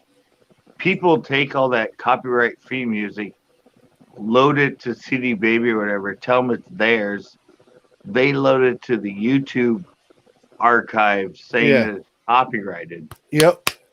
And then they through put in a CD false Baby. claim. Yeah, through CD Baby by whatever their name is. Yeah, I've already fought like 5 of those. It's complete crap. yeah, But that- apparently because I found the same thing when I was doing research on it. There's been lots of people that have disputed this one particular Yep. song, and you never know that the artist might have done his copyright later. It's not really that big a deal to me right now, because as I said, it's a little short little video. I mean, it's not like it, it's not gonna make Oh yeah, I'm just saying you can, if it ever came down to you freaking doing it for the money, there's ways for you to fight for it, and right. And if I ever get to that point, then you worry Then- about it then. yeah, then I might worry about it then. I'm with I mean, you. I'm actually doing pretty well. I keep my subscriber counts private. So Yeah. and I do it for a reason. Yeah, some people say it's good. It can be challenging to grow when you're young, then, and when you're low at that. But in the great scheme of things, if you have content, you'll grow. Well, Yeah. my subscriber count ain't that low. Well, As I I wouldn't just think- as I said, I just keep it private. I've got some personal reasons because of some things on YouTube. So yeah, I Yeah. understand. You don't want people hunting down your subscriber list. no, I'm talking about my count. My subscriber list is private, like the ones that I'm subscribed to, but I'm Yeah. talking about the people that are subscribed to me. My count, Yeah, my number of subscribers to myself, that's what I keep private. yeah, because you don't want people getting butt hurt. No, No. there's some, I've got some personal reasons that I do it, and Yeah, maybe okay. eventually I might open it back up. No, I actually did a You don't, video. you don't have to. I mean, that really, No, But I did a video about the copyright thing, and I told people all about that with CD Baby and these other things. That the one I got them on, it was from like 93. 93. It came in, I think, music studio or something. One of the beat sample ones where you can make your own music. yeah. And you get there and they have a sample that shows up that shows you all the instruments and how it works. Mhm. And so I rendered it and I was using that. And that came up being copyrighted by somebody. And it was through CD Baby and stuff. And I'm like, I disputed it and went, really? This is a demo song from 1993. But they find it. and Yeah. they just. There's one guy, and in that when I put that video up, a guy commented to me. He's actually somebody that makes the music, has his channel, and lets people download his music and use it in their videos. Yeah. He got a copyright claim from CD Baby from his song he made that he Yeah. put up to be used for free on YouTube. Right. Well, I will tell you though, and I can't be more honest when I say this, is I really do. I care about every one of those that, that are subscribed to my channel. I had somebody once tell me that, well, they're just people on the internet. And I mean, yes, I know that, YouTube is the internet. I understand that. But I really do. I really do care about what they think, and I really do. And I know a lot of people don't do that, and I think it's just it's just part of my. I'm a nurturing type person, and I think it's just part of that nurturing. Like, I don't want to see people not happy, and I don't want to see people sad, and well, it's the same thing. Yeah. And I don't want to see people, I don't want to see people thinking that they're only a number, because they're not. Yeah, but see, when it becomes to the point that you have 500,000 subscribers, 1 million subscribers, But you know what? They're not 500,000. They're a person. I mean, right. It's kind of like when you go through the checkout line sometimes, and you know how they rush you through like cattle. You know what? I don't like that. I don't like to be rushed through like cattle. I don't want to be when you call customer service on something, and it's like they assign you a number, and I just don't want to be a number. So I don't want my people, my peeps, I don't want I don't want them ever to thinking that they're a number. But what I'm saying I don't is, think anyone really thinks that, though. I mean, yeah, but it comes. There to may a be point some, but that it comes to a point that you can't know personally 500,000 people. Well, I'm not saying personally. I'm just saying I don't want them to ever think that they're like just a number. I want them to think that. Yeah, I want them to know that they are worth something. Right, but they know that to begin with. I mean, they know that because they follow you for who you are and everything. But there's a lot of folks, there's a lot of channels that, like if I go somewhere and they make me feel absolutely just, like, okay, yeah. I mean, I don't even know how to explain it. If you go in there, yeah, if you go in. You're talking live. I'm talking actually videos. Yeah, that's different. It's totally different. What do you mean? Your reference is mostly being live on YouTube. I'm talking about when you get to the point that you never go live, but it's your videos that you create. Yeah, but even those, you need to go ahead. I don't care if you just do a thumbs up to their comment or do the thumbs up and the little heart. You need to acknowledge, even if you have 500,000 of those, you need to get someone that can do it for you, but you need to get someone to let them know that their comment means something to you. Right. And I keep up with it now, but I mean, when you get to the point that you get 40, 50, 60,000 comments a month or even a week, it's hard. You spend too much time doing that you couldn't even do anything. I don't know. I watch a channel that's got 120 something thousand subscribers, and every comment that's left on his videos, every one of them get like either a thumbs up or, not that if he disagrees with them, obviously they're not going to get one. But I'm saying, that, or if it's a troll, stuff like that. Yeah, but do you really think that's him doing that? That's his mods doing that. Yeah. That's just other people. He has people. What did I just say, though? I said if you can't do it yourself, then you need to get then you need to get someone to help you, or you need to get someone. Yeah, that's what I said. But you still don't need to leave them where it makes people think that you don't give a crap. I don't know. Do people do that? Wow. I watch channels that do.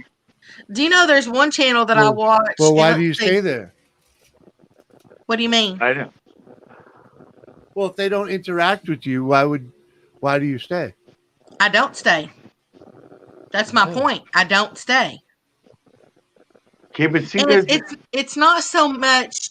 I don't mean that they have to sit there and carry on conversations with you. That's not what I mean. Okay, I don't mean that they have to sit there and know you personally, or thank you. Just acknowledge the fact that you're there. Yeah, Right. just acknowledge the people. Yeah, just acknowledge them and do your best. And I understand, like when you're doing a live stream, that's why I do that when I'm in here. The chat boxes can go so fast, that you're gonna miss people. You're gonna miss people, and I totally get that. I really do. That's why you have moderators. So that if you miss, and hopefully your mods are saying hello to people and whatnot. Yeah, right. But then you go to a lot of places where they have too many mods, and everybody's gonna wrench, and it's like, oh, so they don't even, there's no one really.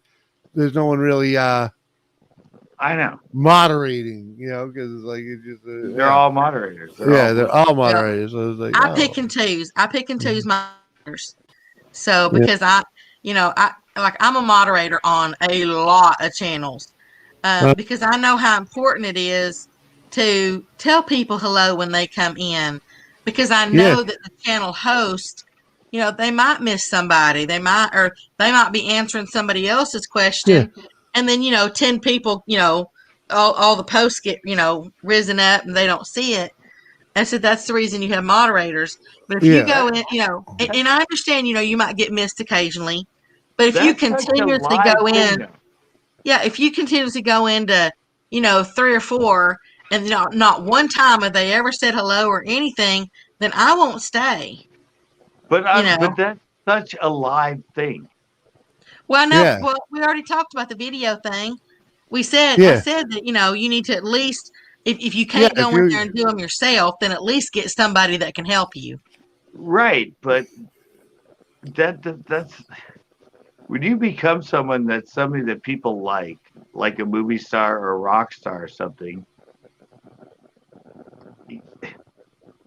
To expect them to personally give you a thumbs up or something is just not logical. They have a life. They have 100,000 subscribers, 600, 700 people in the chat. Subscribers or anything else. You're not there to watch. You're there to watch these channels. Most of these channels I'm talking about are not that large. But that's what I'm saying. When you get to that point, but the thing is, are you going to get to that point? Well, if I do, I'm probably not going to be able to respond to everybody. I said, how many people in your live stream right now? Well, not many. Yeah, 2 people, and you know what? I'm one of them. And I'm the other one.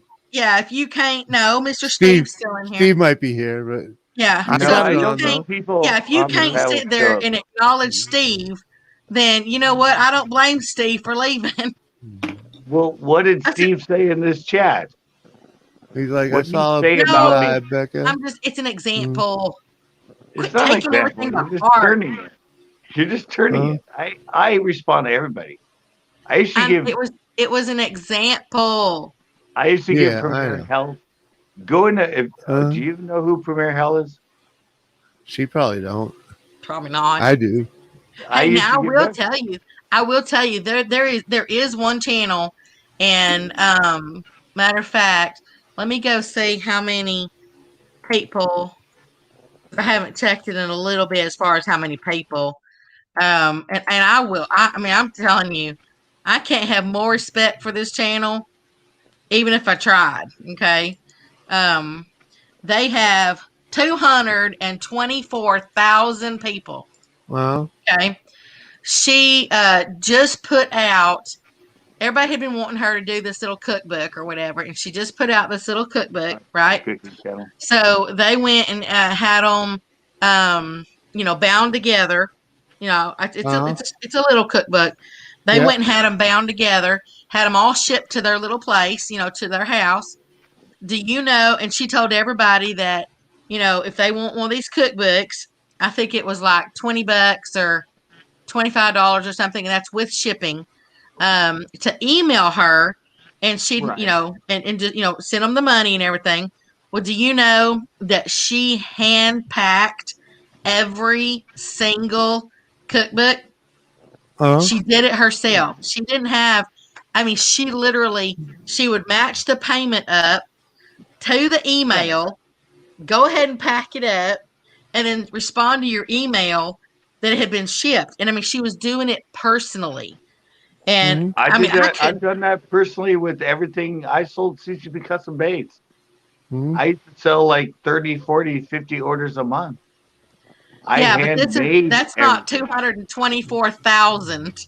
No, that's subscribers. How many? But still, she she did. How many? I don't think she did 240,000 books. She had like 10,000. Just to start off the bat, of coming in. And now she did say she's going to have to figure out a better way to do it, because she didn't realize so many people would do it. But I'm just saying that I don't think she made all 10,000 of those books. She had to probably order them, had them made up. Well, yes, she did order them. She ordered them. Sent them out. Yeah, I told you she had, she had them bound and everything, and they shipped them to her house, and then she turned around and handled everything herself. Yeah, I've done that. I've done that since I had my clothing store. I've done that the whole time been on YouTube. That everybody does that. For the most part. Yeah. That's nothing new. That's what you do. That's how you grow on YouTube. That's how you respect your audience. The more you show you do, the better you'll grow. Yeah. And how many did you say you did per month? Sometimes 30 to 40 orders. 30 to 40. Okay, that's 30 to 40. She had like 10,000. Yeah. So she had to put some hours in. And that's what I'm saying. She hand wrote everyone. YouTube is not easy. You put a lot more into it than a lot of people think. Every single bait they ordered, I put in the bag. I printed the shipping. I know. You're not understanding what I'm saying. Yeah, I spent probably more time doing my 40 a month than she did doing hers. You spent more time doing your 40 than she did her 10,000. Yeah. Handwriting a note to every single person. Do you know how hard it is to make a bait? Well, I've made them before. Do you know how many hours it takes? Do you know how much time it takes? I've made the lead weights. The lead heads. I've tied the jigs. Oh. I've poured it. I've poured it. I know. You ain't talking to a stupid girl here. Have you made spinner baits? Have you made buzz baits? Have you made things where you have to bend the wire? I have made spinner baits.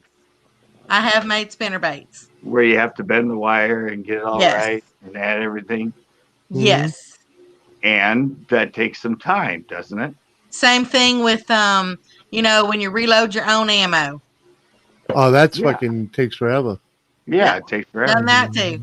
Matter of fact, still got all the equipment. Did she handwrite? My only do what? Did she handwrite every single letter? Yes, that's what I'm saying. She takes a lot of freaking time. Matter of fact, I sent her an email, and she replied to my email, and she even told me, because her husband's doing it with her. She even told me, she's like, yeah, when you get blah blah blah, get so and so, he'll help you, and try to figure out the right one. And it was like she was talking to. And she don't know me from Adam, it's like she was talking to family. Was it an email or was it a handwritten note? Well, I emailed her because I wanted to. Yeah, and she Yeah, emailed reply. Yeah, I wanted to. I had some stuff I wanted to tell her, so I emailed her. But as far as her cookbooks, she was handwriting every one of them. My point is, I'm just saying she made them feel, she makes everybody feel like they matter. Yeah, and that's why she has a great channel and a great following. Yeah, exactly. That's great. But you get to the point that you can't do that. Yeah, well, yeah, but she's there. She Becca just said it. She had to hire someone to freaking finish people. it. She had to have people do it. Right. Most people don't do their own cookbook. I mean, most people don't have a whole, bounding machine where they can. No. I mean the shipping and all. She didn't finish all that shipping herself. She found someone else. No, she did. Do it. She took the book. She hand wrote the letter. She grabbed the payment. She made sure she had the payment. Yeah, we got all that. Yeah. And then she took them for the first 10,000. You also said that she had to rethink it and she had to redo it because she can't do this. She did it for I can't remember. I think it was like 2 or 3 printings of it, and then she said she's got to kind of come up with some way to. But she even still says she wants to come up with a way, but she doesn't want to lose that personal, that personal touch, that personal contact. Yeah. So that's why she said she's got to figure it out. As I said, my point to all that was she just makes you feel like you matter. Yeah. You don't, when you go in there, even though there's 224,000 people, there's not 224,000 people on every single live and every single. Did I say that? Subscribers said. You just said that right now. She's got 224,000 subscribers. I didn't say that 224,000 people were in her live stream. I didn't say that. I just said no matter, she's got 224,000, and she's going to make you feel like you're the only one she's got. Yeah, but she's. Everybody does that. Yeah, it's what we No, they don't. Do. It's part of the job. Well, then all the big channels do. The good channels do. Yes, right? Say no, they don't. Not all the big channels do. Well, what? Oh, never mind. Okay. I don't know what you're trying to get across, though. I know that's just the way business works. Yeah. Let's just move on. You gotta make people feel like they belong where they, if you want them to hang out. AT&T does that. T-Mobile does that. Yeah. But what I'm talking about YouTube. I'm talking about there's channels out there that don't. There are hundreds of them. Yeah, there are billions of them that don't. But there's hundreds of thousands of millions of them that do because they're a business. There's plenty of people out there that just freaking never even talk to the chat at all. Yeah. And they have 500,000-600,000 people in. Yeah, they got freaking hundreds of people watching freaking. And they don't mention the chat at all. They never mention. Nope. Nope. I don't watch those channels. But evidently they get 2,000 and 3,000 people on their lives. They don't need you to. You know? And that's fine. That's fine. If they don't, that's why they call it. That's why they call it YouTube. But that's why it's called YouTube. Yeah, it's YouTube. You do you. It's not a network. Well, I never said people can't. Did I not just say that like to you, CCP, not too long ago? And I said, you've got to do you. You've got to be who you want and what your goals are for the channel and all that. I just said that. Right. I'm just saying that. For my channel, I don't want people feeling like they're just a number. Yeah, you already said that like an hour ago. Yeah, but it comes to the point. But then y'all we get you. I got you. We got you on that. But we understand. Come to the point that I mean, you don't need to be calling out channels that don't. Yeah, it comes to the point that there's plenty of them. Yeah. There's plenty of channels out there that there are channels out there that all they do is go around go around trolling. They get Yeah. that's what they do. They watch. They'll grab someone's shit. They go look for a live stream. They'll pull it up on the screen, and they'll watch the live stream and get all riled up, and then come over as a group and try and fucking play around. You know, Well, and yeah, they they're got hundreds of trolls. followers. You know, Yeah, but I said I came up with TV and networks and like organized stuff. But like Jimmy said, it's YouTube. Do what you There's want. rules. There's rules and stuff like that, but it's not run like a professional thing. Yeah, I Yeah. think y'all blew all that totally out of proportion. All I said was that I know. just didn't want people to think that, That you they're know, a that number. that I don't think that they, you know, that Right, they don't yeah. matter. That's all. Yeah. That's all I said in the beginning, yeah. and then y'all We're kind of with you. took off that. We're with you though, because you know what it is. You just We're Never with mind. you. never mind. We're with you. We're with you. Yeah. That's what we do. That's what we do here. That's what I try to do. I try to make Yeah, people feel I at home do. on my channel. You Yeah. know, I mean, I try. Granted, I get moody at times, but you know, Yeah, but it's it's still not me. the point. I try to We're- keep my channel me. In fact, Yeah. CCB has my channel changed much in the 3 years I've been doing it. No. Okay, I fight hard for that, you know. And I remember that one. There was one live you did where you were so freaking high, Yeah. and I kept going in the comment. Sorry, cannabis. There might be some delays. Sorry, we might be a little slow tonight. Sorry. Yeah, but I added to the humor of it because you were like, yeah. you just weren't like, you were just, and it was like 15 minutes later, you finally went, oh yeah, oh, so and so you're in here, and I'd be like, dude, he's been in here for 10 minutes. You haven't looked at his chat.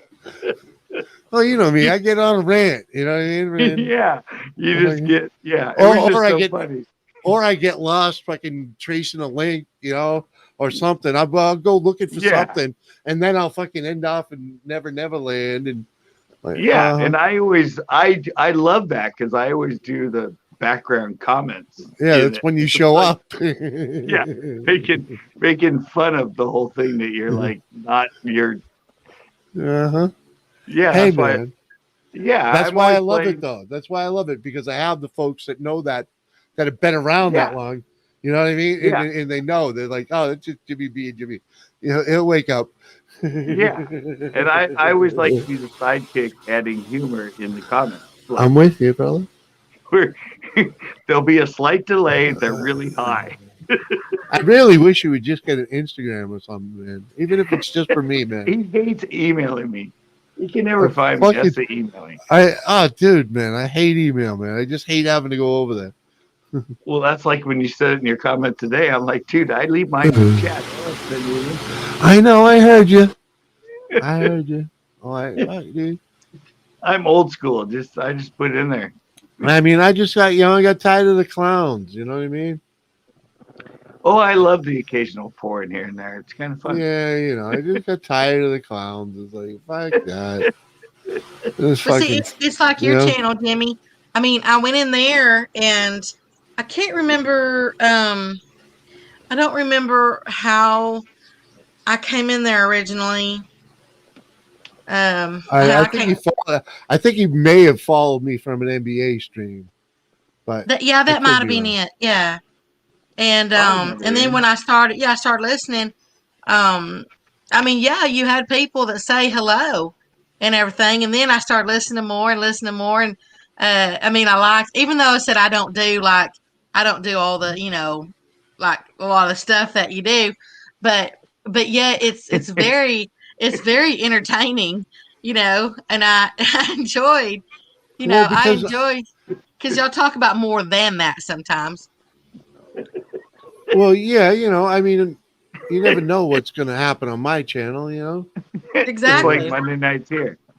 It's like, But and I have, it's like a group of people, even in the chat box. I mean, it's like a group of people just like getting together to hang out, which is, kind of what you want, Yeah, to hang out and be friends.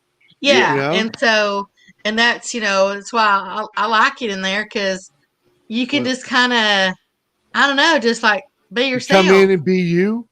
Yeah. Yeah, that's exactly what I want my channel to be. Exactly. Come in and be yourself. But I was on one channel once where there was 1, 2, 3, 9 people. I think there was 9 people up on the panel, and they were playing this game, and it was some kind of card game.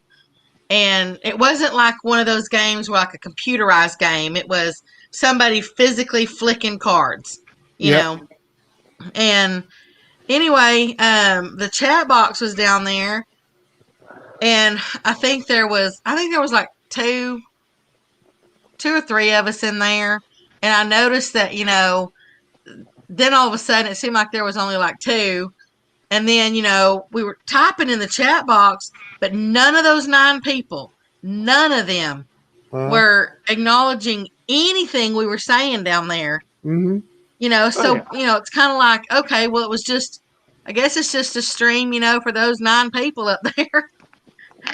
So, and then somebody that I knew was up there, they asked later, they said, well, why did you leave? And I'm like, well, because I'm not going to just sit. I mean, it wasn't just watching them play this.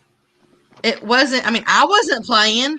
Yeah. Right. So, yeah. So, and nobody was like saying anything. I mean, we kept trying to, be involved in it. And none of those 9 people were even looking down there at all. No, there's tons of them so yeah, why would you want to stay? Yeah, there's tons of them that do that. When you go to a panel and there's like 8, 9 people on it, you're like, it's just about them being there. It has nothing. They don't care about who's coming there or anything. It's just a lot of channels like that. Yeah. Yeah. I mean, I can do more than 6, but I hardly ever do more than 6. Usually like 3 or 4. But yeah, when you get in there, I get tons of those. I know exactly what you're talking about, my jam. I'm like on there, and they don't even they're just talking to each other on there like they're on a FaceTime with their friends. And you're like, why don't you just FaceTime each other? Why are you on here allowing people to comment and interact when you don't give a shit? You're just cool because you have 9 people on your panel, but nobody's reacting to anybody watching it. Yeah, I find those all the time. I'm just like, move on quickly. Yeah, but and that's exactly right, because we all have a choice to either stay or go. Stay or go. And but the only reason I mentioned that one's because I knew somebody that was up there, and they asked me. Yeah, they asked me later. They said, "Well, why did you leave?" And I said, "Well, because, nobody was. Exactly. Why did you think? Why do you want me to stay in there and spend my time? Yeah, when y'all aren't even doing anything, because it looks cooler if they're on the panel and there's 35 people on there, not just 10. So my first response would be, well, how come you didn't even acknowledge I was there? You didn't say hello, did you? Yeah, you're coming at me saying you left. How'd you even know I left? If you didn't even talk to me when I was in there. You didn't even respond to me. You didn't say hi to me. It's like, how'd you even know I left? Yeah, we were asking questions. We were trying to even play along in that game. And it's like forget that. There's something there. You know how many streams there are out there? Oh yeah, I do. A shitload. But there's what we were trying to say with back to what you were saying, that is there's so many of them that are just that way. It's just they're just happy that I think what hit me really hard was when I had somebody once tell me that on their channel, okay, and I'm not going to say who it is, Yeah. But I had want somebody to tell me that they said, well, I don't even know, and what what was said was true. I said I can't. I got to give it that because I mean it is true to an extent. But this person said, well, these are just people on the internet, just probably never even meet. He goes, I've never met them, and probably never going to meet them, and they help. Good night, Mr. Steve. Peace. Good luck in your fishing. But they said that they're only there, to help the channel grow, and that they don't care. They don't care about them. They don't care about the people that are in there. And I mean, basically, it was just saying, hey, all these people, all they're doing is help your channel grow. Okay. Yeah. Which, and so as I said, it is true. I mean, I understand that it's true because you're probably never going to meet most of these people anyway. It's just people on the internet, and I understand that. But I think viewers. Yeah, but I was brought up that you just don't want to feel like a number. And when this person, and I knew this person really well, and I'm like, but they'll turn around, and I think this is what really gets me. They'll turn around and act like your best friend. Oh yeah. And I think I just don't like that fake part of it. That's 90% of YouTube. But but you could smell the fake ones and you move on from them. Yeah. Like 90% of them.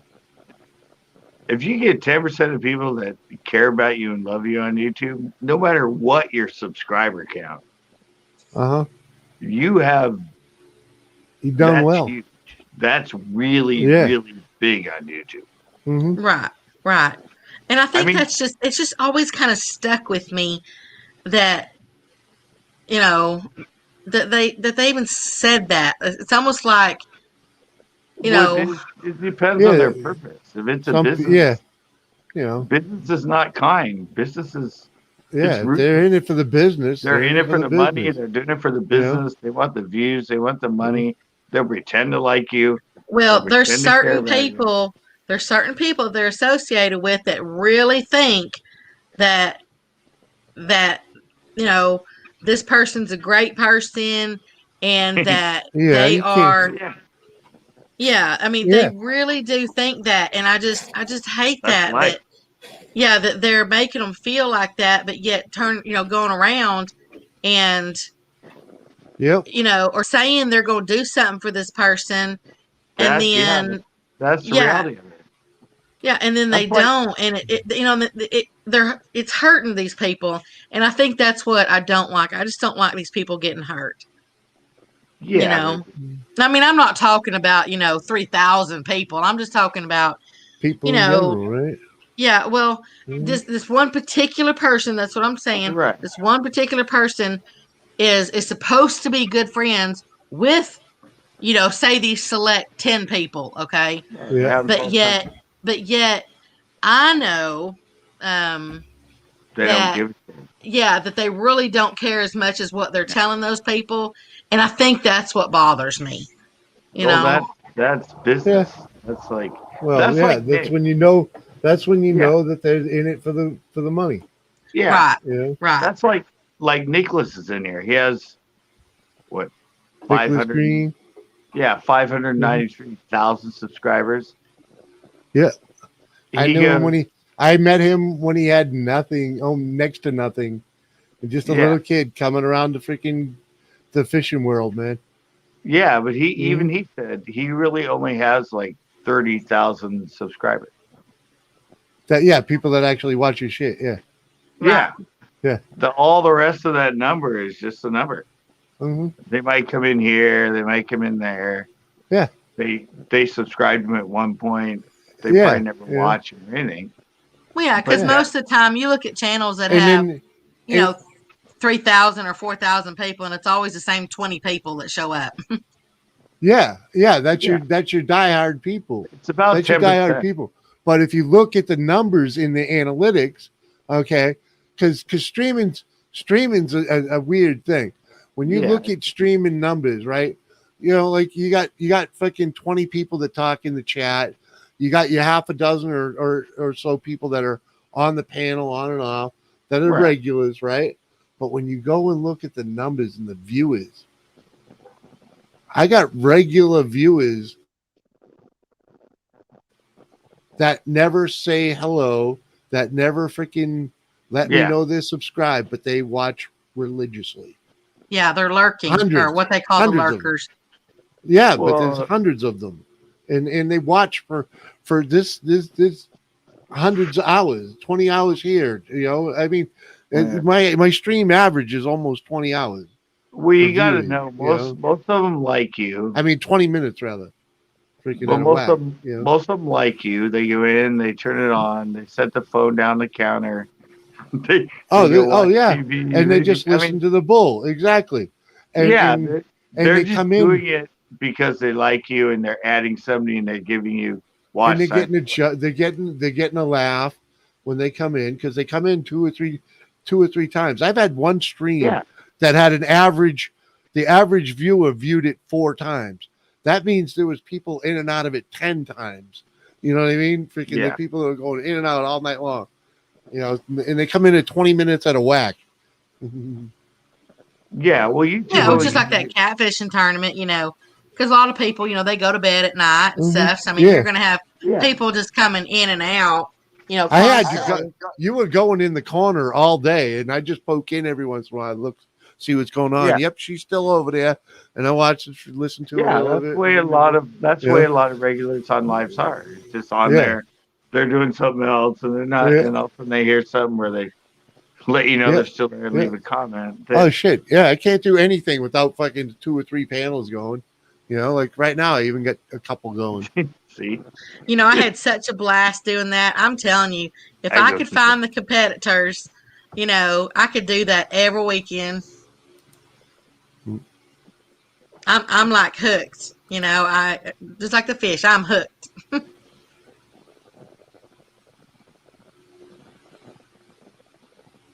But since this was my first one to actually host, you know, I had to figure out where all the buttons were. And because, you know, I'd only done a couple live streams. I've been on a lot of people's panels. Yeah. But as far as my own, I'd only done like a couple of them. Yeah, well, that's why as soon as I saw the thumbnail, I was like, doop, there. Well, when I got, you know, I was trying to get this place done, you know, trying to get this estate finished. You know, I can't, I got to be doing this stuff here. So, yep. You know, and at first I was real nervous, you know, to be even, it took a while for me to even go up on somebody's panel without my icon. Yeah, because I mean, I have a little bit of a self-esteem issue. Yeah. Yeah, a little. Well, it's not self-esteem. It's more it's more like self-confidence. That's same thing. Oh yeah, I mean, so, but you know, but I don't mind doing it now. I just, as I said, you know, if I'm gonna come up there, then, geez, at least give me, you know, at least give me 10 minutes. I can at least go get dressed. Well, no, I say with me, as far as YouTube and that, I love lives because I don't have to do anything. Right? No editing? No editing. I don't have to do anything. I just have to be here. I can film it, and I don't have to do anything afterwards. Hey, that thumbnail was my very first thumbnail ever. Was it? Nice job. Yeah, I mean, I've done the whole one. I don't even remember it, but all I know is it said Becca, and it was loud and clear who the hell it was. So I hit the button. Yeah, I actually, I mean, I've done thumbnails for, you know, like choosing an image or whatever that it shows or something like that, but never actually like designed one. And how long did it take you? Well, you're new, probably quite a while. For that one, yeah, it took me a little bit because I didn't really know what I wanted to do. You know, plus I had to sit there and try to figure everything out. But then once I did that one, now, I mean, I'm like hooked on that too. So I've gone back and done some more thumbnails for some of my stuff. And I've had a couple people come to me and say, "Hey, can you do some thumbnails for me?" Right. But I'm saying, how long does it take you to do it? Oh, well, see, the last one I did, it took me about, I don't know, 10 minutes. What? Yeah, that's not bad. Yeah, just for the very last one. That's what I said. It's not. I mean, it's not that big. It's not that. Oh, Let's see. The is last that one I did was I redid my quail one. I mean, you'd have to go over there and look at it, but I redid my quail one, and that's the How- one. You know, it took me about 10 minutes. how long have you taken on a thumbnail? Do what? I don't take How long long on have them at you- all. Yeah, I'm how not long good have at you it. taken to make a thumbnail? Well, that's what I'm saying. That one took me about 10 minutes. Really? Yeah. Now that first one, the catfishing one, Well, you that were one, learning. yeah, that's what I said. I had to learn all the different little, what all the stuff did, and all the buttons, and what's it capable of doing, and all that kind of stuff. But it's super easy as far as the program. I've had people say that they take like 3 different places, and then they combine all the stuff to do one. And yeah, and I just wanted one place that I could do it. And so that's as I said, that one took me several hours. Yeah. But yeah, but this the last 2 thumbnails I did, which I said they're not like they're just basic as far as they're not as detailed, say like that catfishing one, which you really don't want them to be. You can have actually too much stuff up there. Yeah. As well. Mine take me on average about 30 to 40 minutes to make each one. Yeah, like my quail, all I did was I put my quail back there, or two pieces of my quail this time. I did have a picture of like all 8 of them laying side by side, but I blew up the quail, and then I went ahead and put the name of my, what dish it was, and then made me, put the little arrows pointing to it. Oh yeah, we all gotta have arrows nowadays. Yeah, and then I did like a must try, and I put the little background on that, the little starburst thing or whatever you call that thing. And then I put me some, a fork and a spoon and a knife behind it, and then put a must try. So as I said, it's not, but that's all I need. You don't need, it didn't need to be detailed like the 2 I did for part 1, part 2, and then I also made a promo video for that catfishing tournament as well. What are you doing it in? What program? Yeah. Snappa. Oh, okay. Yeah, see, I do all mine in Photoshop. Yeah, no, this one's called, I found it on YouTube, and somebody, they now have thumbnail making programs, right? Well, this one will actually do, let me just pull it up and I'll tell you.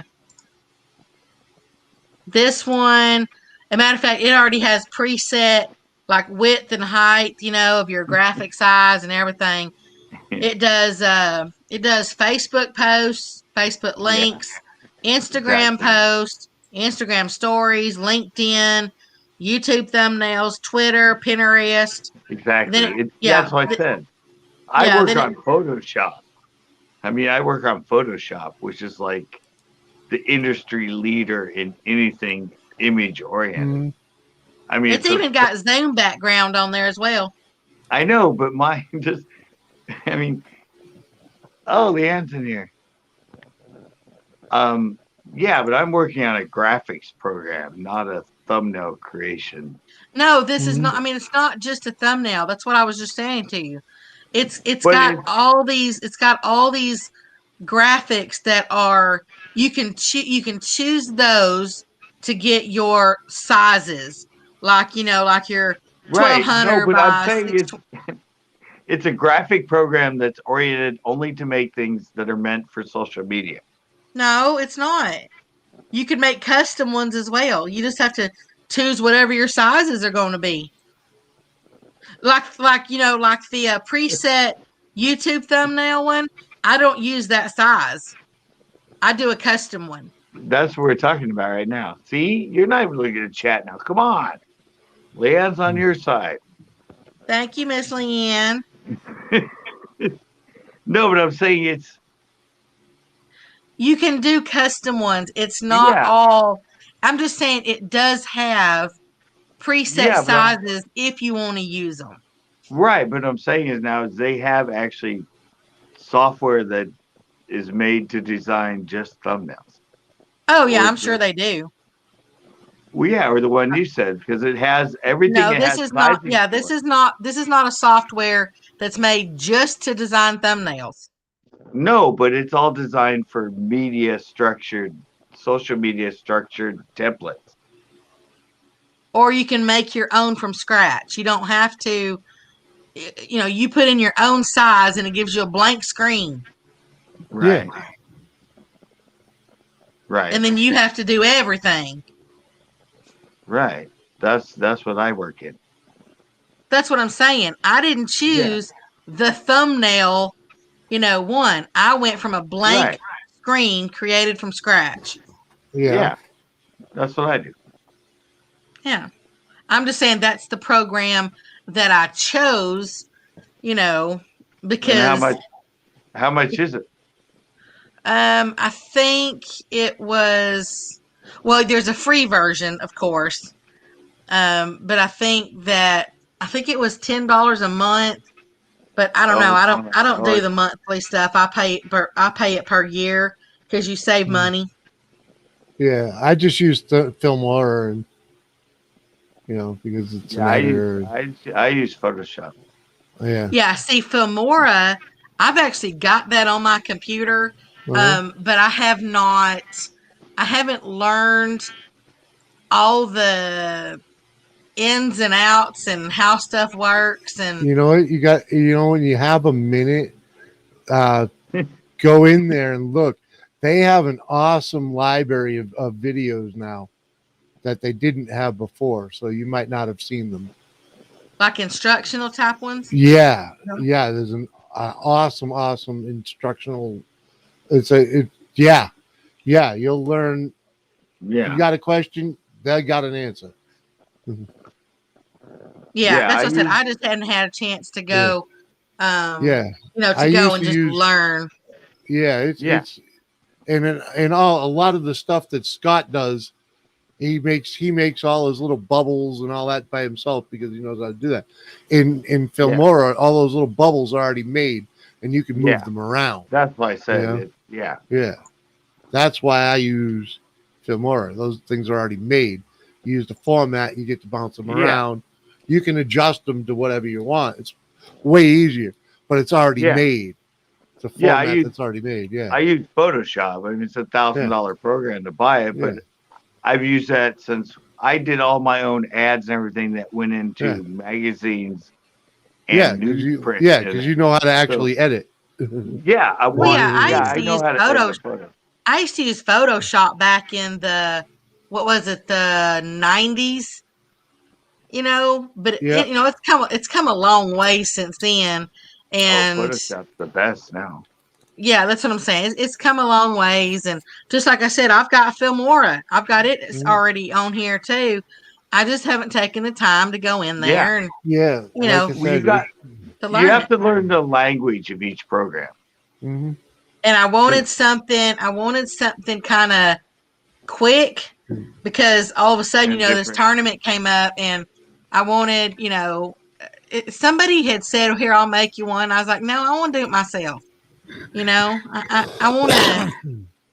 want to do it myself, and so that's when I found this one, and I thought, you know what, I like it. It comes with like 500,000 photos, or I don't know, different stuff, and and some other stuff, but yeah, but see, I work in Photoshop, which is the person that creates the templates and all the other stuff that goes into a lot of those programs. So it's all just pre-made. Yeah, that's what I said. I've done Photoshop. I did it. Yeah. I did it for because I told you, we owned those. It We own started in those. the 80s. We own those 3 internet businesses. My Yeah. ex-husband and I. So I had to do all the graphics for those. Yeah, But Photoshop's the best. yeah, but when you get out of it, and things start updating and changing, and all that, then it's just like everything else. You got to go back and relearn all the updates that they did, and so I just right now with everything being so busy here right now, Yeah. I just wanted something easy, and so I was gonna take the easy way out, and that's what I did. Yeah, well, there's stuff I used to when I went to college. I had a lot of people because I had my own business. Scott, ain't it past your bedtime? No, remember I did with you. Wasn't that with you, Becca, when I went all night? You weren't with me personally, no. No, but you were on. You were on for the dawn till dusk, weren't you? Oh yeah, I've been on here That many was the times one? when you've gone all night long. No, that one I actually went. I sat down when it was light out, and I left when it was light out. I'd spent the whole like.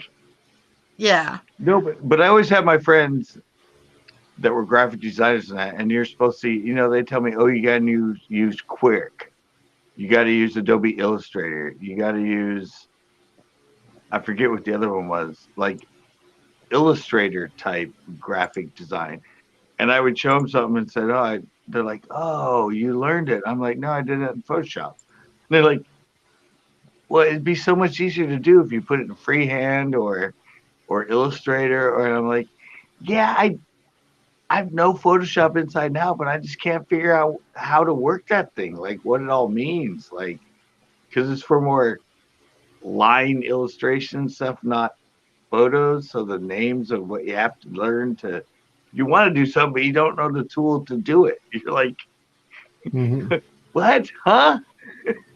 It's like a foreign language. Miss Leanne, I'm trying to look at Fonto, and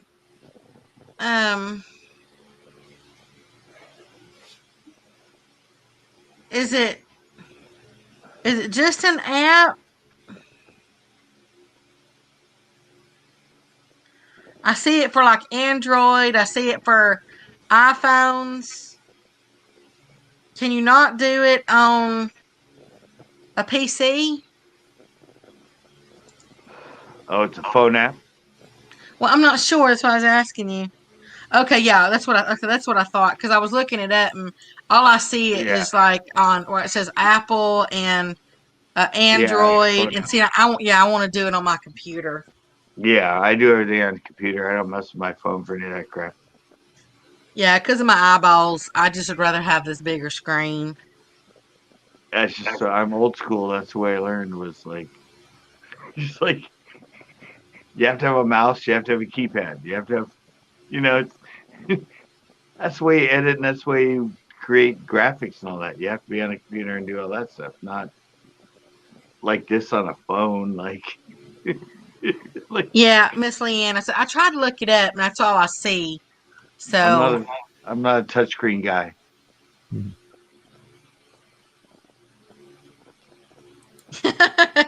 Well, Mr. Backroad, seems how you only have one video up now. Yeah. I can't believe he got rid of his. I was like upset for like, I don't know, like 20 minutes. Backroads is bad. Yeah, that's yeah. Becca. Uh-huh. I'm gonna I've drop. never deleted Oh no, I everything. don't. Never mind. I'll go over here in the private chat. This is a Fillmore guru. Another bad for a donut. Oh, shut up mine too. Oh, okay. Yeah, I see that. Okay, let me go in here and do a like on it so I don't lose it. Oh, wait a minute. Yeah. Hold on. Let me go over here and pull that one up. Then I can do a like on it. Okay, that way I won't lose it. I was talking about the weird thing earlier because like 3 weeks ago or something, I started my show, and in the beginning, I'm using Western music, Yeah. and I'm doing a voice that's in my mind, kind of Clint Eastwood. Anyway, it sounds more like Harrison Ford, like the deep, like growly kind of. All right. And so I thought up and did that, and then all of a sudden now I'm seeing commercials show up that have Western music under them, and not Western like country Western, but Western like from Western movies. Yeah. And then Lunkers TV, who's got like 2 million subscribers, big fishing one. His show, he just put up a whole section of his B-roll music that is a Western. It's music from a Western. I'm like, and then now Clint Eastwood came up with a new movie. Of course. That's a Western. Google's always listening. I know, and I'm like, how did I think of this? None of it came to me on my porch. Yeah, it came to me on my porch as an epiphany. I thought of something, and I thought, oh, Western music, Clint Eastwood character. That'd be a really cool kind of. And now I'm seeing all this like Western movie reference on stuff. And I'm like, I was on a stream talking about something at Tractor Supply, and I freaking pulled up my phone, turned on Facebook, and the fucking first thing I see when I went to my freaking feed was fucking an ad for it on at freaking Tractor Supply. Oh no, I'm not talking about that. I'm just saying that's what they did. They freaking. I was talking about it on my stream, and I turned my phone on to Facebook, and the first ad they'd give me, they just bam, there it is. Go get it. Yeah, but I was talking about. I keep getting ads. Like when I go to YouTube videos, I keep getting ads for Manscaped. And I can't for the life of me think of how I keep getting ads for Manscaped. You hang out with WTF Mike. Yeah. I can see it. You know Dorito? Yeah, the Lucha Cabra or Lucha. Lucha. Yeah, you know? Yeah. Are you subscribed? Are you subscribed to the Dorito? Yeah. You know what? I think I am, but I'm not sure. He does sell nut rub. Well, because I was doing research for what I did with my intros and that, because I kind of have this Western theme. Yeah. I watched one old, really bad, I forget what it's called. Oh, Dead Men Don't Wear Plaid? No, not the Steve Martin one. No. Dead Men Don't Leave Shadows. Ooh. I thought it would better. The title would be Dead Men Don't Cast Shadows, but they said leave. Yeah. But it was a really bad 1970s spaghetti Western. Uh-huh. And it was bad. Looks like they only had like 1, maybe 2 cameras to film it. The lead actor looked a lot like Clint Eastwood. Yeah. The other guy looked like the cast in some of his great ones, Fistful of Dollars and all that. Yeah. And now when I get on YouTube, while I'm scrolling through, everything's old westerns. I'm like, I watched one once. I've been on here 15 years. Why do you think now all I want to see is Western movies? It's like... Mr. Kevin, I think I got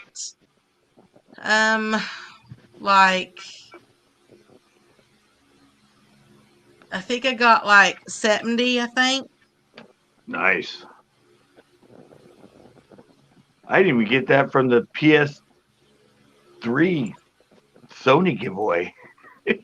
Well, that's what I said. We had 130 people in there. Yeah. Pretty much the whole time for the first half.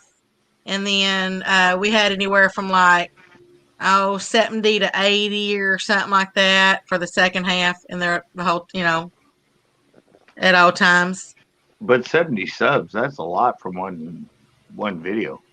Well, I'm thinking because I'm trying to think of what it was before I even actually started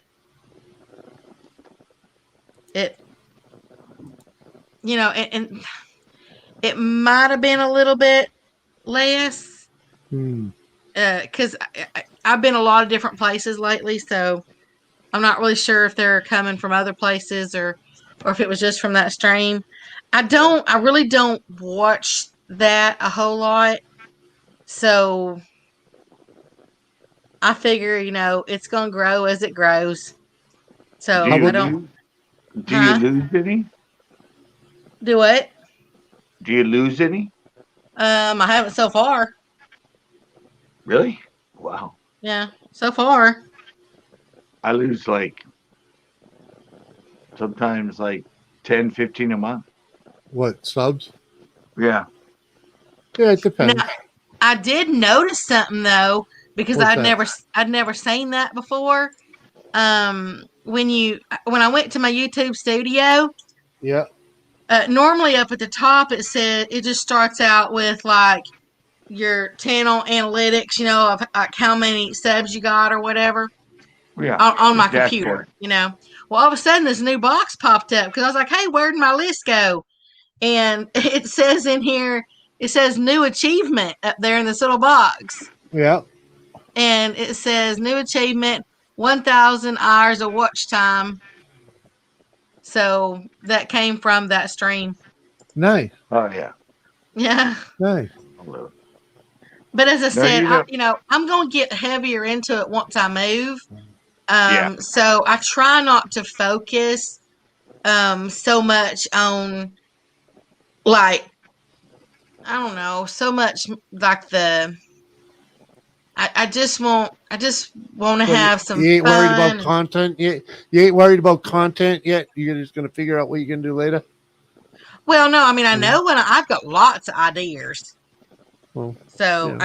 I know what I want to do, and I've got plans for a lot of stuff. Well, you know what? You want to know my best suggestion for you? What? Is just start doing it. Yeah. I can't do a lot of it here though. You don't have no. Hold on. You don't have to. You don't have to do a lot of anything. Just start uploading. Yeah. Just start uploading something because uploading the more what though? whatever you got up, you walked out the door, you saw some chickens, make a video of it. Yeah. Well, it's got to be. Yeah. If you can do that, just do TikTok. Just start. Just start by making videos. Make a video about your week. Okay, there you go. The Becca's week.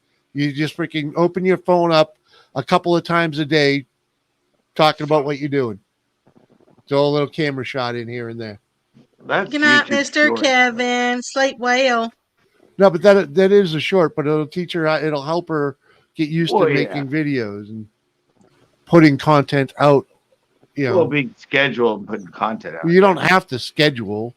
You just make it when you get it together and you like it, put it out. But see, one of the things is when you like Nicholas was in here, right? Mm-hmm. In the past, he was up here the other night when I was freaking lurking too. Yeah, the past 3 months he's lost, I think 7,000 or 8,000 subscribers. Wow. Yeah, I mean, more than I have. But that was summertime. He'll get them back in the winter when people come back into YouTube.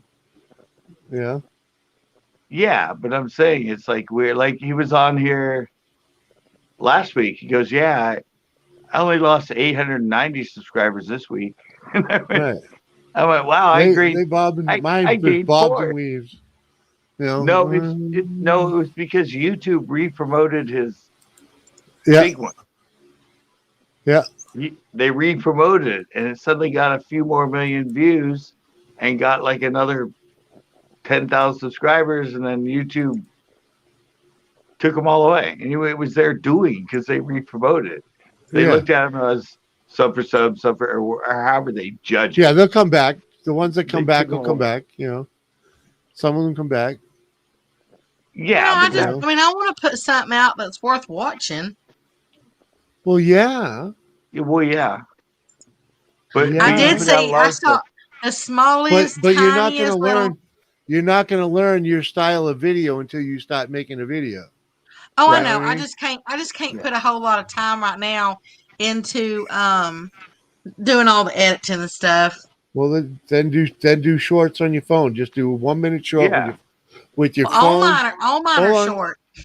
Yeah, but with your phone held like this, and put hashtag short in the comment in the description, and keep it under a minute, and do that once a day, twice a day, whatever. Whenever you float your boat. Just a quick shout out about what you're doing, what you got done, what you got going on. That's what I said. All my stuff right now, I mean, they're all shorts except for my live streams. Mm-hmm. Yeah, but I said that's why I like lives. When I do a full show, it takes me on average about 12 hours to edit it. Mm-hmm. Yeah, it can be horrible. Yeah, and Becca, what you can do is once you get more into it, is you could be like me. You could be sitting here on a live stream shooting the shit with people while you're editing. And once in a while, when you'll see me say, I'll say I'll be back, and I'll have to mute the whole fucking stream, because like I gotta fucking hear what I'm doing, So like I'll disappear and come back. Well, Nick's newest TikTok he has up, about the bullet. Did you ever see that one? You probably don't follow on TikTok, but he made it while he was on the live with me. Mm-hmm. We came up with the idea, and he filmed the whole thing while he was on live and did a bunch of different things. I just want to have fun on mine. If it ever becomes too much work, then I won't do it. Right, and that's what I'm trying to tell you is just is have fun with it because once you get into trying to make a video, about what you're doing or what you're talking about or whatever, and you got to film it. You're gonna film it, and then you're gonna sit down and make a video of it, and then you're gonna critique the fuck out of it, and you're gonna be your own worst enemy. All right, and and you know what? The thing is, you just gotta learn your way around. Make a couple hundred bad videos before you're gonna make a good video. And I am my own worst critic. I mean, I've always been like that. And if you can, I leave. Never perfect. If you go look at my video list and search for oldest, my first video is still there, and you watch them. They're pathetic. They're pathetic. But everybody's like, oh yeah, cool, keep it up. Keep it up. Really? That's my very first video. Honestly, I've had very few negative comments ever on YouTube. My first one was kind of like an afterthought because I had made those quail breasts, and then they came out of the oven, and I thought because somebody had been wanting me to put out something. They just said put out whatever, just put something out. That's what I'm trying to tell you. Exactly. Yeah. Just and so I just took my phone. Yeah, I just took my phone over there and I made that little span across it. Now I did type in the description box, the recipe, everything I did and all that stuff. But I did all that, and I think that one's got I want to say that one's got 1,600 views now. Nice. Yeah. Nice. But just keep doing little things like that. Too. And the more little things like that you do, the more comfortable you'll get with the camera, and you'll learn how to make the better shots to make it easier for you.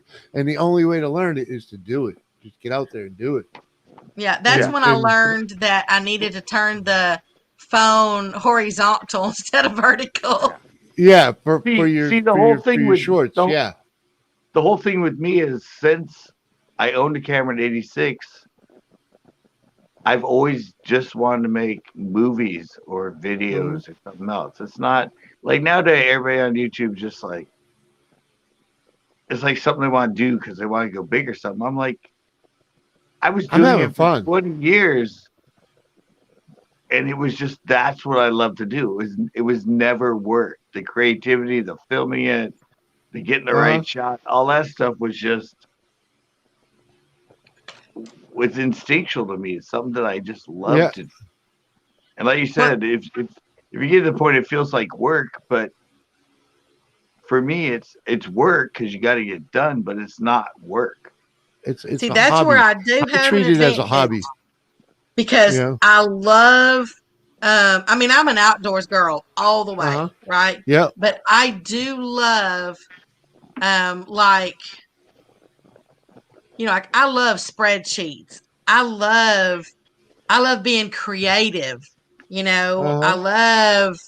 I love figuring things out, like these thumbnails. Yep. Now I don't want to Right. go read a novel. I don't want to, I don't want to do none of that. But when it comes to, like you said, CCB, like graphics and stuff like that, I'm not a graphic artist, but Uh-huh. I love when I can use my creativity to put those things together. I'm actually Right. thinking about doing a poetry series too, because I write so much poetry that I've had so many people in the catfishing community that have said, you need to do a book, because I'm constantly writing poems, in the chat Yeah. boxes for them. Uh-huh.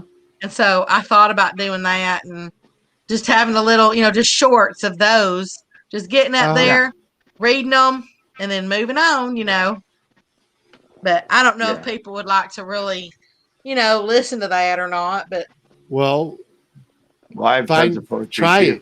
it. Try it. Just try it. Just try. Who is that? And Is it you got to think of, you somebody has can. a channel where she does a lot of poetry. There's That does plenty of live. poetry channels. There's the plenty only No, of but them. ones, the only ones I can't, I wouldn't be able to read or whatever do, are the ones that I write that people have told me that they need to be put in Playboy. Oh, I focused on those. Well, you might want to. I Yeah, focused I on mean, those. I'll tell you. yeah, that might be what you will get you, Yeah. over the top. No, because I know? don't think you can use that kind of language on YouTube. Well, you gotta think about it. I mean, could you rewrite it and be just as hot? No, Or I like it just the way it is. or actually, you can use language because you can say fucking and dick and You can, but I don't. You will very rarely ever hear me cuss ever, okay. and it's just something that even when I loud, generally I start laughing, and it just feels. It's kind of like the P word. I can't even say that because it sounds so funny coming out of my mouth.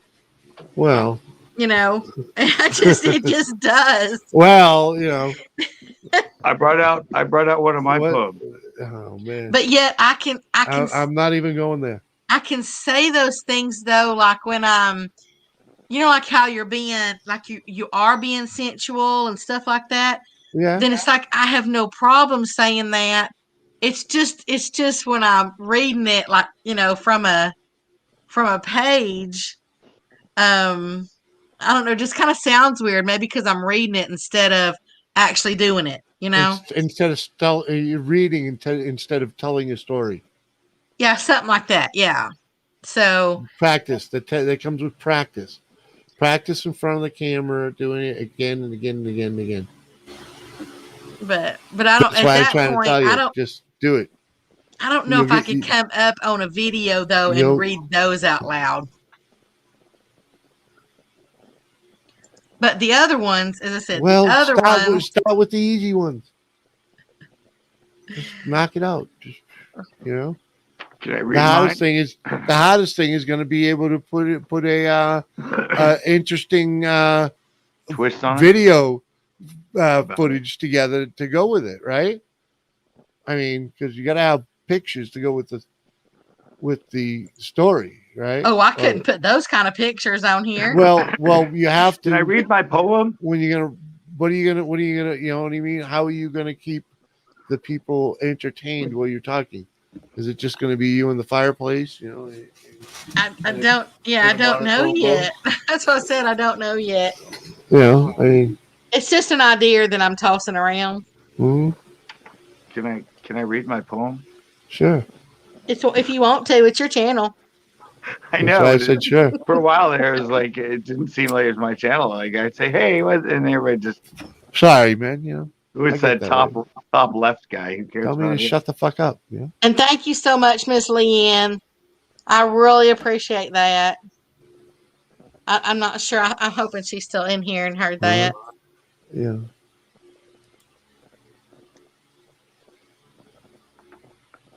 It seems anticlimactic for me right now. Right now. I'm like, that was a while ago. I know. Okay, here's one of mine. All right, have at it. All right. I don't know. This is like hard to do, but anyway. As the light begins to fade, a world turns brighter. One loss to everyone but us. Grand is existence. We share in what time it gives. Too short it always seems. A life lived under darkness, giving breath into our completeness. Searching for the day, we drift among our dreams, floating towards the light, embracing what comes, wandering through what life has to give, gathering stars along the way, finding what offers, finding what others cannot. Souls completing their journey, awakening to the it's kind of faded. Awakening to the light of day. Time will no longer fall short. Life opens its doors, offering all that it has to give. Love, happiness, commitment. Our eyes open into the dream, out of the light into the day. You should write that in your computer and have it in type instead of cursive. Type. This is actually an email, a poem I wrote to my girlfriend. Nice. And you just hadn't recited it in a while. Yeah. And I'm not good at reading stuff. But this was we spent a lot of time where we could only see each other at night. Yeah. And then during the day. So that was sort of where this came from. That one kind of sounds, because it's more of like the interpretation of, it's not so much, it's like telling a story, but doing it kind of in pieces, you know? Yeah, that's what poems are. No, I'm saying there's certain ways. I know a ton about poetry, and I can't think of the words. Yeah. But it's like because some poems tell a story, but yours is in kind of like sections of, I don't even know how to explain it. Yeah, that's the way my mind works. Yeah. This is. Yeah, because I wrote one similar to that. Obviously it's not your, the same one, whatever. But mine was called A Heart Growing Cold. And I wrote that one like right after I had gotten divorced. Yeah. And I think I had started dating or something. And I just wasn't sure, And so mine actually went, a heart that's pure behind this wall of gold, hard as steel and growing cold, beating less each time it's broken from hurtful words repetitively spoken. A soul that guides the journey of that heart, unclear direction, a map torn apart. Unanswered questions, fear of the unknown, confused feelings to figure out alone. A comfort zone behind that wall, pondering possibility that wall could fall. Let someone in to take that chance to try again at true romance. Into the future, which route to take with that fragile heart, decisions to make. Yeah. So I'm saying it's kind of like you're telling a story, but it's in very minimal. You just told like 10 years worth of stuff, but in very minimal lines. Yeah, and it's usually if you write it right. Anyway, when I write my poem, it's extremely, extremely personal. It's about a certain person and situation. And so a lot of times when you read stuff like that, unless you're that person, you might get a totally different story from it. You know, it's up to interpretation the way that I write mine. So it's not direct in a way. Because, I mean, did I tell you a story about the one that I wrote when I went to, did I tell last week or no? I don't know. Well, when I went to school, I took all my like 100 level classes like later. I mean, the ones I didn't need to like progress to like higher up type stuff. So I ended up taking an English class or English writing class when I was like 27. Yeah. And the teacher was like 23, I think. Yeah. They had just graduated in literature. And that was her first job. And then I got in there and I'm really good at writing and writing stories and all that. And in class, I'd bring up stuff and say stuff about interpretation of what you're writing and how it's taken. One of them was Socrates. The one about what it was Socrates or Plato. The one about where the woman stands up and does the speech, and it's supposedly like the first women's lib sort of thing because she was strong, and women back in that time wouldn't go up on a stage and make a speech. Mm-hmm. And I went, maybe it was a comedy. And she went, oh no, all the scholars agreed. This was the first writing about women standing up and being strong. I'm like, nobody was there when it was played. We know the story, but maybe the play was a comedy.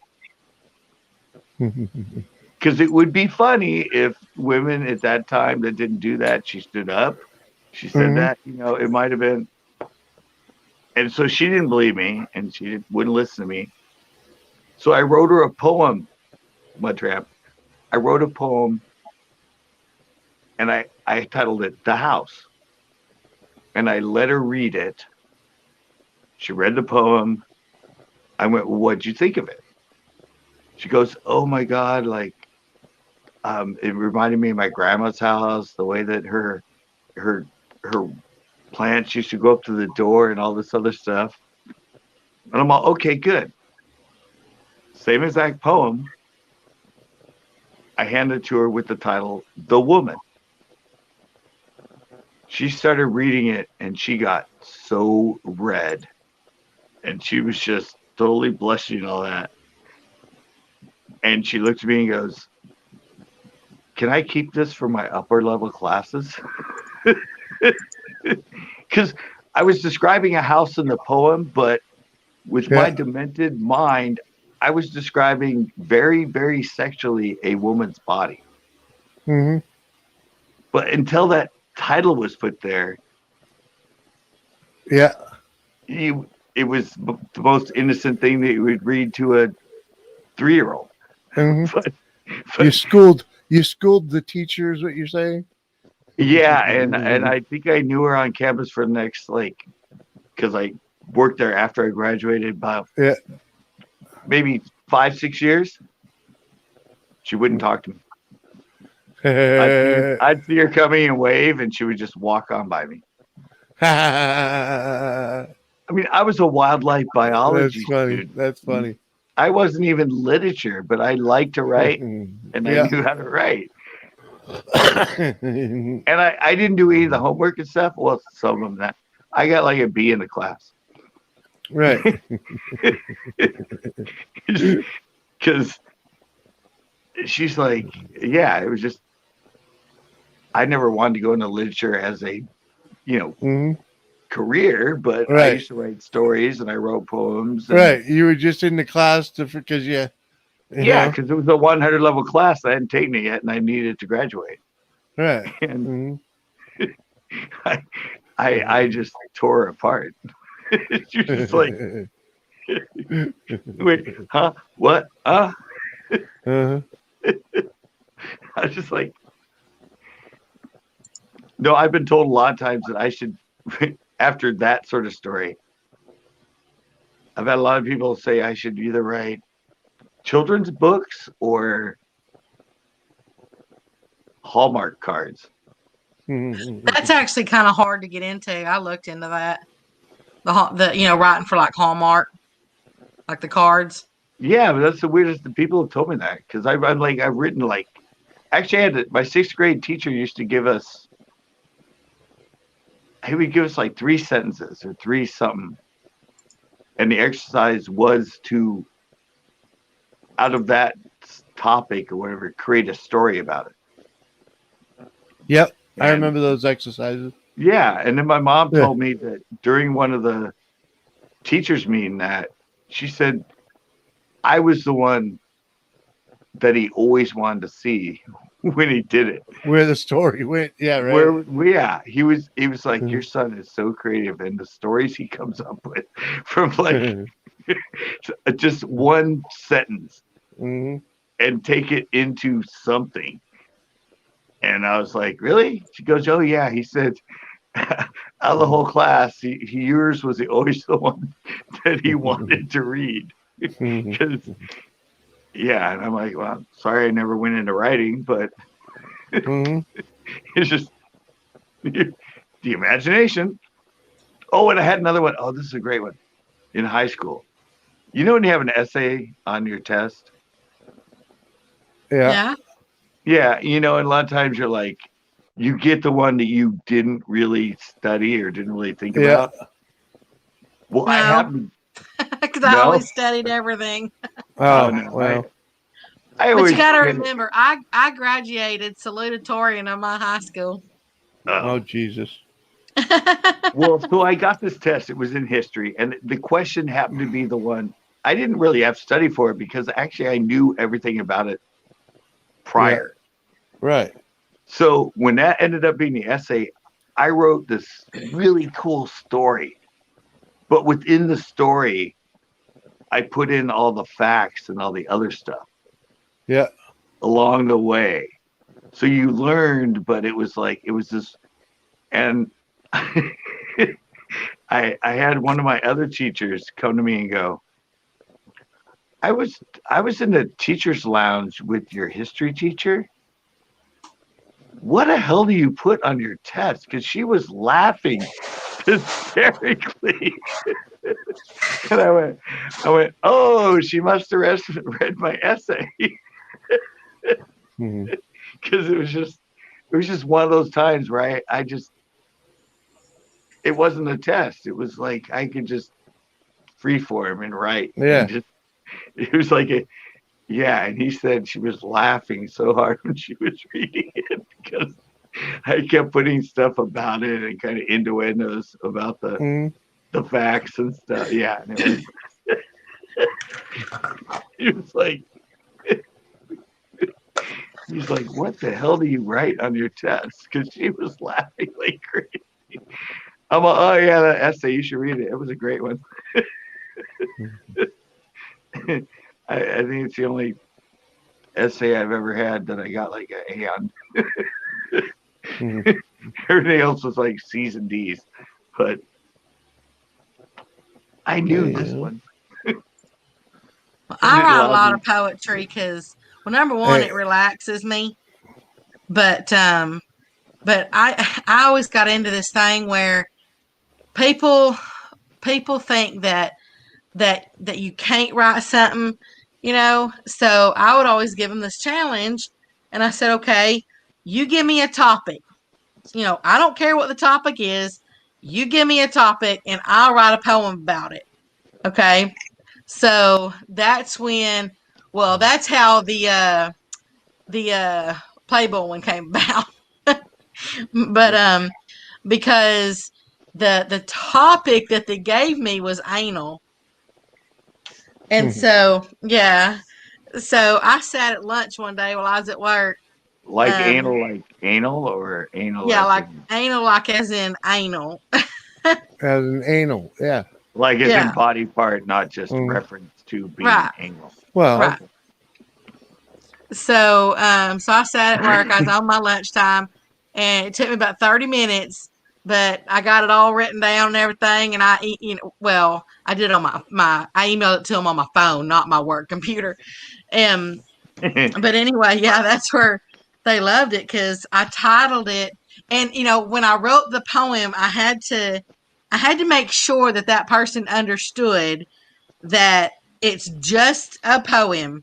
It's not from experience. It's not an invitation. It's not, it's just a poem, right? Don't read into it more than just a poem.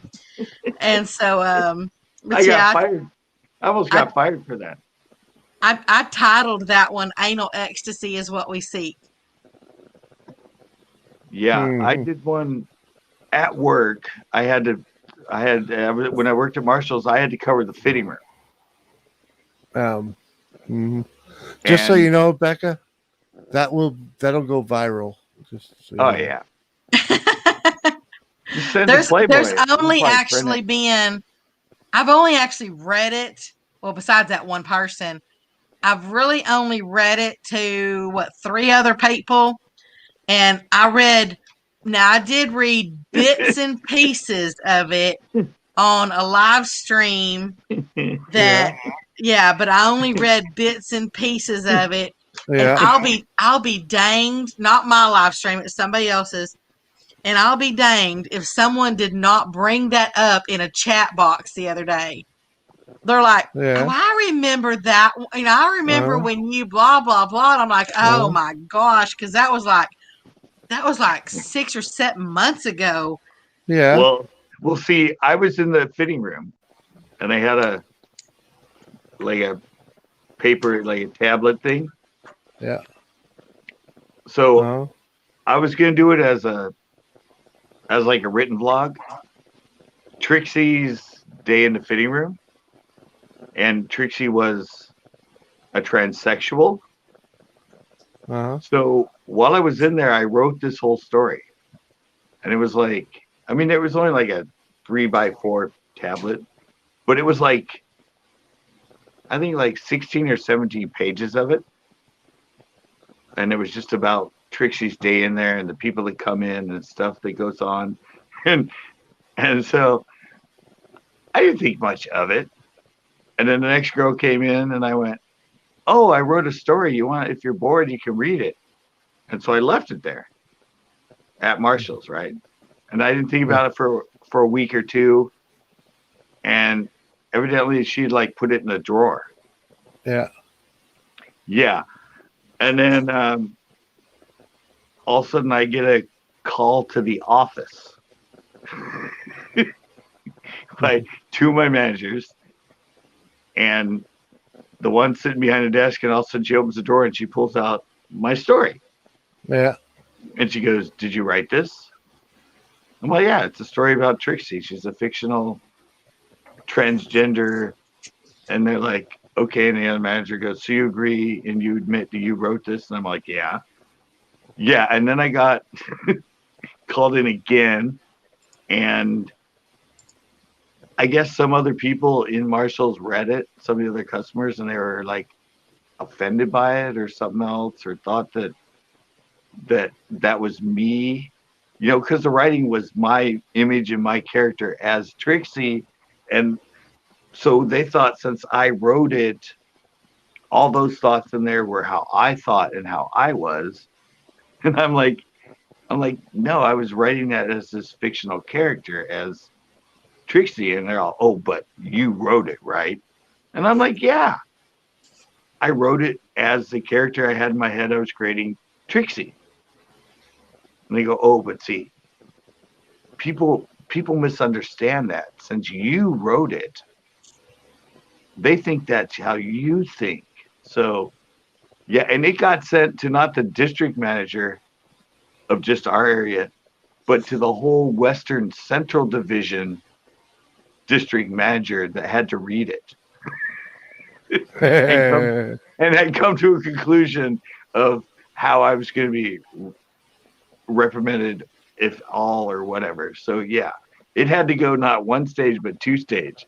So Right. my story got read by all them, and yeah, so I got written up for writing a story. Basically, yeah. Right. Well, I just wrote a story. you But actually got written up for leaving it laying around at work. yeah, because I went in and it sat in there. I could have probably opened the door and seen it and went, oh, I should take this home. I should have, because it was the first edition of, because I want to do it as a blog. It was the first edition of Trixie's Day in the Thing Room. So, but I don't know. Other people said, oh, I read it. That was so funny. That was great. Yeah, it's still in there if anybody else wants to read it. So I kind of left it to them, but then I think that the head manager found it or something. Mm-hmm. And so, yeah. Either way, someone took it the wrong way. Yeah. It's like the day story. Hold on, here's one for you for people taking something the wrong way. Once upon a time, the boss gave us button-up denim shirts for Christmas presents. Nice shirt, right? But it has the company logo on it. So I'm like, well, fuck, I can't wear this thing at work. You know, it's gonna get filthy. I'm like, well, fuck it. I fucking put it on, and I put a goofy tie on with it too. Literally, freaking, you know, and I Goofy from the cartoons. Oh, Goofy, yeah, like that. Yeah, on a fucking on a shirt for a mover. You know, so I showed up in the office first thing with a freaking Goofy tie on. Like, yeah, button up shirt. Hey, man. He didn't like you? No, he thought I was shitting on his shirt. I was shitting on his shirt. I was like, you gave me a button up shirt, man. What am I gonna do with that? Can't wear this thing. They need a tie. Can't wear this thing. I'm a fucking mover, man. No, you should went no respect. No respect. A bunch of balls, that's all. I get no respect. The fuck? Have a shot. Turn the Rodney on him. What? Pulled out the old Dangerfield. Well, that's kind of what I was doing, but you know. Yeah, I mean, colored shirt, you got, you know, they're made for a tie. Put Goofy on there. What the hell? Right. Fucking, you mover showing up with a fucking button-up shirt and a fucking button-up long sleeve shirt and a fucking tie on it with Goofy on it. Yeah, Goofy. It was Goofy playing golf too. Even better.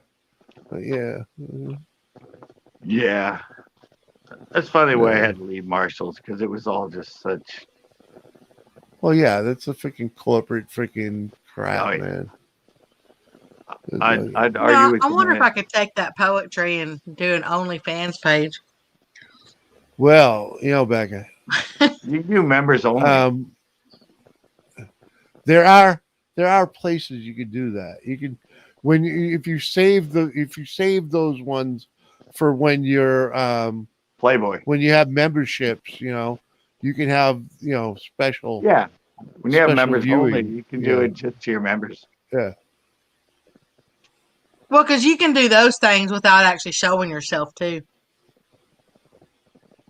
Yeah, poetry. Yeah. Yeah, I mean you could do that, especially reciting poetry. Oh yeah, you know, if you don't want the whole world to hear you cussing and, you know, whatever, just a select few that, you know, pay for the experience. Exactly. Of, you know, yeah, you can definitely do that. Yeah, somebody told me, or there was a few people that told me, you know, hey, you need to open an OnlyFans page. And I didn't know what that was when they first mentioned it, so I had to Google it to see what it was. Yeah.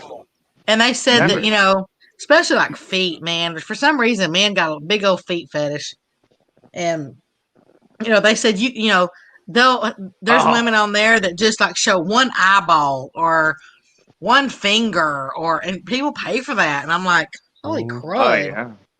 They said you should get on there and just talk, and I'm like, well, you have been doing research. People, yeah, that's what I said. People pay for that.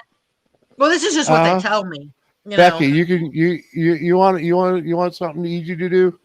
Grab a children's book. Well, no, not really, but grab a book. Just grab a book and read it, to the freaking camera. Yeah. Yeah, but can't you get copyrighted like that? No. No, not reading it. Unless you're reading it in a voice of somebody that's done an automated version of it. Right. I mean, it won't pick Are it you up. talking about OnlyFans? Or are you talking about YouTube? YouTube. So you can Yeah. actually take any No, book. you could pick it up You and just can read read it. Yeah. Yeah, you can read it online. Why couldn't you? Well, because you can't do music that's not, well, okay, but you're singing it, not them.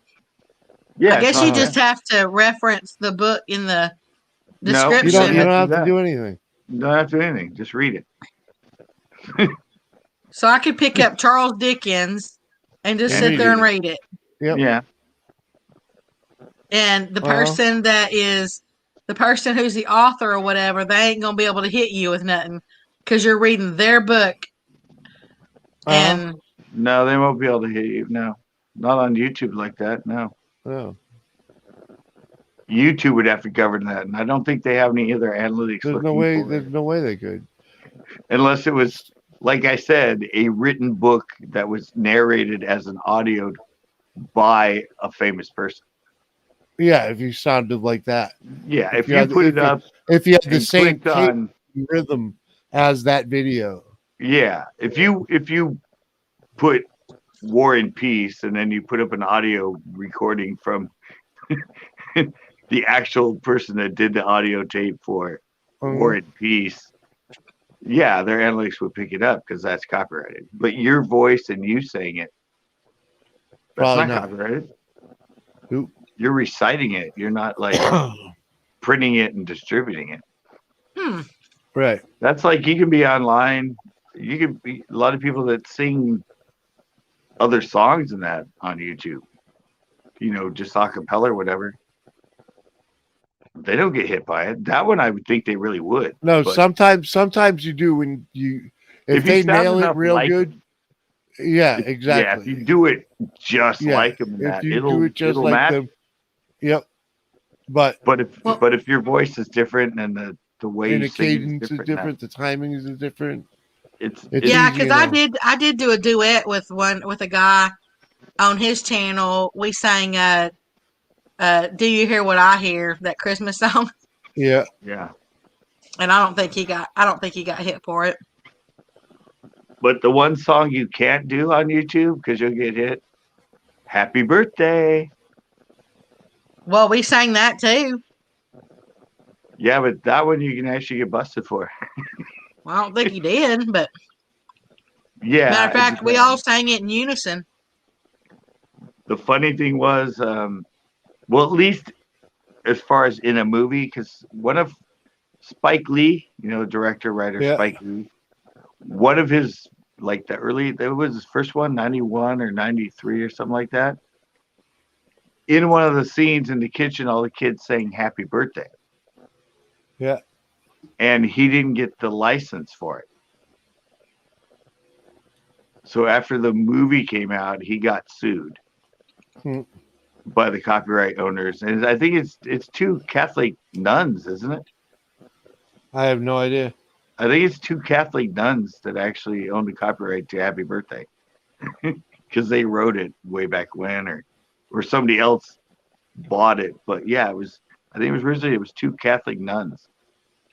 Well, I thought about "Happy Birthday" running some kind of contest or something about people submitting like a short story. Don't have to be very long or nothing, but just a short story. That way they're all original. And then, they send them to me and then, I sit there and read them. But see, what you're saying though is I can just take any old book and just start pick it up and read it. Yeah, there's already people that yeah. do that. There's already people that do that though. I know there's one girl that reads the Scully's- Bible. There's a guy Scully that does it too. Oh. Yeah, and now there's Scully the new something thing around. on TikTok is they go live and all they do is write your name when you put it into chat. That's trending on TikTok. I need They're to live. get a drink. I'll be back. and people put their name in, and one guy's really good because he does incredible freaking calligraphy with the calligraphy pen, and he has a book in that, and he's live on TikTok, and then when he sees it, he writes your name in the book, and then he goes to the next person, he writes, and there's another girl that does it on a tablet, and every time somebody puts her name in the chat, she writes it on a tablet, and of course the tablet turns it into really cool script or whatever. And they have like 500, 600, 700 people in their live. Like, what? But see, like you were saying earlier, they personalized it. She's spending the time to write everybody's name in the chat down. Yeah. But that's all the chat is. It's just them writing down names. Well, I was just trying to think of something until I can get over there and do like real videos. I was just trying to think of something to do that, kind of keeps it active, and yeah, something I can sit down. It ain't going to take, 75 hours to put together. Damn, there are a lot of spiders around right now. Must be warm out. So I was just trying to come up with, it was going to be like outdoor stories, like hunting and fishing, or just something that, like I was going to do something that might have happened to them, some little funny thing that might have happened, or,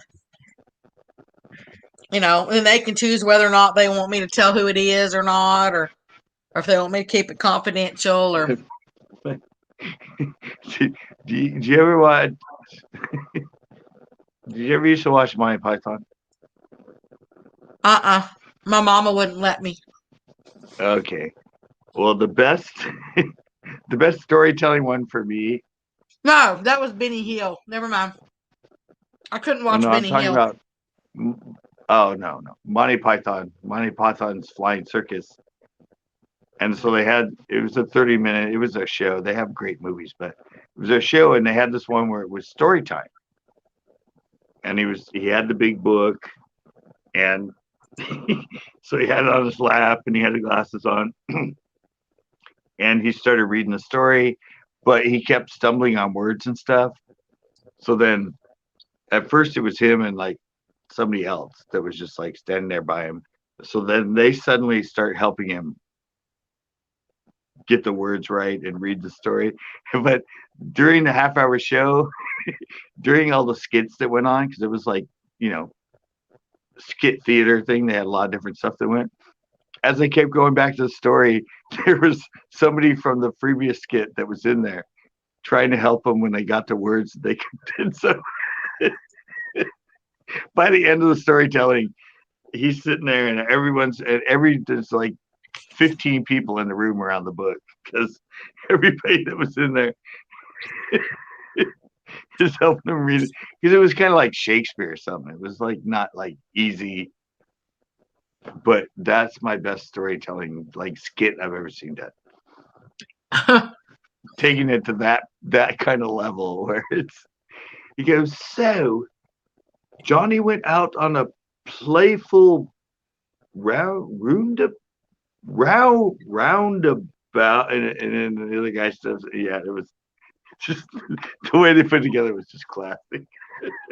And at the end, in one of the skits, they had the Scottish suicide team, and they were the army men, but they were trained in how to commit suicide. So they all came in and jumped out the window to their death because they were practicing. So, and in the end, one of them's like in there laying dead in front of the whole place. Like, yeah, it was the Scottish crack suicide team. There's a fishing channel that started, and they're actually growing fairly quickly. They it's a man and his wife. He built this, like, I don't know, this contraption that holds fishing rods, and then he built this thing behind it that is when the fish bites, it it somehow activates this thing. You know how you remember like It in snaps county. back. Well, you remember how when in county fairs you would take the little mallet thing and you'd hit that thing and make the thing go up and hit the bell. Yeah. You remember those? Okay, this little thing he's built. It's like when the fish pool, it makes the little thing instead of going up and hitting a bell, it goes up and sees how far it can go up, depending on how big the takedown is that the fish does. Okay. Yeah, and so he's made a game of it. And so when you go into his Automatic channel, hook. yeah, when you go into his channel now, when you begin it, he put you choose numbers in the chat box, and he's got, so whoever wins, they're the 4 contestants. And so, because there's 4 rods out there, and you have to pick which rod you want, which bait you want to use, and I think what level of prize or something like that. And he just did his very first one the other day. He's been announcing his stuff, but he did his very first one the other day. And I mean, it was really successful. I mean, I think he's really got a good concept there to to build on. People seem to love it.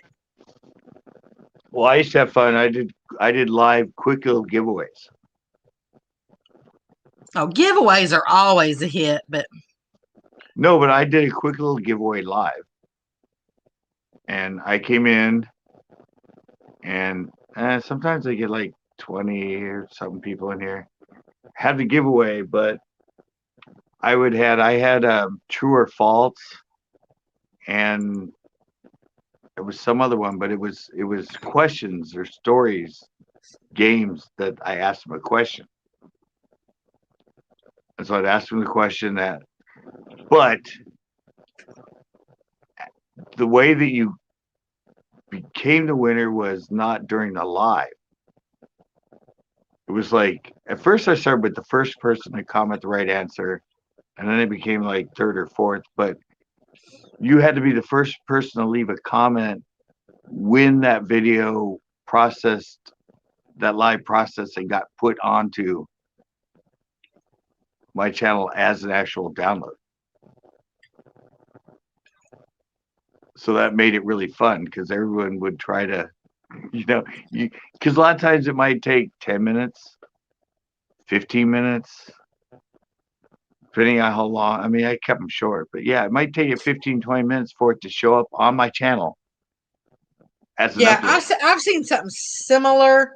Not so much, people know that you're going to upload it, but I've seen channels where they'll say, that the first person that comments on the live stream is like the person that they're going to shout out, Yeah, that's that. old.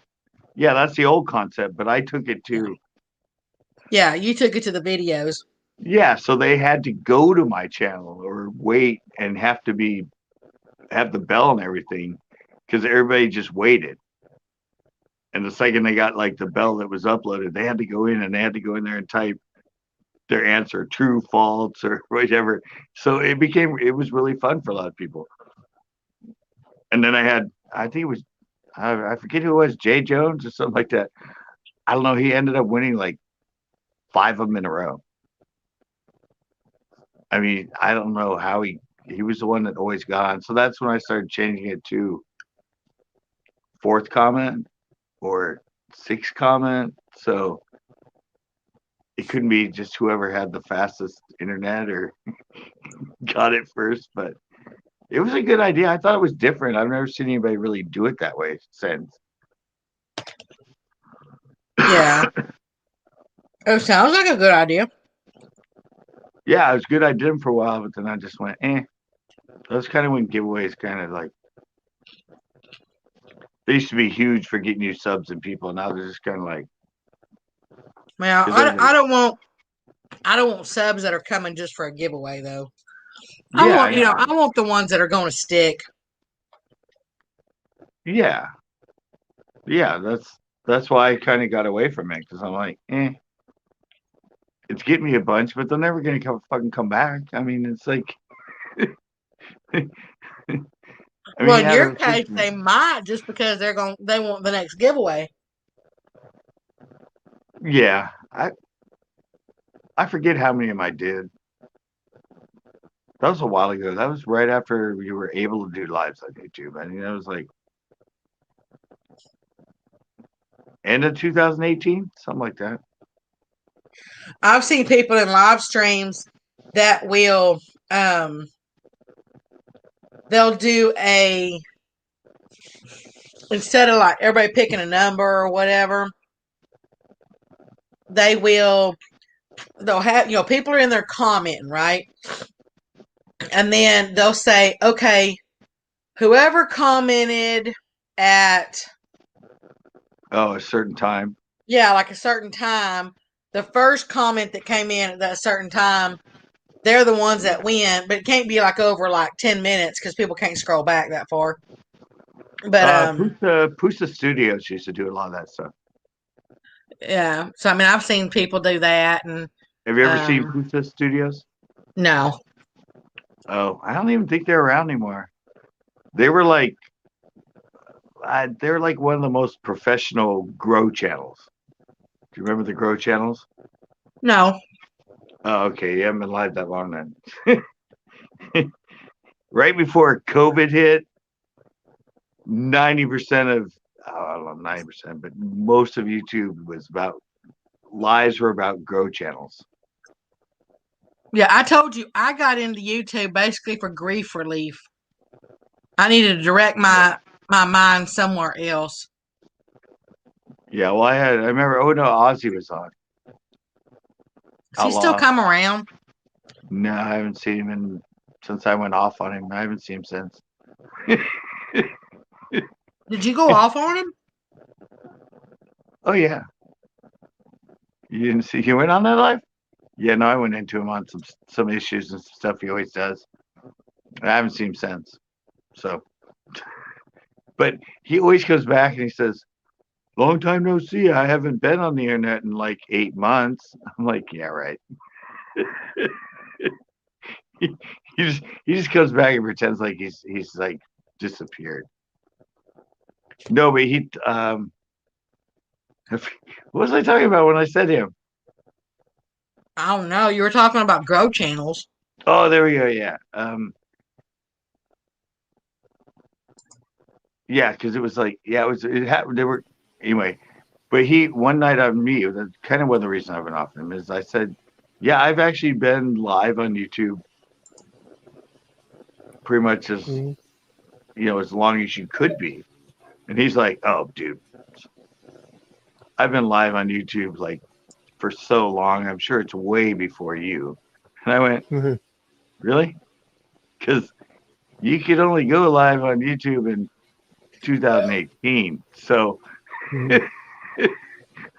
I went March 2018. So, I mean, you could have beat me by a couple months, but panel streams anyway. Yeah, he always pretends like he knows. Like, wow, he didn't even That's know. why I said I never had anything against the guy. I never did. But when I'm up here, and the first thing he says when he comes up on panel is, "Well, Mud Tramp, I'm taking just in case you're, in case you have any of those ideas or whatever he said." And I'm going, "What the freak are you talking about?" That's typical Ozzy, though. He thinks he's all that. I was just like, number one, I can't even say what you look like. You're just behind an icon. I said, number one, I don't even care about, about who you are. Yep. He was just being a butthead. Well, he's that kind of guy. Well, I guess he thought it was cute or whatever, but man, I was like, don't come up here naturally assuming that I want your body. Right?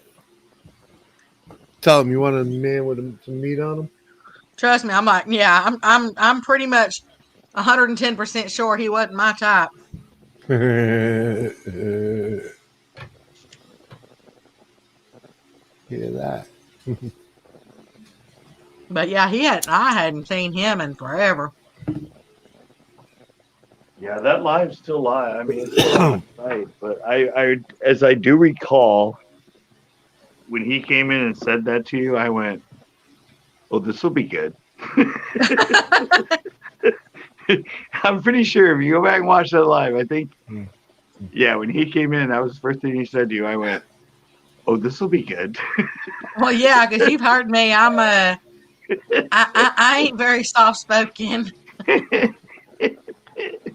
Yeah, because I mean, I'm yeah, gonna, that's since one. you already know me by now, I'm gonna tell you what I think, and it's gonna be, it's gonna be truthful. It's gonna be, Well, um, then you know what he said afterwards about it. He said, "Oh, but yeah, that's why." It's he's kind of like a guy that watches those like videos you watch on like how to pick up on any woman in a night. That's kind of the way he thinks. And he told me after, he goes, "Yeah, that's why I said it, because yeah, you saw how it got a reaction. It got her, saw how it got her." Like, I'm like, no, it was kind of rude, and she was justified to be kind of pissed. yeah. Like, Well, it wasn't so much pissed off. I'm just but it not gonna was, sit there. yeah, I'm just not gonna sit there and listen to it. Is all. I know. I just You said know. it. It's like, yeah, but I know what he was trying to do is because I could probably, with my personality the way I am, I could probably say that, and the person would be like find it like humorous now. But the way he said it and the way it just seemed so like genuine, like he really meant it when he said it. There was no, It was just plain stupid. yeah, there was no sarcasm or anything else. Like going, oh, please, I'm taken. It wasn't that way. It was just Well, and the what's way. what's really sad is it said he wasn't even showing himself. That's He why I never was did. like, yeah, I was like, that's why it was so stupid. He never has. You can see him in his videos he makes, but Yeah, that's right. he never ever comes on as himself ever.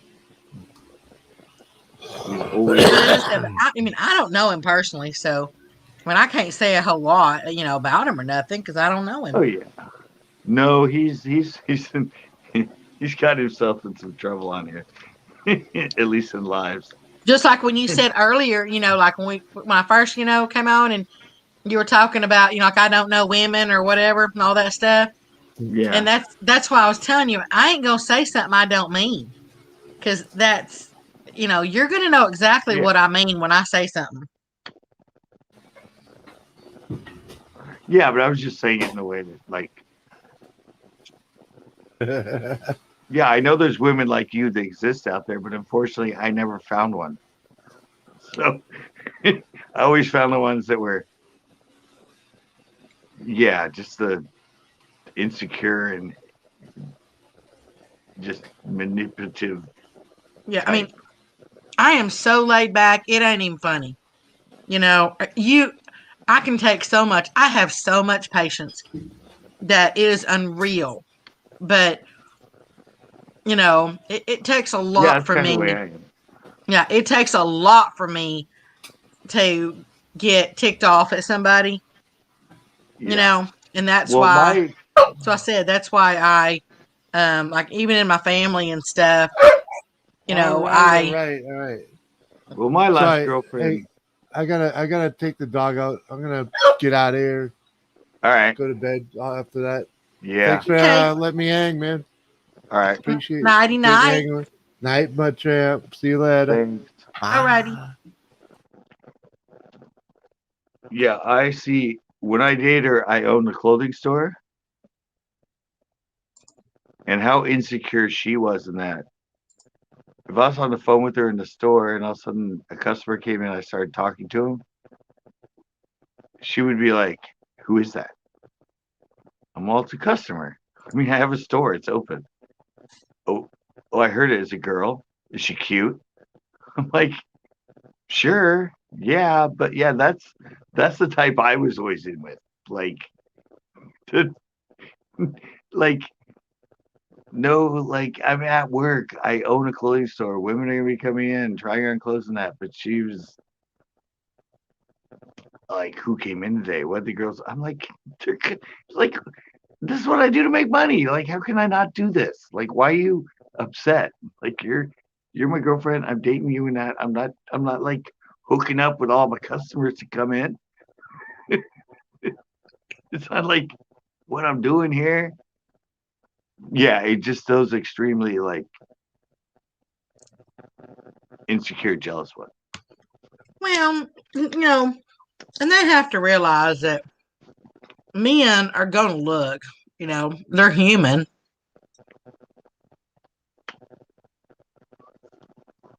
Just like, men will sit there and say, women do the same thing. Women are way worse. I don't know. I'm really not more about looks as I am. Oh my God! One time, because I always had more girlfriends than guy friends. Like I was always the. That's usually how it goes. I was like the gay friend. Anyway, I wasn't gay, but yeah, I was in San Luis and I went to the beach with like 6 or 8 of my girlfriends. I was the only guy there with them. They were freaking vicious. Oh my God. Like the things they say about other girls and walking in their bikinis and their like what they were wearing and all sorts of stuff. I'm just like, damn, and you guys call us bad? They were just like ripping all the other girls like that. Usually the ones that were attractive and good looking and good bodies, they were just like just ripping into them. And I'm like, well, you sound worse than if it was like I was here with 6 guys talking about that girl's body. You guys are just they were so just I'm like, damn. Yeah. Glad I mean glad that'll I'm on your happen. side. That'll happen, I guess. I mean, I don't know. I just think people are people no matter what. Well, this was college girls, 20, 21, like, but yeah, just like, look at that bit. Oh yeah, the thong. Yeah, you think you have such a good ass? I see some wrinkles on that ass. And who are you to just like? I'm like, things about their boobs and just everything. Just, I'm like, damn.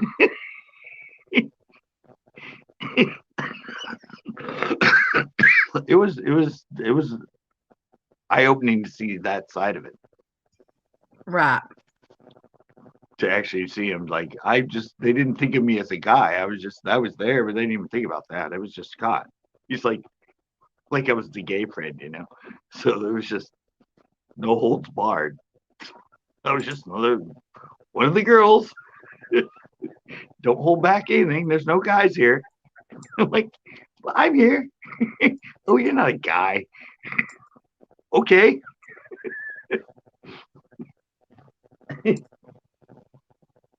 Right. I got that a lot for some reason. I wasn't a guy. Well, I think I'm gonna cut off of here. Yeah, I need to go too.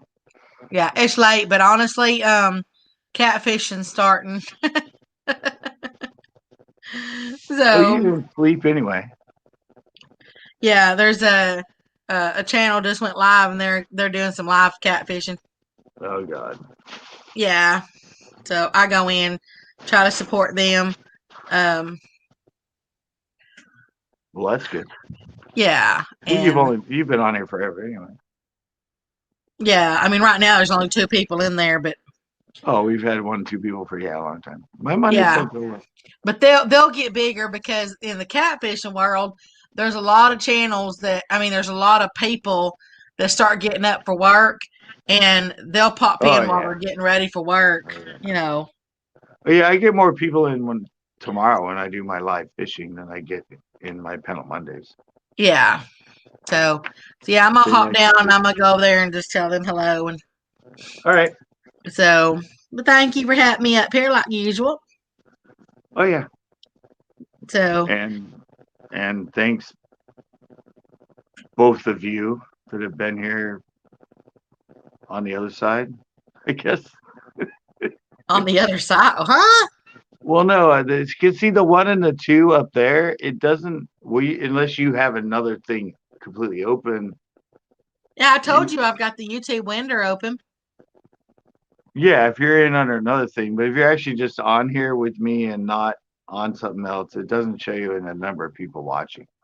Yeah, like right now it says there's one person watching. That's me. Because you have it on a separate. Yes, because I've got you on a separate tab on my computer on YouTube. Yeah, I do that so I can type in the chat box. Yeah, because I said if it was just you and me, that would say 0 if you weren't on it with something else. Because if I dropped my YouTube it tab, would then it would go down to 0. Yeah, anyway, you're here. Yeah, we figured that out one time because I think you had 4 people on and we had 6, and they went. I don't know. We figured it out somehow because suddenly 3 of them went away and it stayed at 6. Anyway, they were gone. So I'm like, no, see, they don't count when they're in the panel. As the Actually, Rattle Trap, they've been going now for a long time too. They started their stream and pretty much, it was like, who's still up? Because Backroads and Leanne both went over there to hang out for a little bit.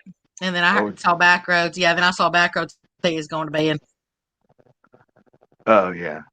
Yeah, I know. Yeah. Because people do that. They stream hop all the time. That's what I said. I don't. To me, it's fun to just do. And I said, I either go live and then I cut off and it uploads and I don't have to edit it. So it's great. Yeah. All right. I'll let you go. It's always fun. It's always fun to come in here. Oh, yeah. I always have fun. All right. Well, you sleep well, okay? Yeah, I'm feeling tired. So I mean, I'm not saying this in a bad way, but yeah, you're looking just a little tired, but you also been drinking too. Yeah, that's what I said. It's so it might be ready. It might be kicking in now. Yep. So all right, guys, I'm out of here. She's out of here. I'll be live again tomorrow. I think Elstera, I'm going to do bluegill fishing probably earlier though. 2 hours, about 2 hours before dark. Well, I'm talking to the one person in here, but I still end them because for some reason people watch these again later and scan through them. So yeah, thanks for everybody that was in here, and come in tomorrow. I'll be not on my porch in a cat in a hat, but fishing.